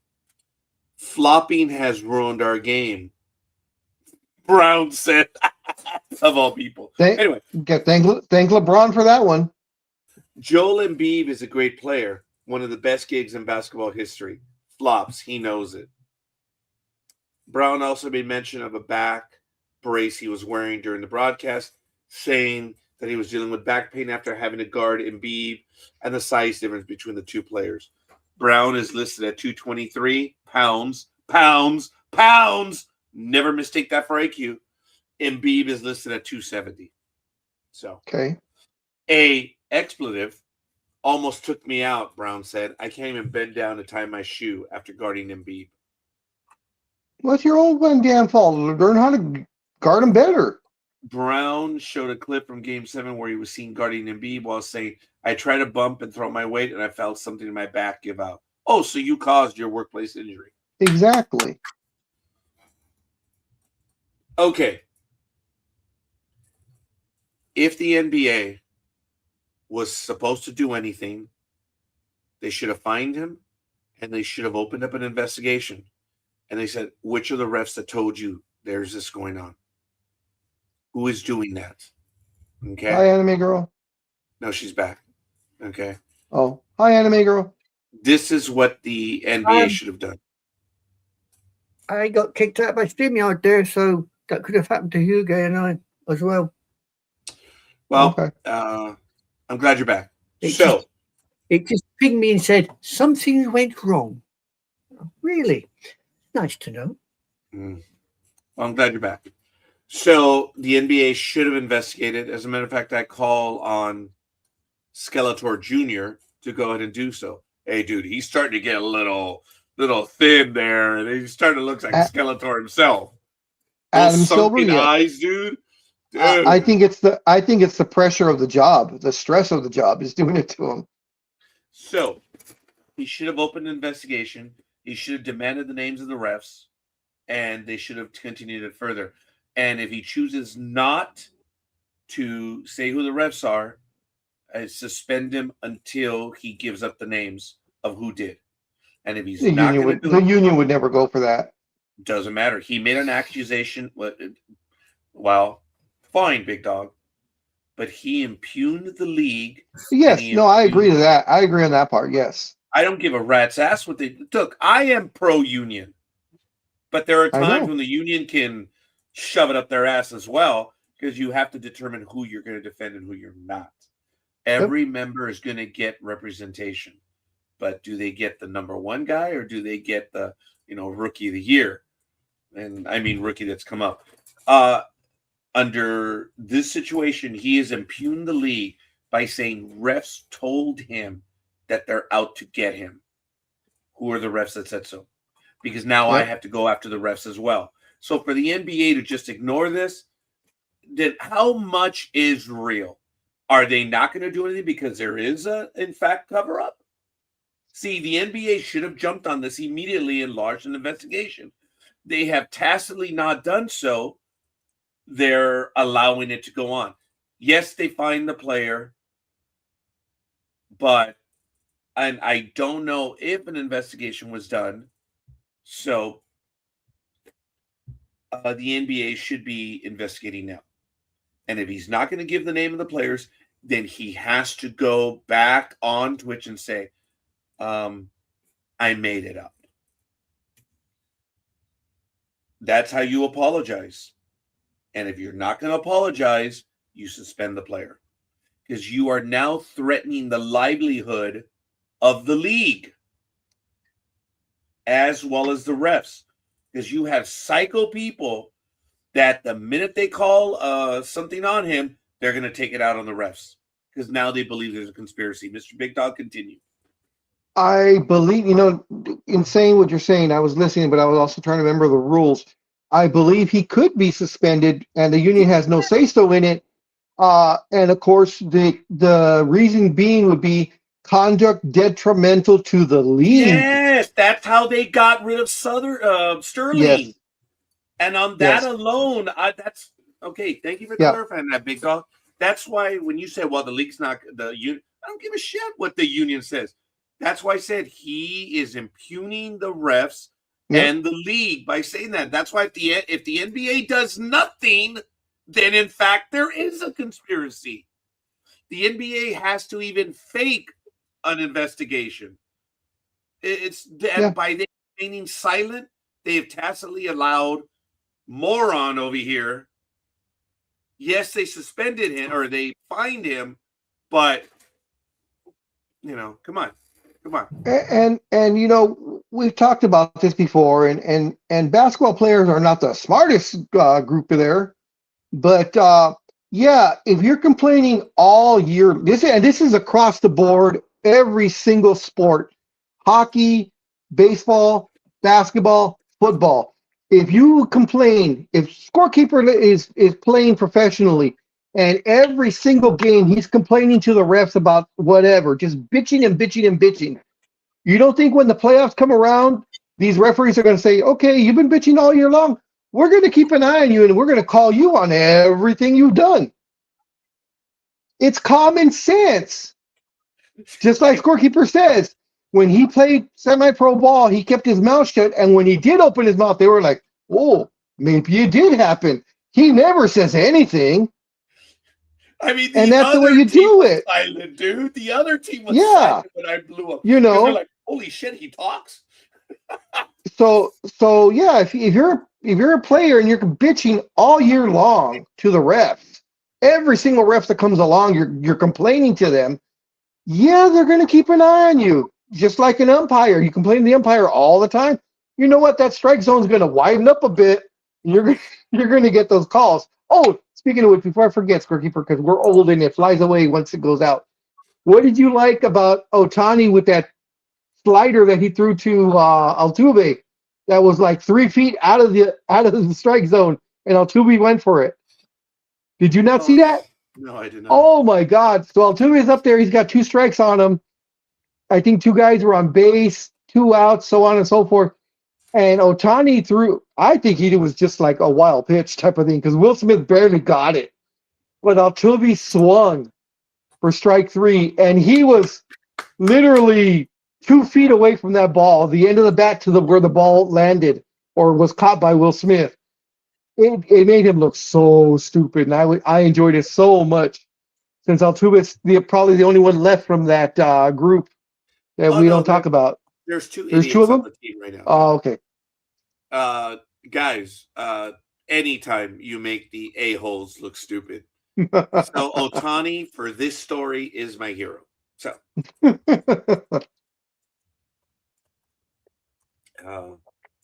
Excuse me. It's all good. And it was funny because after Ohtani threw the pitch, he had that look on his face like, yeah, I meant to throw it like that. Mood says he saw it. I saw it, Big Dog. No, it looks so bad. It looks so bad. Look, it is what it is, man. And I am so sorry. We lost Jorge. He had to take a call, so it's all good. Oh, no problem. Even the umpire shook his head. I've obviously not seen that one. Guys, we're now a year and a half after Angel Hernandez. All I have to tell you is, was scorekeeper right or was scorekeeper right? The minute Angel Hernandez left, what did I say? Oh, we're going to find all the other shitty runs because Angel Yeah, no Hernandez has kidding. been there's a lot of them. There are. Angel Hernandez was the lightning retired. rod. Yeah, Angel Hernandez retired, and all the shitty umpires went, I must step up now. And they didn't wait for one. They just decided all to step up. But there's about 5 or 6. I did say that, Yeah. oh, you think Angel Hernandez No, is bad? yeah. And the umpires, you don't have to be an idiot to realize this. They are mad because of the ABS. They say that baseball's hung them out to dry. No, this ABS has been coming for like ever. Now, yeah. It was funny because something happened in a game in the last day or two where you see the catcher do this so quick that you can't tell that he requested it. Well, the umpire did it as well. Even the ump knew his call was bad. No, you dumbass. He saw the catcher in front of him do it, so he was acknowledging. Yeah. But it looks like the umpire called it on himself. It is kind of amusing because it is so subtle that if you're not paying attention, you don't see the catcher doing it. You see the umpire doing it. So, folks, I am against ABS. I'm against all of it. I've told you. It is the human element of the game, but we are learning how bad umpires are. And for anyone who's watched even a little bit of baseball, we know how bad the umpires are. The players have known. But what have I said for years? What do the players say? Just be consistent. If you're going to be a stupid dumbass, just be consistent. That's all the players have asked for. If you're going to call that shit 8 inches out, you call that shit 8 inches out each and every time. And they don't. Remember, 2 years ago, there was a bias report put out there. And umpires have a bias. They do. And it's a shame. And I'm surprised they didn't talk about it very much. But we mentioned here on the program that umpires do have a bias. And it does show up. And sometimes it's almost umpire and player bias. Ooh, that's bad. There are some umpires that hate players, and there are some players that hate umpires. I never did, guys. Go ahead. I never did because I played in leagues where everyone bitched about every call, everything. And I was just like, I'm just not going to do that. And I've told Big Dog so many times when I was playing and even now, I used to get so many mother effing calls because I was the nicest guy. People are like, that's not possible. I was the nicest guy on the field. So when I was playing first base and we would pick up, our pitchers had good moves. I was fortunate. Our guys worked on their moves and, well, yours truly was a good first baseman. And I told you, I was kind of reinventing the position myself a little bit till one umpire called me out. You know, it kind of threw me off my game. I was so used to playing first base in such a way that when the umpire called me out, I was like, oh. So I put my right foot right next to first. I'm like, holy shit, this is odd. It got me. And I don't think I had a good game defensively. But anyway, I used to get a lot of calls. And I know it. I swear, the throw's coming in, the ump's already out. Shit, I haven't even applied the tag yet. So I can do nothing but smile. And you know why? Because the play was close. The ball beat the runner back. And I was good at applying the tag. See, what I would do, and I've explained this, when I was at first base, I would put my right foot. The minute the throw was coming in, I moved my right foot to block the runner coming back. And I was pretty effective in doing that. And, yeah. It was fun. We got a lot of calls. I was the nicest guy on the whole field. That's not allowed anymore, though, right? Oh, In no, you can still, in professional baseball, in Major League no, Baseball, excuse me. you can still block them out. Of course you Oh, can. okay. Okay. Yeah.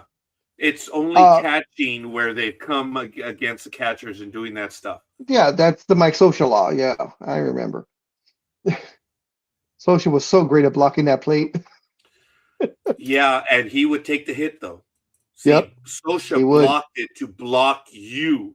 Sosha was a different Yeah. animal, so to say. Yes. Yeah, he When was. Buster Posey, we talked about this ad infinitum ad absurdum.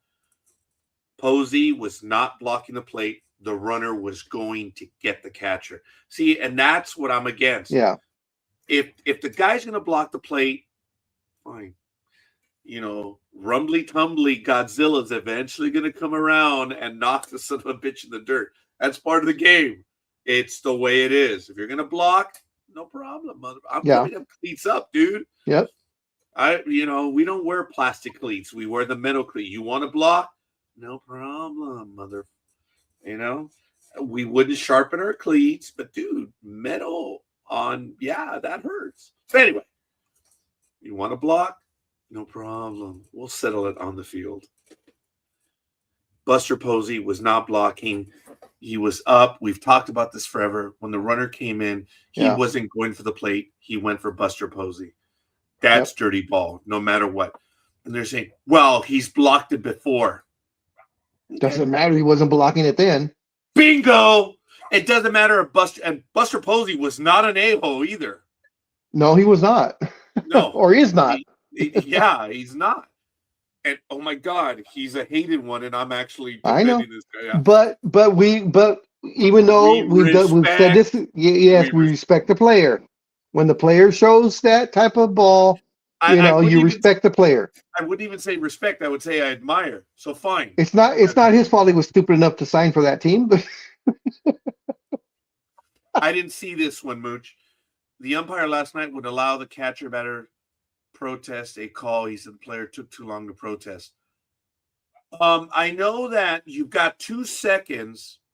Yeah. To tap do the that. top. Batter, catcher, or pitcher can do that.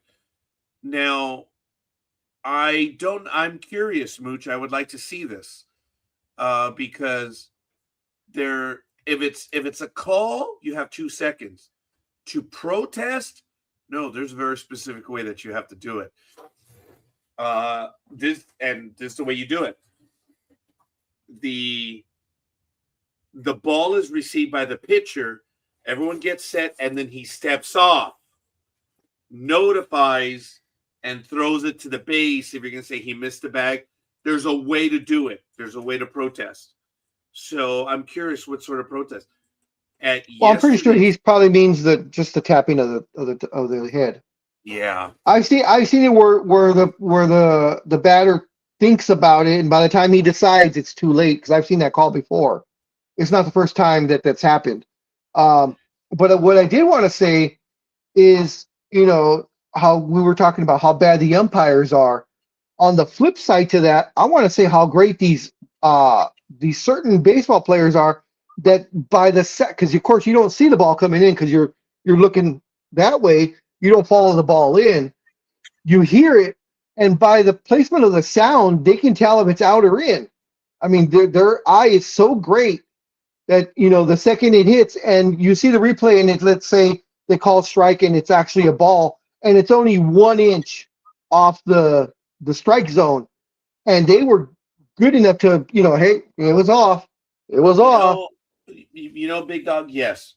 Now, do you remember in April when I commented early on, I was laughing that you knew who had a good concept of the strike zone and who did not?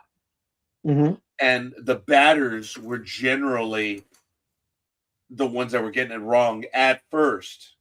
Yeah. Not all of them, but if you look at the numbers, and this is kind of is going to come across as insensibly racist, but I'm Latin, so is it racist? A lot of the slashing Latino outfielders and infielders they have to hit the ball to get off the island. Remember, you can't walk off the island. You got to hit your way off the island. I think Vladimir Guerrero would be the shittiest ABS, signals caller. He'd get them all wrong. He thinks everything's a ball. But anyway, Vinny Castilla, the guy we just mentioned, oh my God, Vladimir Guerrero. They've never met a pitch that they did not like. Babe Ruth famously had one bounce and he hit it for a home run. Yeah, I hit it out. So it happened to Olsen last night from the Braves, and it also happened to Rojas, and they both were very upset. The umpire said 2 seconds had gone by. Sorry, no can do. Okay, there it is. 2 seconds. And so they were appealing a ball or strike. Okay. Yeah. Now, Will Smith, I understand, is pretty good. So, anyway, and since the Braves lost the challenge at home, played against Will Smith, they forgot to take away one of the challenges during the game. I thought they were only allowed 2 per game. They're allowed 2 per game. You're allowed 2 per game. Actually, you're allowed 2 misses. No, can't even say that.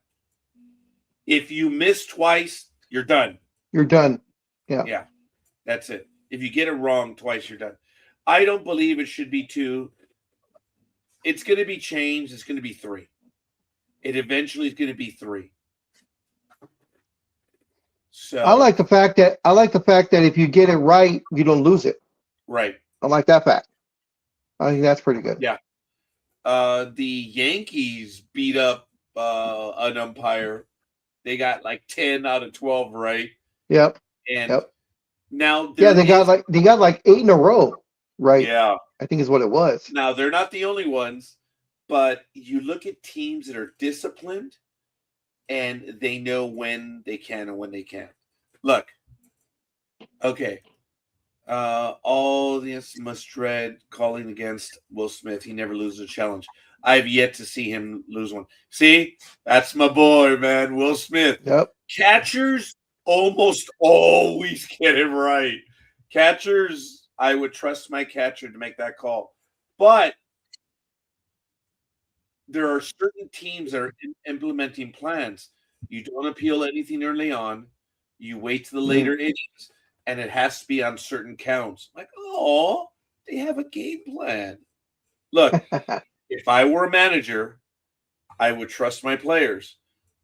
But if they get it wrong, I'm like, well, you lost my trust. You can't do that anymore. I would actually tell them sorry.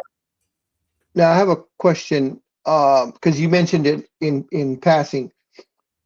What would be the instance that a batter would challenge the call if it was a ball? Because you said they challenge on strikes and balls. I'm just wondering, why would you challenge if it's called a ball? What would be the instance in your?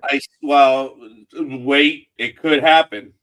Something could happen. It's just beyond me right now.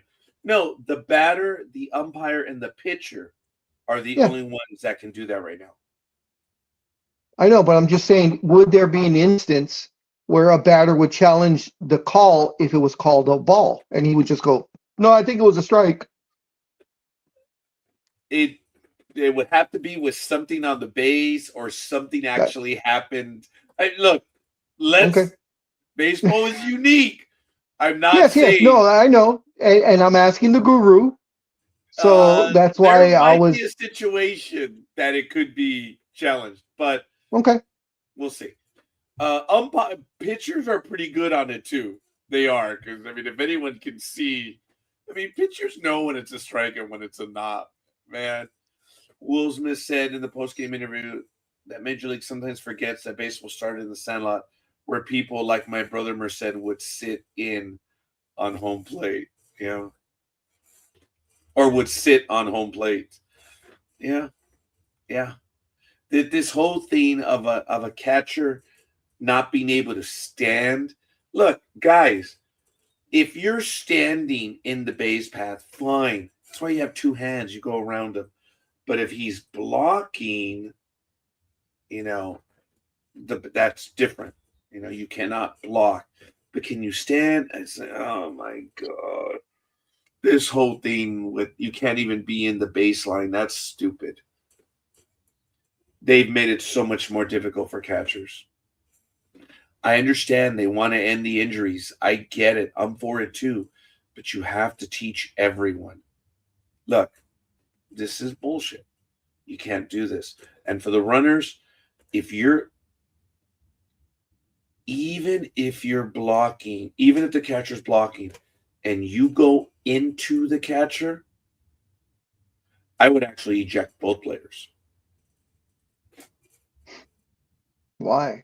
Because the catcher's block. If the rules are you cannot block and you are, and the runner's going into you because you're blocked, and baseball's trying to limit injuries, fine. Eject them both. You guys want to be stupid, both of you? Because if a catcher is blocking you, it's obvious. Then that call has to be made. But if you're going to tear into the catcher, hey, and the rules are you're not supposed to do that, I throw them both out. You want to end these stupid ticky-tack fights too? Remember, we talked about this a week or 2 weeks ago if I was commissioner.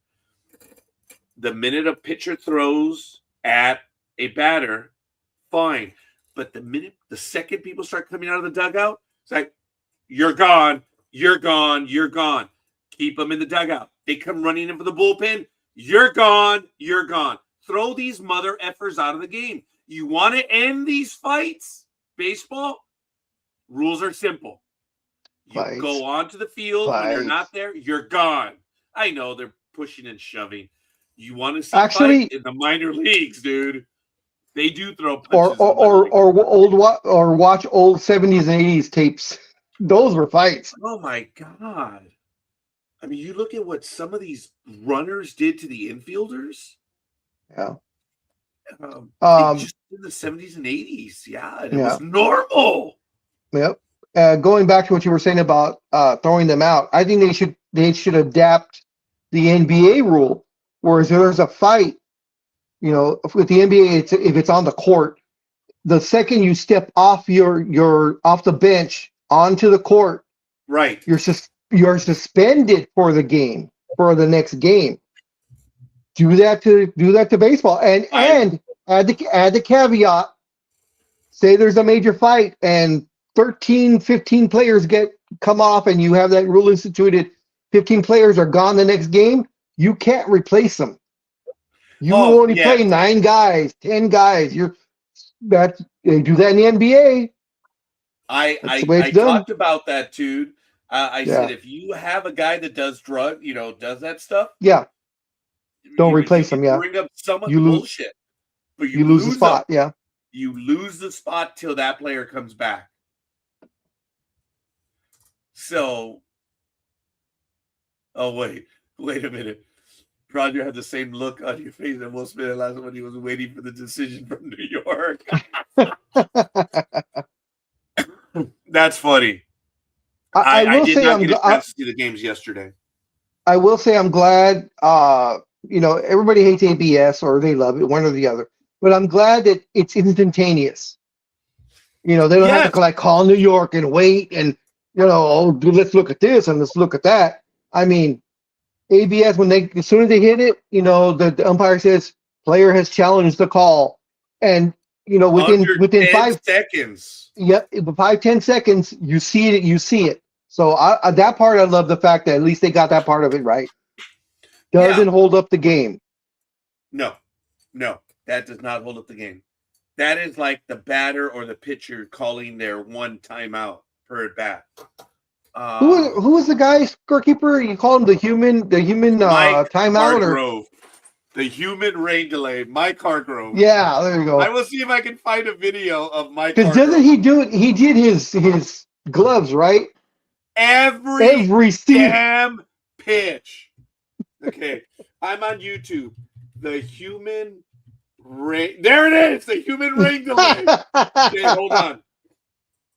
And it's Mike Hargrove. Okay, check this out.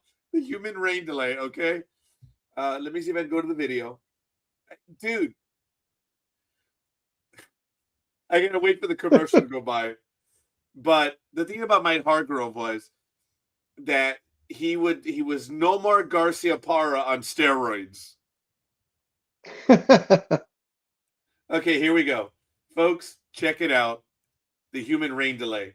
This is what he did every pitch. Okay, does that. Shoes. Okay, does this. Readjust the gloves. There we go. Yep. Hold on. Flex the shoulders. Helmet. Readjust the gloves. Again. This is in between every pitch.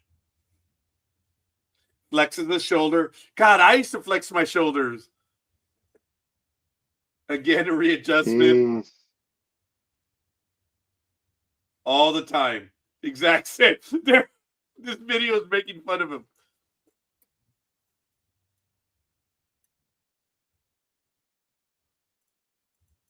Oh my God.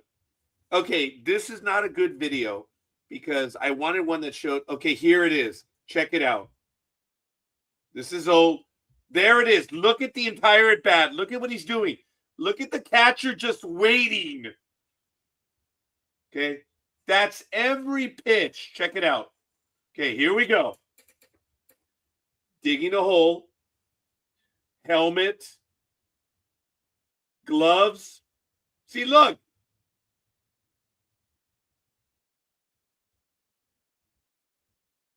Okay. Okay, here we go again. Watch. There we go. See? He's still doing his stuff right now. Look. Pitcher's waiting. Is that Pedro Martinez?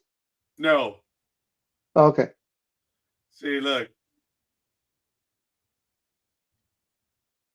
Okay, now he steps out, okay? Pitcher's ready to go already. There he does the gloves. Now, at the time when he was doing this, could the umpire have forced him back in? Yes.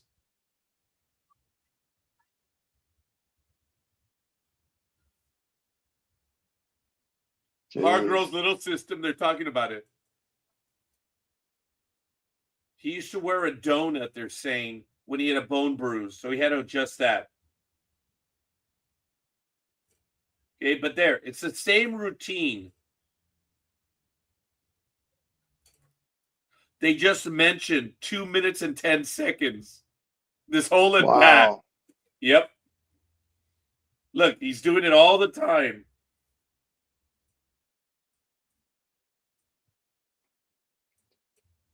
Now, from your memory, scorekeeper, did he do this like his entire career, or did it Yes. start like 5 years in, 7 years in? No, he did it his entire career. He was Wow. called the human rain delay during I his can career. definitely see why. That's a perfect name for him. Hi, Hope. Thanks for the like. We appreciate it. So the human rain delay. Okay. Everyone has a routine in what they do, but his was the most excessive.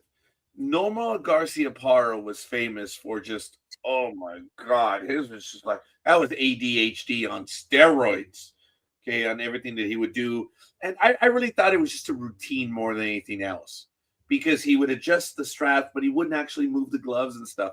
It was just a twitch that he had, but it was an annoying one nevertheless because he did it all the time. I mean, Is he still married to Mia Hamm? Okay. Yeah, still married to Mia Hamm. Look, if I would have been privileged to face both Hargrove and Garcia Parra, oh God, yes, I'm throwing in. I'm going after their wrists. I'm throwing in. And there are times I'm like, I just want to save time. Not that fast. Just hit him. Now, Garcia Parra, on the other hand, was fast to the base pass. So that's a little thing. But, dude, you saw the pitcher having to wait. Under the rules before the pitch clock, I believe it was 13 seconds a pitcher was supposed to deliver the pitch. And the umpire could order the batter to go in there. So there was a guy in the 80s. His name was Mike Moore with the Seattle Mariners. I remember that name. Yeah, I remember that name. You're talking about the human rain delay? This pitcher, oh, for the love of God. He was Mike Hargrove but as a pitcher, and he would take forever. And when he joined the Athletics to form that incredible pitching staff, Moore, Welch, Stewart, and I forget which other. I mean, in the late 80s, the Athletics were pretty good. But the announcers would talk about it. They say, hey, the umps should be enforcing the rule. Yeah. But they never enforce it. That's why, folks, when I said baseball does not need, remember before this happened, Big Dog, you remember I was saying enforce the rules that are there now. I've always been a big believer of enforcing the rules that are there now. But umpires had to be very careful to enforce those rules because the umpires knew that they were not bigger than the game. Let the players play. Like, bullshit. The rules there, do it. And the umpire could force the batter to, get in the box. And if you're just going to... Now, there was a pitch clock before there was a pitch clock. There was a rule. Yeah, I remember. I'm not 100% certain about the batting one. That one I'm a little weak on. But can an umpire get in the box? Yes, they can. Okay. So, in essence, if the pitcher has 13 seconds to deliver, the batter has to abide by that. And once the pitcher received the ball, the 13-second clock was working under the old rules. Okay. So, does anyone want to look up that rule? I'm going to look it up right now. Well, just real quick. Go ahead. You were talking about the A's pitching staff, and when you mentioned Stewart, of course, that's Dave Stewart, former Dodger, former Athletic, of course, and amongst other teams. But I always thought it was so funny. This big guy, 6'2", 240 pounds of muscle, and had a squeaky high voice when he talked. You remember that? Yes. Oh, scorekeepers. Oh, he's in thought. Sorry. Yes, but his little no, squeaky that's voice. fine. Yes. Right here, the first team that showed up under AI says that no, there was no. Okay, here we go. I don't think there was a time that the batter had to get in by, but I think you could. But as you said, I think you could force the umpire could say, "Hey, dude, you're taking a little too long. Get back in there." Oh, here it is. Okay. So the first article was wrong. What a shock, because there was never a pitch clock prior to the pitch clock. There it was. Excuse me. So under this article, under the Ringer, and I'm not really into them, but I surprised. Oh, sorry, I was acting like a basketball player. I am surprised that they got this one right. First, MLB still won't use a clock in the way most sports leagues do, the kind of clock that dictates exactly how long a play lasts. The pitch clock limits the time between pitches, but not how many pitches there are, etc., etc. This guy said in 2023 won't look like its old self. And that's true if you're comparing it to baseball in 2022. But here, a limit on the time between pitches had been on the books almost since time immemorial. Yeah. That year, the National League, followed in short order by the brand new American League, adopted this mandate. The umpire should call a ball on the pitcher each time he delays the game by failing to deliver the ball to the batsman for a longer period than 20 seconds. More than a century later, in 2006, by the time games were 4 hour long on average, that they had another hour more, the pitcher shall deliver the ball to the batter within 12 seconds. I was right. I said 13 seconds, but it's 12 seconds. So hold on. In 2006, when we were on air in 2009, I said there is a pitch clock, which no one enforces. When the bases are unoccupied, the pitcher shall deliver the ball to the batter within 12 seconds after he receives the ball. Not when he toes the rubber, but when he gets the ball. I said 13 seconds. Oh, my God. Scorekeeper was wrong. It's 12 seconds. So that was from 2006 on. And I had smart people on Blog Talk Radio saying I was wrong. Does it say anything about the batter? That the batter has an X amount of time to once he steps out of the plate to come back, or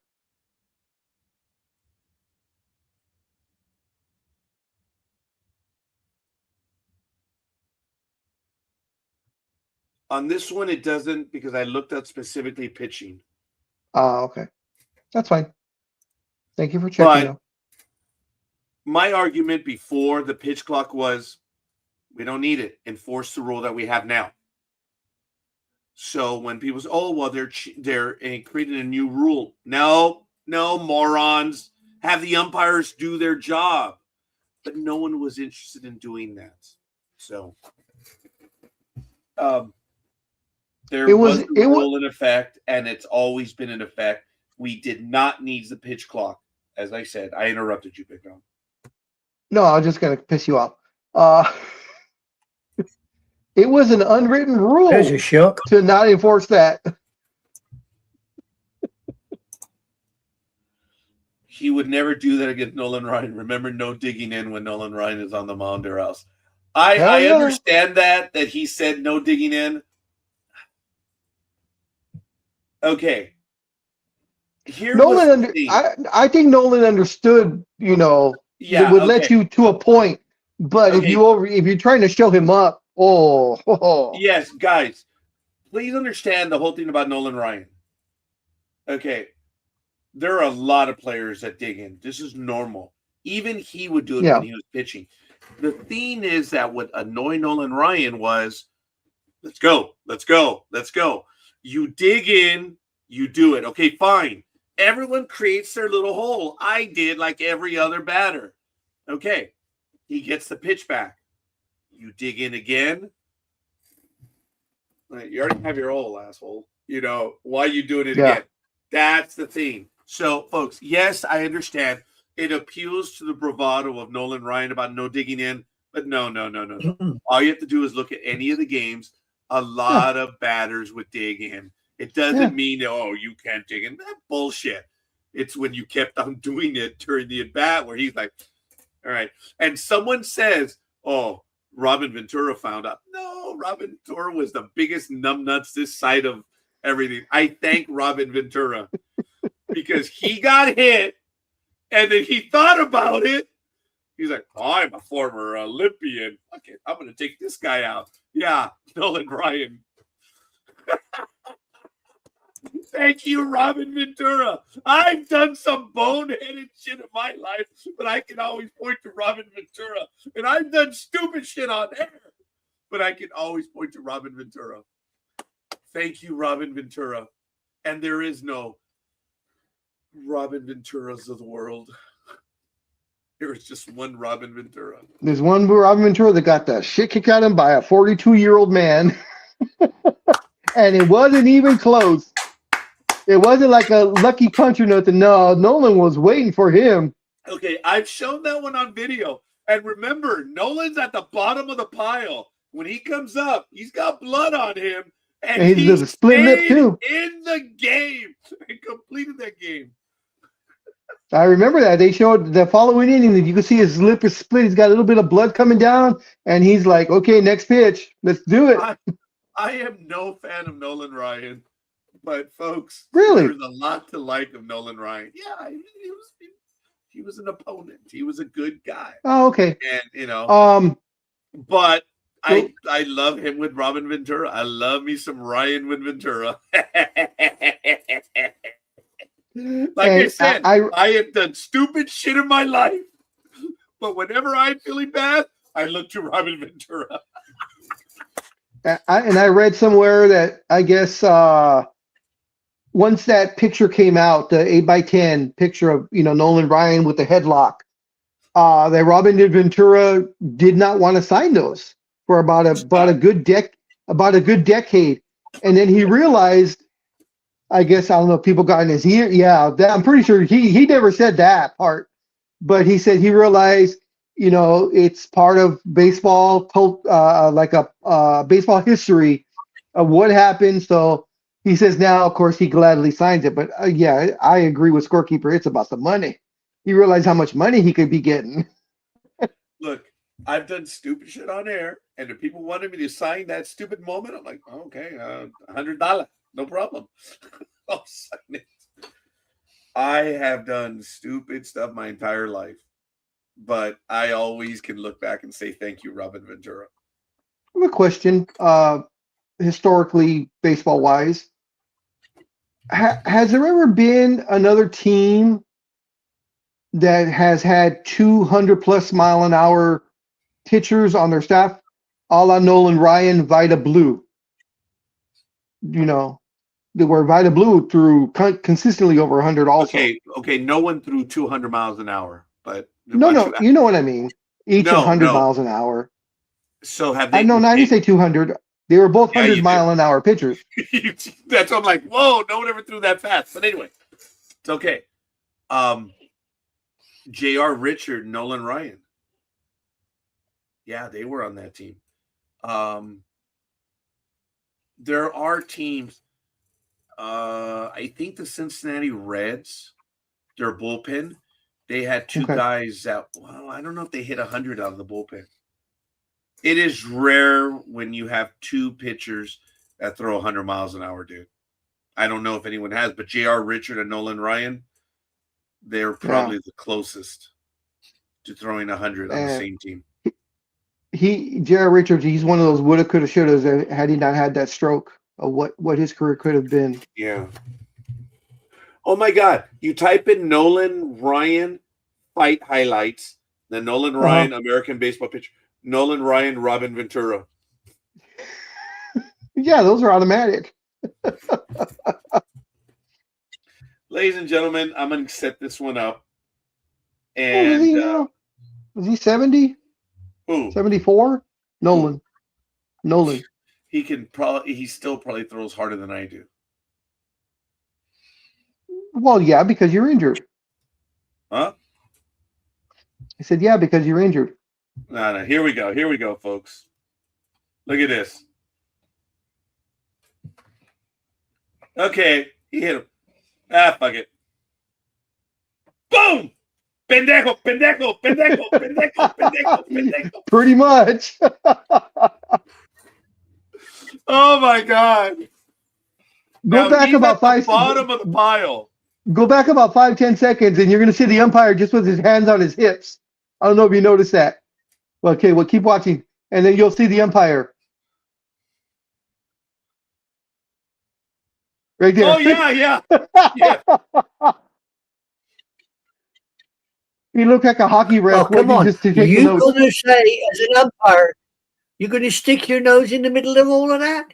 Like hell. You're just going to stand back and say, okay, guys, get on with it. And when you're finished, I'll come over and do what I have to do. But until then, I'm staying over here where it's safe. I mean, it's called self-preservation. Well, see, I like it the way the hockey refs do it, where they let them fight, and then once they get one knee or they fall to the floor, then they separate them. Other than that, the refs are just there going, okay, that's a 2 minute, that's a 1 minute, that's a 5 minute. Yeah. That's hockey get out fights the are game great. And don't come back. Yeah. Yep. That's how it's done. If you guys really want to watch some funny stuff, you look back in 1984, it was the year of the Bean Brawl, as they called it. The National League, it was happening everywhere. And the famous one was between the Cubs the Braves and the Padres. Oh my God, that one was bad. That one, it was on August 12th, 1984. Okay. Now, my revisionist history, I was like, wait a minute, but the Yankee game, the Angels and the Yankees got into it. My dad took me to that game in 1984, And it made news because it was the National League that was duking it out. No one in the American League had done anything until the Yankees and the Angels, of all teams, got into it. And I remember how it happened. Ron Romanic was pitching for the Angels. What a name, right, Big Dog? I remember. He threw a Ron. Bobby Meacham bent down. Bam! The ball shot up into the air, dude. Oh, it was crazy. And benches were like, hey, dude, you know, come on, dude. And it looked worse than it was. You know, tempers were flaring, whatever. Juan Beniquez, the moron that he was, came out flying and, you know, pushing, shoving, whatever.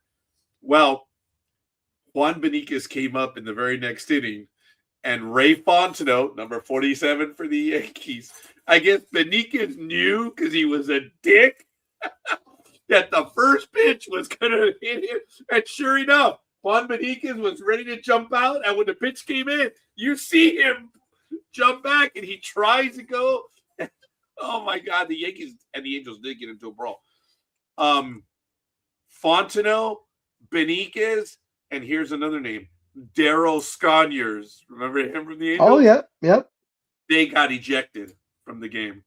Yeah, it was great, man. And we were like, holy crap, there's a fight.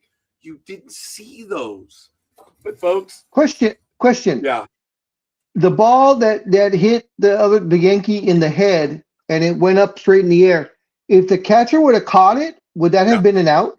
Oh, yeah. Okay. Very good. Question. Wasn't sure. I figured no, but since it didn't actually hit the bat or anything, so that's what I figured. Okay. And one of my favorite players was the one involved. The pitcher was Perez from the Braves. And if you know anything, oh my God, yeah. Perez. Okay. Yep. Little psycho. And the pitcher was the lefty, Craig Lefferts. Very few people know. Oh, I remember Lefferts. He was great, man. You're going down memory lane. Jeez. Yeah. This is 1984 when the Dodgers were really good. They went to the World Series that year against Detroit. And Detroit lived. Steve Garvey. Yep. Yep. All right, folks. Check it out. Here we go. Okay. Oh, those ugly uniforms. Ugh. Oh, nailed him. Yeah, he's waiting. He's looking at him. Brave. They're going to Garvey is covering his pitcher. Which is what you're supposed to do, correct? You, Garvey. And there he is holding him off. Look. Oh no, that was number 9. Look at Garvey. Yeah. This is bad, dude. There's the ump. Punching and throwing, dude. Bavacqua. And he's just walking away like nothing. Oh, that was a good tackle. Champ Summers. Yes. And Pascual Perez. There's Greg Nettles. Alan Wiggins. Oh.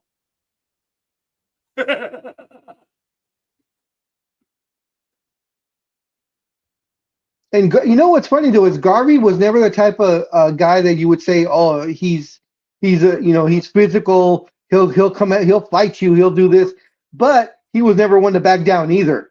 Yes, but I love.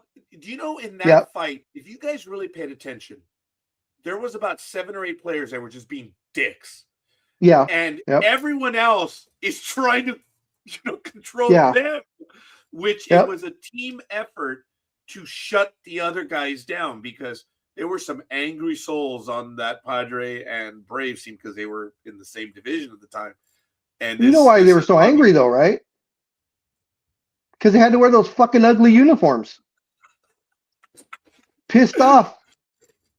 You're up at bat going, I got to wear this goddamn ugly uniform. Oh, and he hit me too. God damn it. Let's get it. I don't know where. Jesus. That's funny. But okay.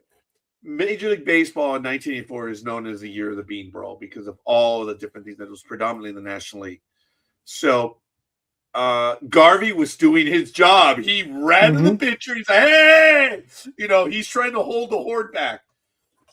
Big Dog knows my hero, and we've seen it because I knew as a first baseman, I don't care what. I know what you're talking about. Yeah. That one first baseman that came in Cole caught the batter. Oh.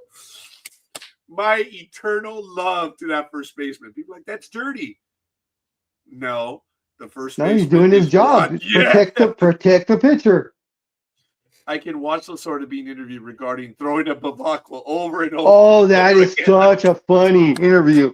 He starts off so calm and then just gets that dig in as he starts talking, and then the F bombs just start falling everywhere.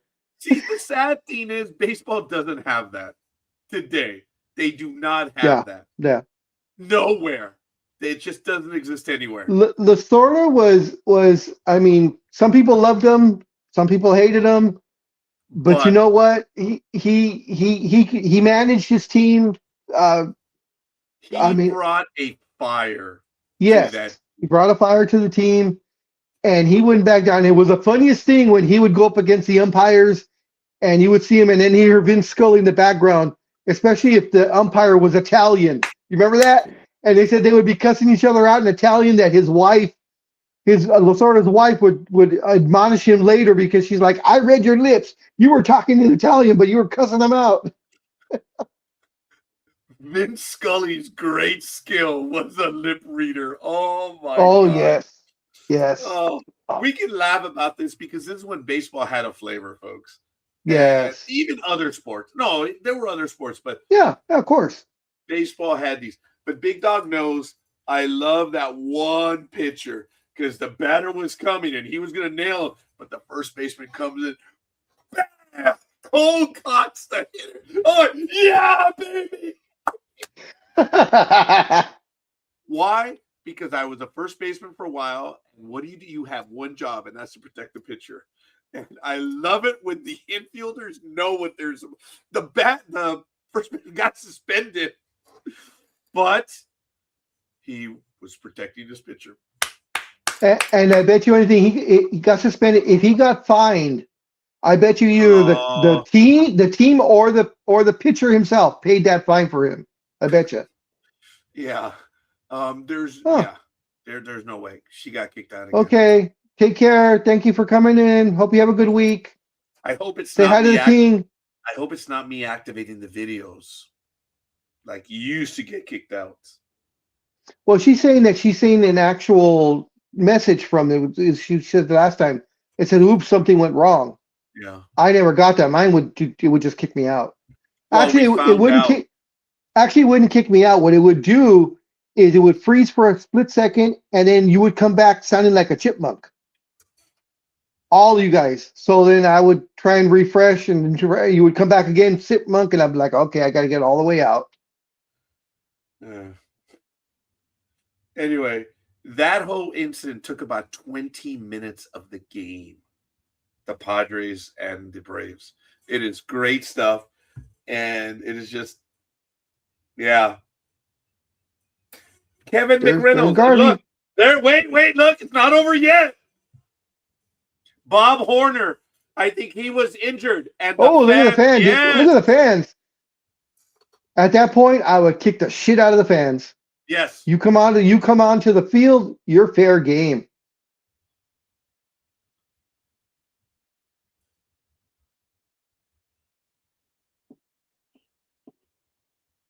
Good camera work, though. Yeah.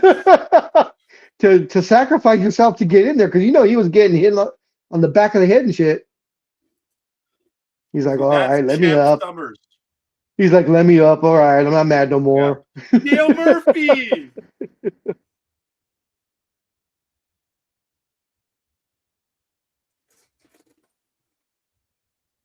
Look at that fan. Get the hell out of there. Wait, we're not done yet. We're not done yet. Is that like that meme. or is that Bavacqua? I would say Flannery. There's Flannery. Oh, Templeton. Yep. This went about 20 minutes, dude. There's Kennedy. And you know what the sad part is? I don't know if you noticed that the stands are empty. Oh, I had not noticed that part right now. Okay. Yeah, if you go back about maybe 5 or 10 seconds, you'll see in that big shot, there's no one in the outfield in those stands. That's far enough. Yeah, right around there. Oh no, that's okay. Bedrosian, Oh man, those are some names. Hawkins, Sherry. See, there's some fans there, but watch, you'll see the outfield. They're going to show the outfield right now. Hubbard. Come on. There you go. See? No one in those. Well, No one out there. Now notice, Horner was injured that year. Look, his hand is in a. What's in a cast or a sling or something? And he stood up to Champ Oh Summers. yeah, I can see the cast. Yeah, I can see the cast. Oh, That he probably used it. He used it. Well, remember when Champ Summers made his way to the dugout, Horner was there, and he had the I saw that. Yeah. Calm the F down. Horner, I think, could have handled Champ Summers because Horner's a young kid. Oh yeah. I agree with that. Oh yeah. Nothing against Champ Summers, but he was no. Yeah. He could have held his own. I mean, Champ Summers may have won, but in the long run, but no one goes 1-on-1 for more than 5 or 10 seconds in any professional league. Everybody comes in. So now with that cast on, we'll see. But I appreciate how Horner, because I guess he was going. No one saw Pascual Perez just walk away like lepers. They both just walked away. And Champ Summers saw Pascual Perez go, and he went after him. That's when Horner's like, okay, don't be a dumbass, dude. Don't be. And they got into it. The fans are on the field, dude. That was bad. And like I said, it went over 20 minutes. That was the biggest one. It was funny. But yes, folks, I'm sorry. It's not that there are rules. It's just your roles. You know what you're supposed to do. And that's why I will forever love that first baseman that comes flying into the screen and just cold cocks the batter. Oh, my God. The cheapest shot in the world, but yet he went in full force to make sure that you didn't touch my pitcher. Seeing that kind of reminds me of before I go on, do you have your Instagram profile back or no? Or you don't even bother, even bother going on it? It's not that I don't bother going on, it's I'm rarely ever on anywhere, but go ahead. There's been a lot of, I guess probably because I watched the one video, and of course, that when that happens, then it catalogs you that way. So the heading of the video is never touch the goalie. And you can't do that. And it's one hockey player that I guess he got blocked. He shot a shot. The goalie caught it, and on the skate by, he kind of just with he forearms the goalie. Oh my God! The entire bench emptied out onto the rink and went after the player. And it's just about a 3-minute video of all the things that when if you go against the goalie, what happens? The only one that's allowed to hit the goalie is the other goalie. All right. Yeah. Yeah. If you're a player, if you're a hockey player and you go after the goalie, trust me, the entire team's going to come after you. And it's just crazy because, of course, in hockey they allow the fighting until you hit the ice. Then they separate you. That's funny. Yeah. I'm gonna have to look for some of the stuff though, but everyone has a job to do. That's it. Just do your job. Mm-hmm. And I knew that as a first baseman, I had to watch my pitchers from this side. Now, it also happens to the first baseman has 2 jobs. You had one job. You have 2 jobs: protect the pitcher from the batter and from the opposing team. The infielders are supposed to catch the runners as they're coming in, trying to get to the pitcher. The catcher has to try to catch the batter. But, dude, for the catcher to catch the batter, and come on, man. So the third baseman has to be watching the other side exactly. So, but I don't know. First basemen are just smarter. Sorry. Third basemen are vacuum cleaners. That's all they are. And, you know, first basemen have to be watching out for a lot of stuff. So, anyway, I just, yeah, I love it. And look, sometimes you're going to get kicked out, even though I never got kicked out of a game. I'm shocked. I should have been somewhere, somehow. But I was never an a-hole on the field, big dog. I never was. I was disliked for my glove at first base because there were opponents that would tell me that when the teams would meet, several guys said that what the other teams would say about me is run everything out. That mother is going to dig it out. And that's what they said. I was called a mother because I would dig it out. And, you know, I was in there for my, I told you this. Didn't you call an umpire a sea sucker and not get kicked out? Yep.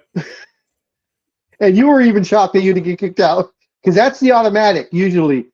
That word, that one phrase is the automatic to get yourself kicked out. And I called him a stupid mother effing sea sucker. So I was like, I understand now why players get to that when they're just like, I'm out. It's the ultimate bit of selfishness when you get kicked out of a game. And I told you guys that when that happened, the umpire came over to where I was sitting, and we're all like, coming over. These umpires got to restore order because remember, in these games, you only had one umpire, man. Yeah. So, and you know, he's had to threaten other guys before, but me, who had never said a word, was over. He says, "Dude, had you kept up, man, I would have banged you out of the game." And I'm like, well, I knew the guy carried a 9mm, so what was he talking about? Bang me out of the game. And I'm like, bang. Is it gonna throw me out? What did I not say? And I turned to the dugout. I said, you know, I mean, I called him a, you know, yeah, you did. They're bobbing their heads up and down as the umpire's walking back. I'm like, I called him a cocksucker, did I? They're like, yeah, you did.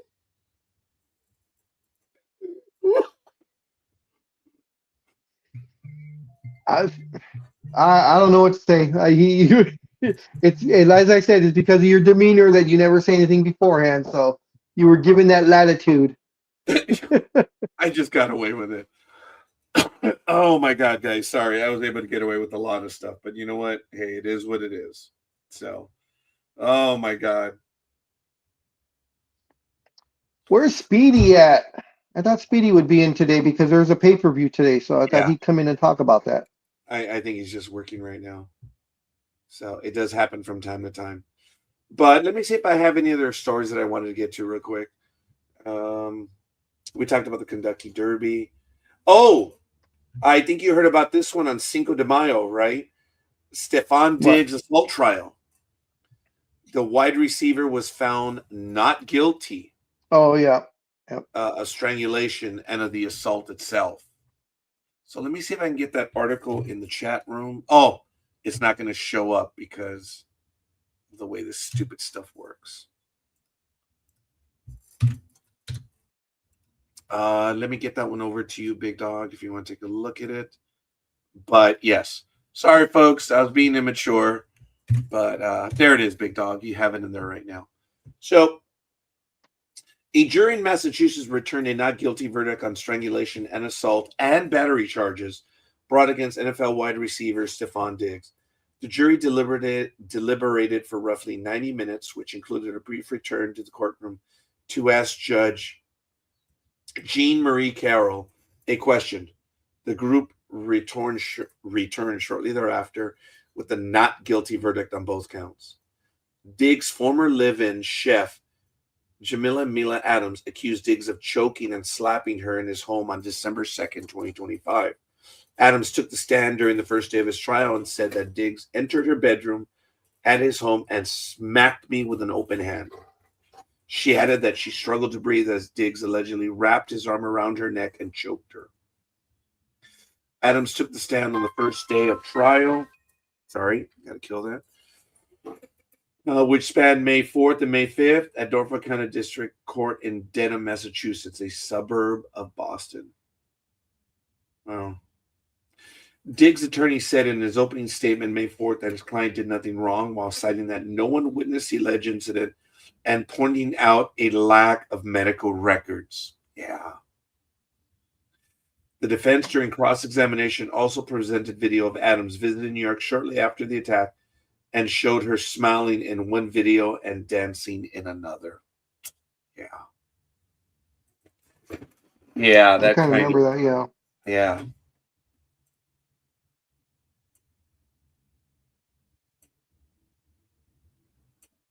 So, I guess it's over. It's done with. I don't know who's right, who's wrong. It doesn't matter, but he was found not guilty. So, it is what it is. I'm trying to find the article about what is it? Either I can't remember, it was Damian Jones or Chauncey Billups from the gambling scandal. Let me see what this one was. Nope, that was too long ago. Shoot.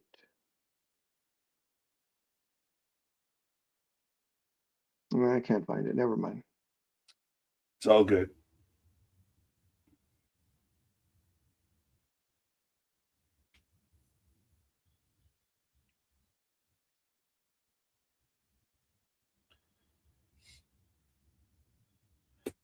So, do your homework, people.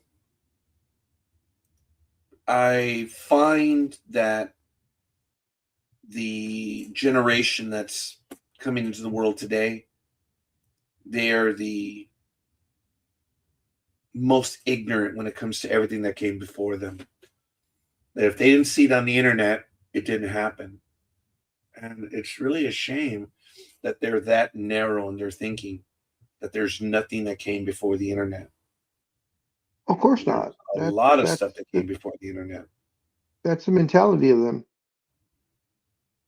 Even more so the spot that, if there's no video of it, it never happened. Also, that's a lot of their mentality also. Yeah. That guy that's going around that everyone dislikes, I forget his name. He fought Mike Tyson allegedly. Do you know his name? I know who you're talking about. His brother's a wrestler. Damn. So tip of my tongue. Well, that guy, I didn't realize he is a flat earther. And, is he? I didn't know that part. Well, they're all ignorant anyway, but whatever. So they got into a conversation with the famous astrophysicist. I forget his name right now. Oh, Tyson. That one, right? The black gentleman. Tyson, yeah. Yeah, Tyson. I can't. I respect and admire that man.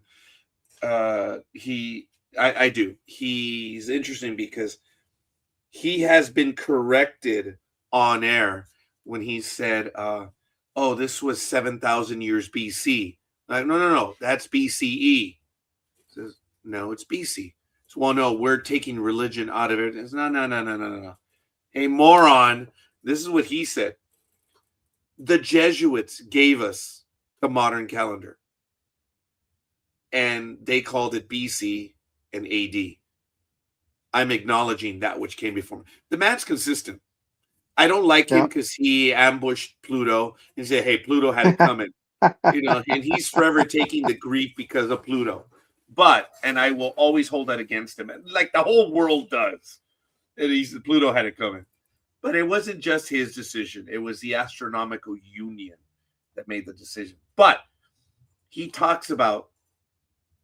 He says, "Oh, so you think flat earthers are stupid?" He said, "No. As a matter of fact, we live in America. You can think and say whatever you want. Doesn't mean you're right." I was like, oh.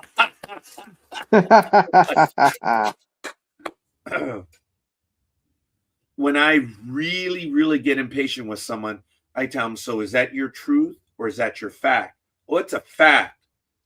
"Prove to me it's a fact." And they go, "Well, this, no. You just gave me an opinion." "I want a fact." That's why I am very careful when I parcel with people certain things. That's why I'm also listening to every word, like Jorge, when he said a Cal Ripken. Oh my God, I lost my mother effing mind. You guys think I'm not listening to you, but I am. And when my clients are here, the biggest giveaway is when they've been here for an hour and it's okay, well, let me be honest with you. What the hell have you been doing for the last hour? Man, what are you talking about? You just said you're going to be honest with me. You just said that. Well, no, bullshit. I just learned. And everything else was life. Doesn't mean I'm going to change anything. But thank you for being honest. I told him that it changes nothing. And the boxer you were talking about was Jake Paul. Oh yeah, that guy's a moron, but that's okay. You know what? Yeah, so is his brother Logan. Times. Oh yeah. Well, he's just been hit way too many times. Look, folks, I'm sorry. Actually, I don't think he's been hit enough, but okay. Oh, you know what? I take it back. I'm not sorry. It's not my fault. You live in stupidity. That's it. Like I say, I believe in the empirical standard, and if you believe in something, prove it or disprove it. I believe in the scientific method. Look, a lot of people don't know this, but I'm a big guy in geology, and I've loved geology my entire life, and even I'm learning that some things I understood about the West Coast of the United States, that there are things that are changing even to this day. Yep. And 30 years from now, people are going to say, you actually believed that other stuff? I say, hey, that's the information that we had in hand. I am up against people in my universe that I remember I was at work one day and I said, did you know that the oldest rock in the world is the Canadian Shield that's over 1 billion years old? Oh, no. The Earth's only 8,000 years old. And, and he went right into the Bible. And I was like, there's nothing you can do. There's nothing you can do about that. I am a man of faith. I believe in faith. But, well, what about the dinosaurs? And I'm like, oh, for the love of God.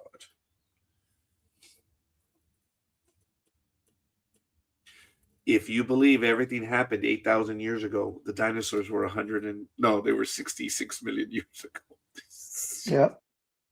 Yeah. Well, God created the world in 6 days. What is a day to God? What is a day to you? Think about this. What is a day? That is true. It has been measured differently even in the last 1900 years. What is a day? If you stay in sunlight forever, if you are able, you're in the same day. Think about that, folks. If you are able to stay in a plane or traveling, and it won't be very difficult, if the sun never sets where you are, you're in the same day eternally. Time is but a construct of man.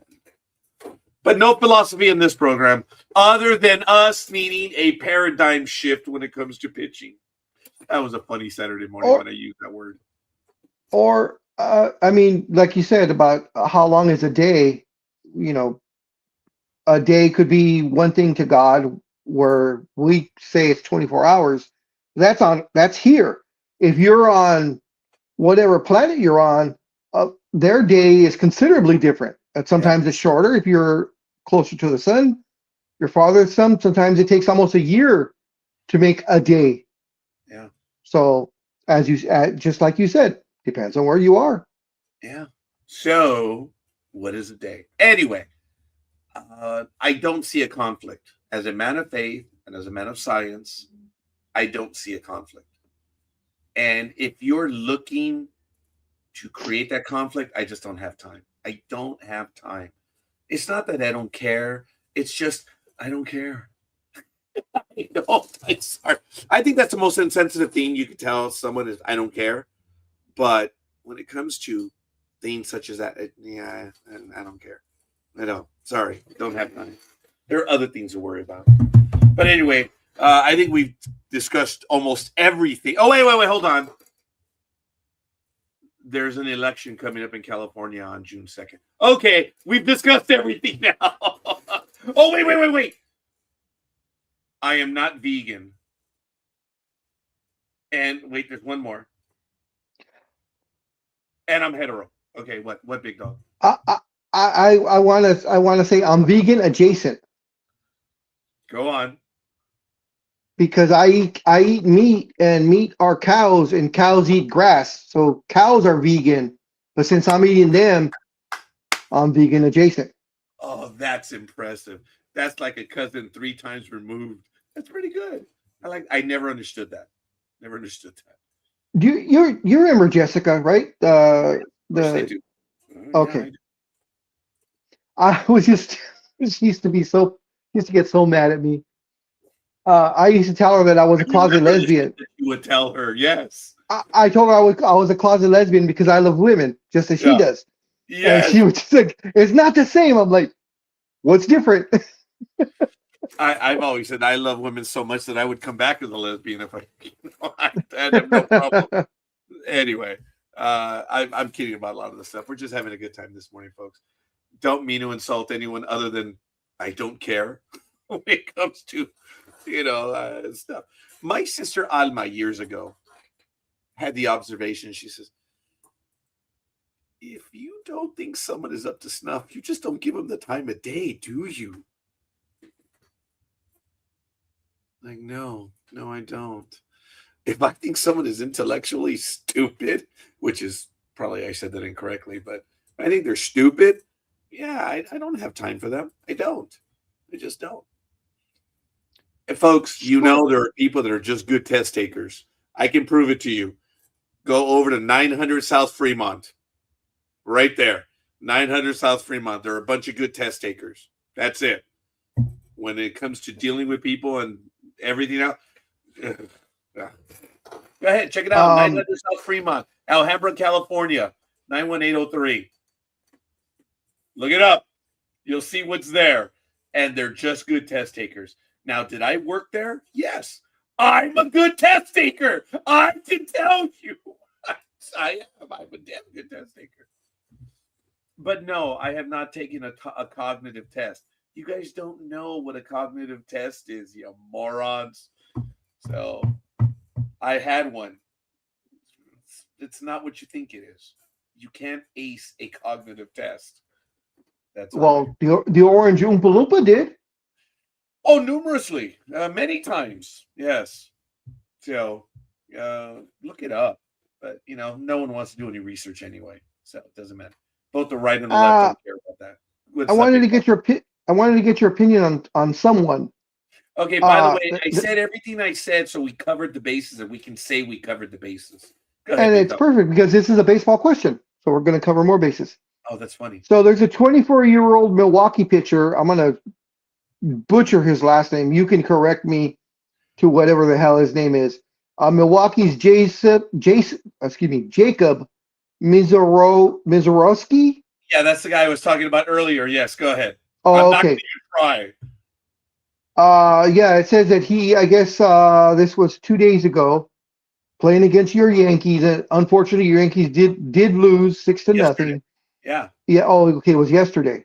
So he threw 10 pitches of at least 103 miles an hour or more. As a starter. Yep. So he had 3 pitches of 103.6, the highest velocity of any starter that has reached since StatCast tracking began in 2008. What do you think of this kid? Yeah, look, good for him. I hope he doesn't blow out his arm. Has he been known as a flamethrower, or is this like coming out of left field, or? No, it's the cheaters. I mean, the Brewers. No one cares. No one's paying attention. But now that he's up here, he's throwing and he's fire, pure fire, and he's been doing it for a little while now. He's been up. Okay. And the kid is good. Look at his numbers. We'll see. 103 miles per hour, folks. The batters will catch up to it. It's amazing the reflexes of some of these young kids. They'll catch up to it. Look, when I was playing ball in my 20s and 30s, I could hit 100-mile-an-hour off the machine, no problem. When I had guys that threw hard, it's no problem. I never dealt with anyone that threw 100, though. A live person. A machine, yes. But you can read the machine. If you face someone that throws 103, you're going to catch up to it. You just are. But it's tough. 103, that's tough, guys. But that's why they're in the major leagues and I'm not. Hasn't there been talk over the last decade or so, or maybe more, that Nolan Ryan's top pitch was actually a lot more than what was registered? I've read that a couple of times, and I'm pretty sure it's the people in the basement saying it. You know, I think these might be the ones in the retiree homes, though. Because these Gen Z, Nolan Ryan, who's Nolan? They don't care. that is sad. That is Guys, sad. you have people in baseball today playing that don't know a player's 10 years ago. Same thing applies to football. This Gen Z, these kids, athletes are stupid. If they were in school still, they would be majoring in basket weaving. Well, actually, didn't a lot of them do basket weaving? Basket weaving 101, yes. Oh, big dog. There's basket weaving 101. What's basket weaving 69? Very happy person. Bastard. Anyway, so these guys, there was someone that was on this program one time ago that was saying, guys, they're athletes. Their bodies, they work. That's what they do. They think to play, to win, to do whatever. Not to think on a world stage. Not to think theater. Not to think engineering. Nothing like that. They're athletes. That's all they are. I believe they have the right to demonstrate, but be smart about your demonstration. So, I fumbled your question. Morons? Is that the right answer? Do you think though that Nolan Ryan threw better than what? I was going to answer. Big dog. Remember in the 80s and 90s, there were two radar guns that were used. Yeah. The Jugs gun and the other gun. And even they had fluctuations in the way they read the Doppler effect. So, well, wait a minute. There's only one way you could read the Doppler effect. Bullshit. Those guns had different readings. So there's a lot more to it on how it read the gun. So even in the 80s and 90s, they were talking about, well, which gun are you using? Yeah. To measure the speed. So I can understand. But look, I saw Nolan Ryan pitch on TV. Too hard. I was about to give my admiration to you, but until you said on TV, because I did the same thing. I wish I could have seen that man pitch live. I never had it. I just never got around to it. Yeah, same here. The article that I remember, and you can just show your displeasure of the article however you want, or you can believe it. But the article was talking about, that the readings were not correct, that they were actually slower than what they were, and that someone figured out some new scientific, calculation that Nolan Ryan pitched around 107.6 was they figured out like a top number, which of course would be like the record, but there's no verifiable. Yes, there is. Okay.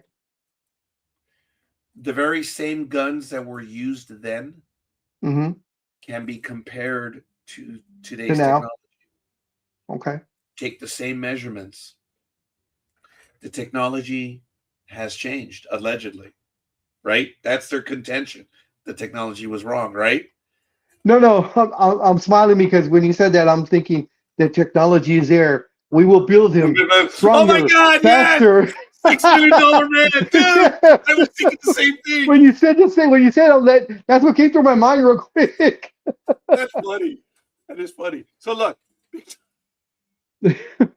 son of a, that's funny. And we both had the same errant thought. Look, it's very simple to prove that one.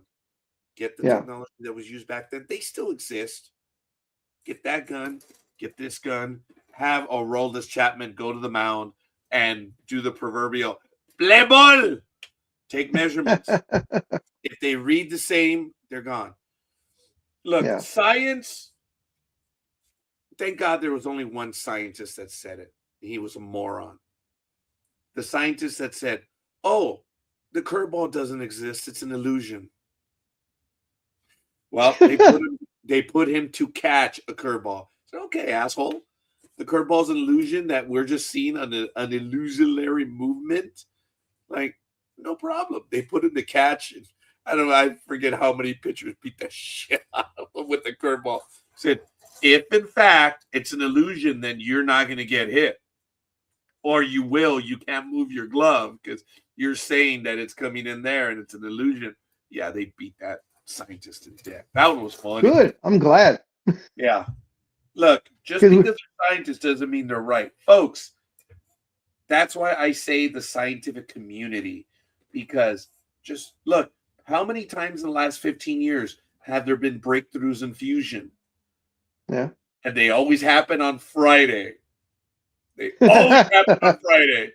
And then you get the whole weekend. And then on Monday, it's like, yeah, it was bullshit. Because everyone had time to test it all. So, but for 3 days, they were the news. It's all right. The technology that I'm really excited about, there's two of them.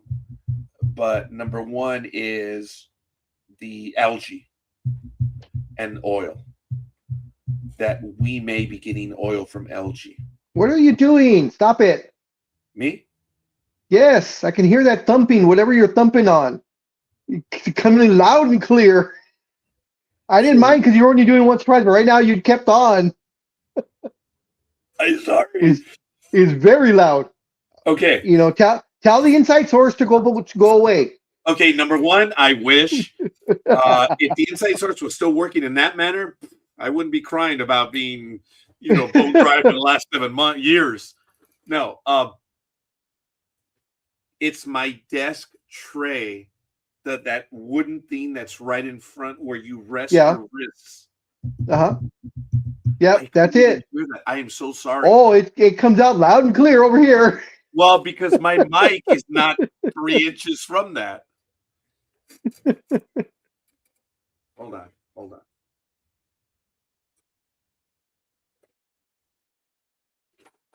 Okay, I'm giving you a reverse view. There's that. There's the mic. See it? And this part there. Okay, yep. Yep, that's what I hear all the time. Sorry. Look, there's my mic. Look, folks. That's my setup. It's kind of cool that you can actually see it right now. Oh, no, you might not. But anyway, that's why you see me looking up from time to time, because I'm checking something on my third monitor. I have a third eye. It's up there. So, Uh-oh. I have no time for that. Anyway, I don't, folks. I'm sorry. Look, believe what you want. I'll entertain the conversation, but I do get insulted. Scorekeeper's a Mason. Shh, don't tell nobody. You love that one. It kind of ruins it when people try to figure it out. And I'm like, well, I had my wedding reception at the Whittier Masonic. Yep. Were you there, Big Dog? Yeah, you were there, no. right? No, I wasn't there. Okay. So I had it there. And people were like, at work, they're like, so bitch, I wish you knew there was something about him.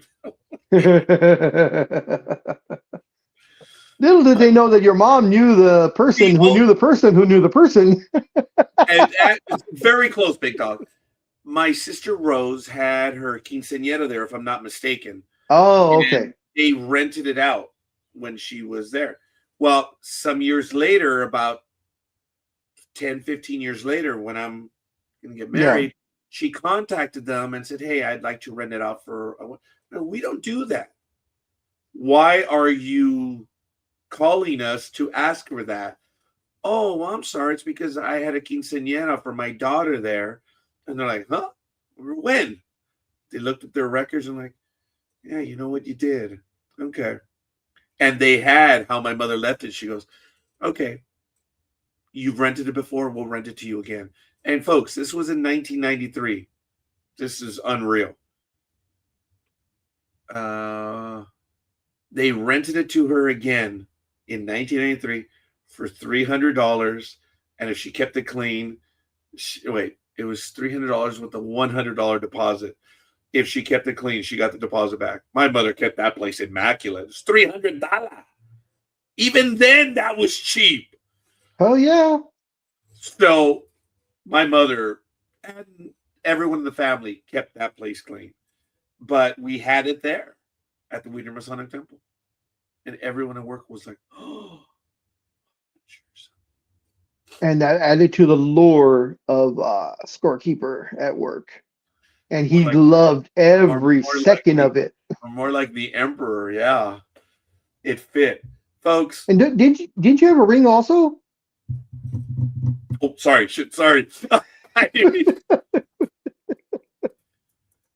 I'm not prepared to answer that one at this point in time, because then I am admitting to certain things that I cannot at this point.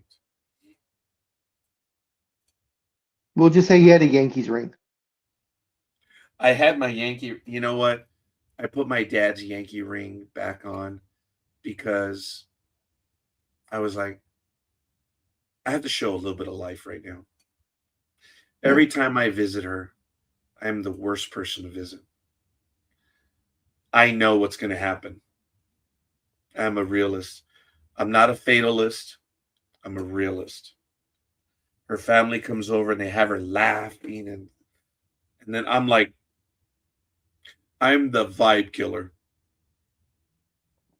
But over these last 2-3 days that I've been going every day, I've been doing my best to change everything. But I am the vibe killer just because I know what's going to happen. So, but she hasn't been moved out yet. She was supposed to be moved to hospice this week. My voice this week. And she hasn't been moved. Where did she go from Pomona to, I believe it's Arcadia? No, she's right here in Ontario at the Ontario. Sorry. I'm not going to mention the hospital at this point in time, but yeah, no. I'm not asking you to. I'm just saying when was she moved from Pomona to Ontario?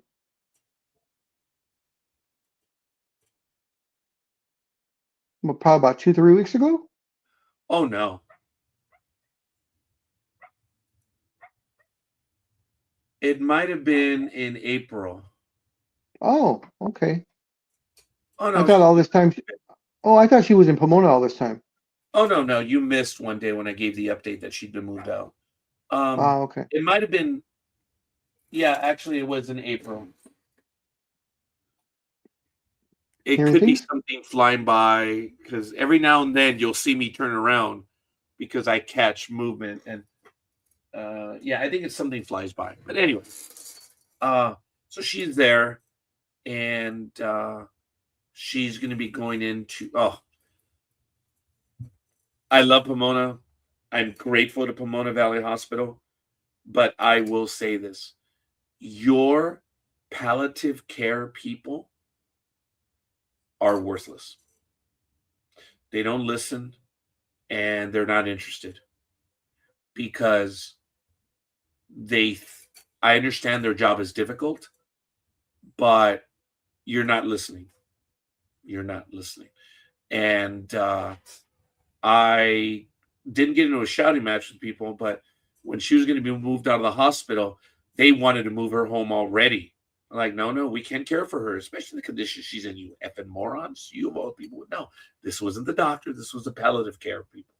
So they said, well, you can't afford to. I'm sorry, what was that? I said, well, it's very expensive to go into a hospice or whatever. I said, well, like how much? And Mooch was on the phone, or he was in the car with me, and someone else was in the car when I was driving, and they wouldn't give me an answer. I said, how much to get a nurse in the house? Well, it's about $20 an hour. Okay, fine, no problem. Oh, well, no, actually, it's around 40, 50. So make up your mind, you dumb wench. Which one is it? So I kept getting different stories.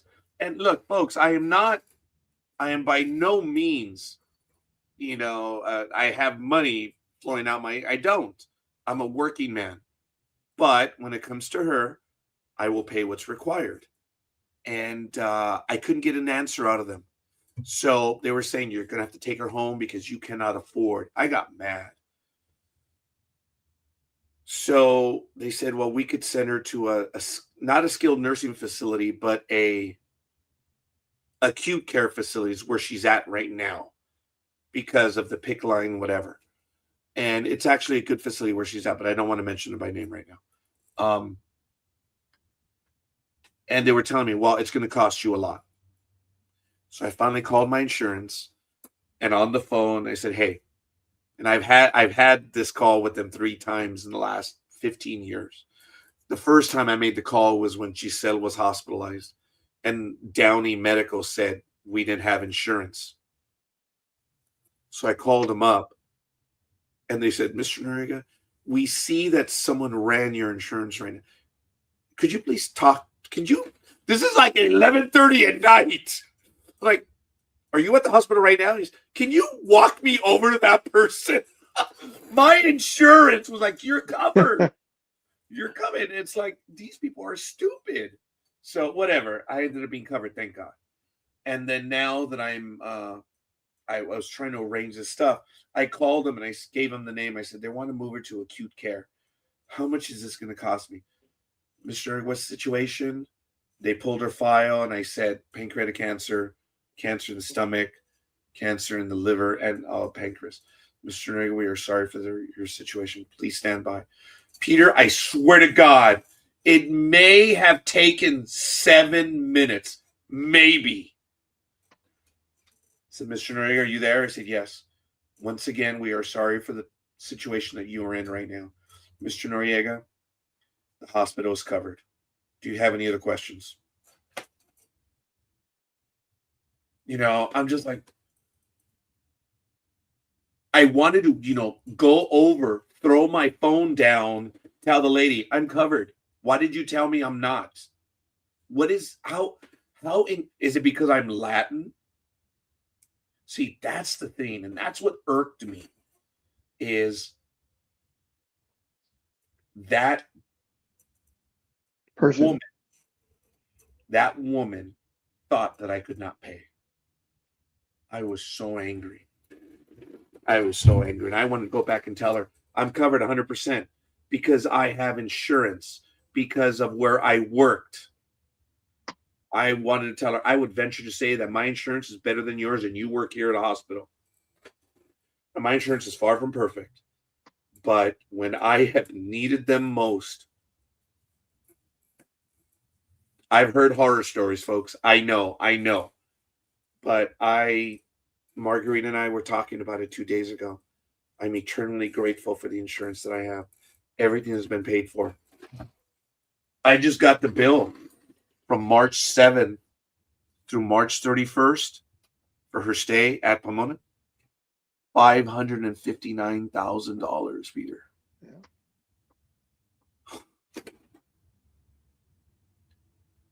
She has cost me $4 million in the last 4 years. But do you know how much I paid?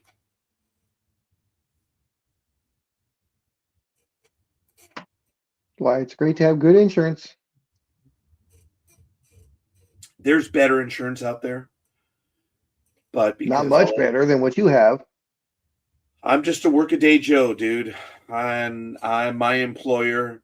And look, I negotiated these contracts. That's why it angers me even more when I get people telling me, well, you don't have this coverage. I'm like, 2006, 2009. Oh, wait, I'm sorry, 2003, 2006, 2009, and 2022.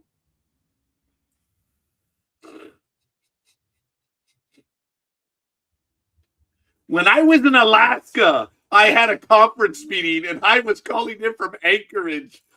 Oh my God. The county representative was like, huh? You're up there? I'm on vacation, asshole. But anyway, I didn't say that, but look, guys, I'm nobody, but I have done things in my life. I have little things hanging over my shoulder, which you guys cannot see right over here, that remind me of the things that I've done. And I negotiated contracts in the past. And that's why when these people in the medical field tell me, oh, well, it's too expensive, you don't have coverage. So we were told now from the acute hospital, oh, it could cost you $4,000 a month.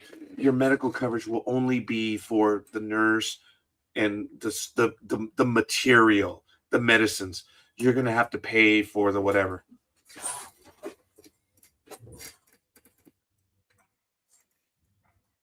Am I covered? They're like, yes, you are.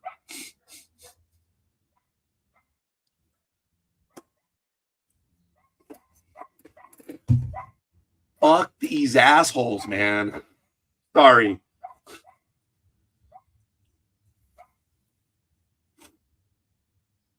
Sometimes I spend more energy fighting these. Oh yeah. These. I can't think of the word right now. Idiots. Morons. They're not even bureaucrats. Imbeciles. Look, Richard Craniums. I haven't used that one in a while. So yes. So I apologize, folks. Look, Pomona Valley Hospital is a damn awesome facility. They're good at saving people's lives. They're good at treating people. They're good at caring for people. Some of their units are a little less. But if I ever have to go to the emergency room at Pomona Valley, they're a good hospital. Are there better hospitals around here? Yeah. I understand Redlands is pretty good. Loma Linda, it's pretty good. Yeah. Yeah, Loma Linda, yeah. Okay, Loma Linda is like nationwide and stuff. I mean, you know, they're good hospitals, and I'm not knocking them, but for where this hospital is, they're good people there. They really are. It's just the people that are on the periphery, shall we say. I've had bad experiences. And this hospital, because she's there right now, I cannot mention that one. That's why I don't want to mention it. Yeah, of course. Some of the people there are just like, but the staff that help, even the ones that do not speak Spanish, they have these machines that come in and that can translate. Oh, yeah, I've seen that. That's pretty crazy. That is pretty crazy. Now, they are a little slow. Margarita has said they are a little slow, but do they deny her care? Do they no. But they are slow. And I look at I know the nurse to patient ratio. I'm like, okay. I'm not saying a word. But the alarms are going off all the time and they're trying to help. I think their nurses are good people. They're just overwhelmed with what they have to do. But they do every day. So anyway, where she's at now, hey, they're slow. When I'm there, they do things a lot quicker. That's all. So I'm not going to hold that against them. They've never denied her anything. They've never kept her way too long. So I'm eternally grateful where she's at as well. And yeah. So anyway, I've gone on too long and I apologize, folks. That was my tirade. I will swear by Pomona Valley. I get it. It's and it's actually a good hospital. But I told Big Dog a year ago, I don't understand how some people write these reviews and they're so hateful and stuff.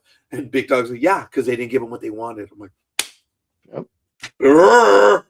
Yeah. They went into the emergency room with the sprained ankle and are mad because, they had to wait 6 hours.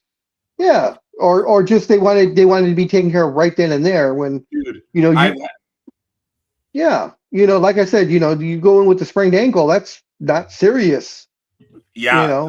It's serious to you, but on the scope of, the emergency room, that's low man on the totem pole. The first night Maggie went in, she waited 6 hours. She did. Yeah.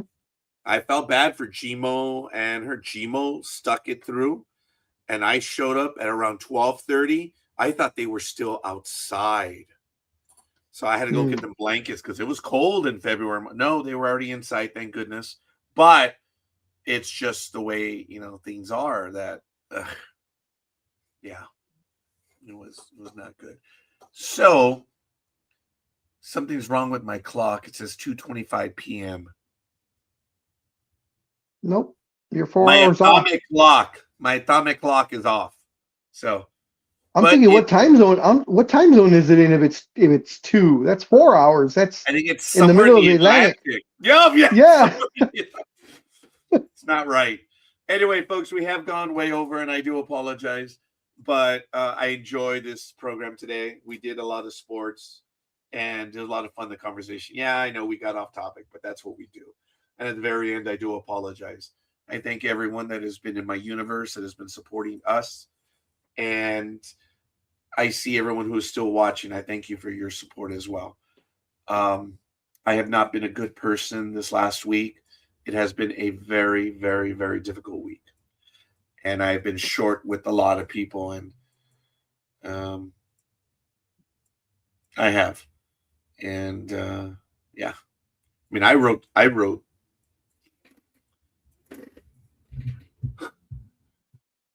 the shorter the email, the shittier of a mood I'm in. Blank. I told your wonderful wife that once I returned to my office, I would provide a copy of your document. I have done so now. I recommend you find a new tax preparer. Oh. That email was sent at 4:53 p.m. last night. Oh, yeah. Yeah. Did you receive an answer? Nope. Do you expect to receive an answer? Nope. Didn't want one out either. Oh, I meant it. I know. I know you don't want one. I'm just wondering if you think you'll get one. Probably. I actually believe they're going to return, though.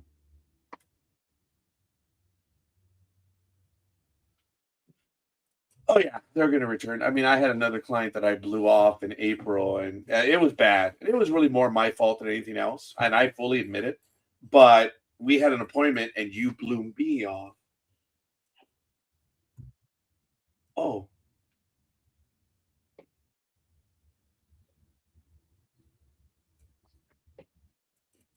Okay. I did get a response. Oh. God damn it. I guess it's not a good response. Thank you so much! Exclamation mark, exclamation mark. We're under a lot of pressure to get this taken care of, comma. Appreciate you, man.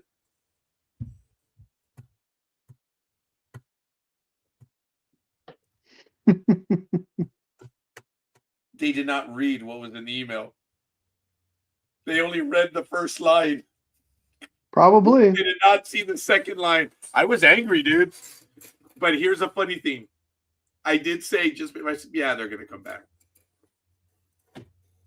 So this other client that got into it, they went somewhere else.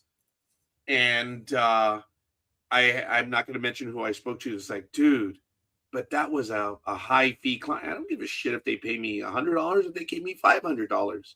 An asshole's an asshole. He says, dude, but you should have taken my. They're going to come back. He was like, how can you be so confident? Because I know what Because you know them. Because I know you know them. Yep. Well, here's a funny thing. I got an email from them. Dude, what happened? What I'm like, oh shit, here we go. Like, whatever. So it's all right.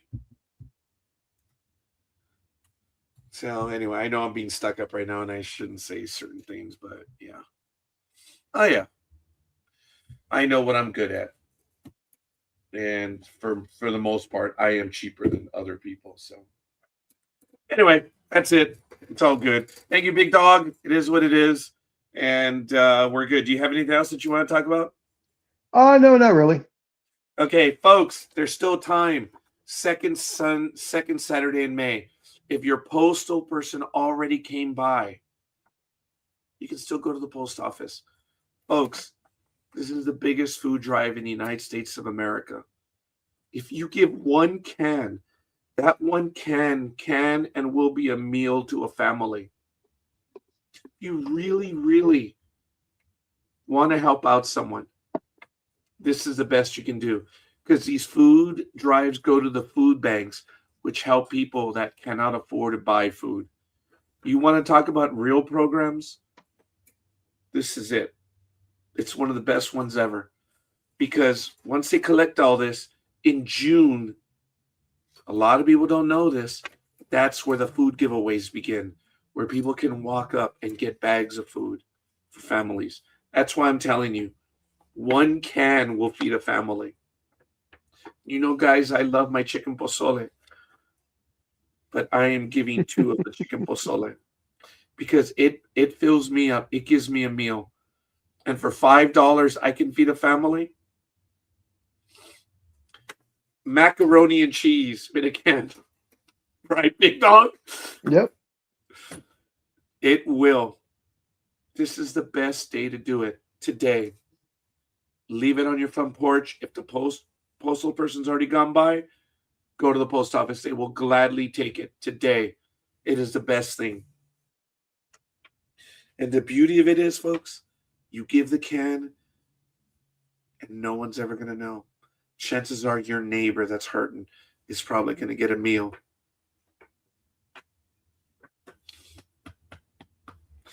Not trying to condescend or tell people what to do, but today's the day. All right, folks.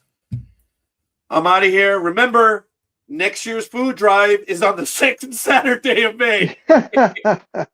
I was a bit distracted this year for obvious reasons, but I did a little note yesterday, and there's still time. A food drive as close as your mailbox. Today's the day. Ladies and gentlemen, the 2nd Saturday in May. Nothing's changed. Nothing will. Today's the day. Give a can. Believe it or not, it hurts to give up that can of chicken pozole from Juanita's. But the same joy it brings you, it will bring joy and nourishment to a family. I'm out. Big Dog, take us out. I can't improve on that. Everybody be safe. Hey, Jay.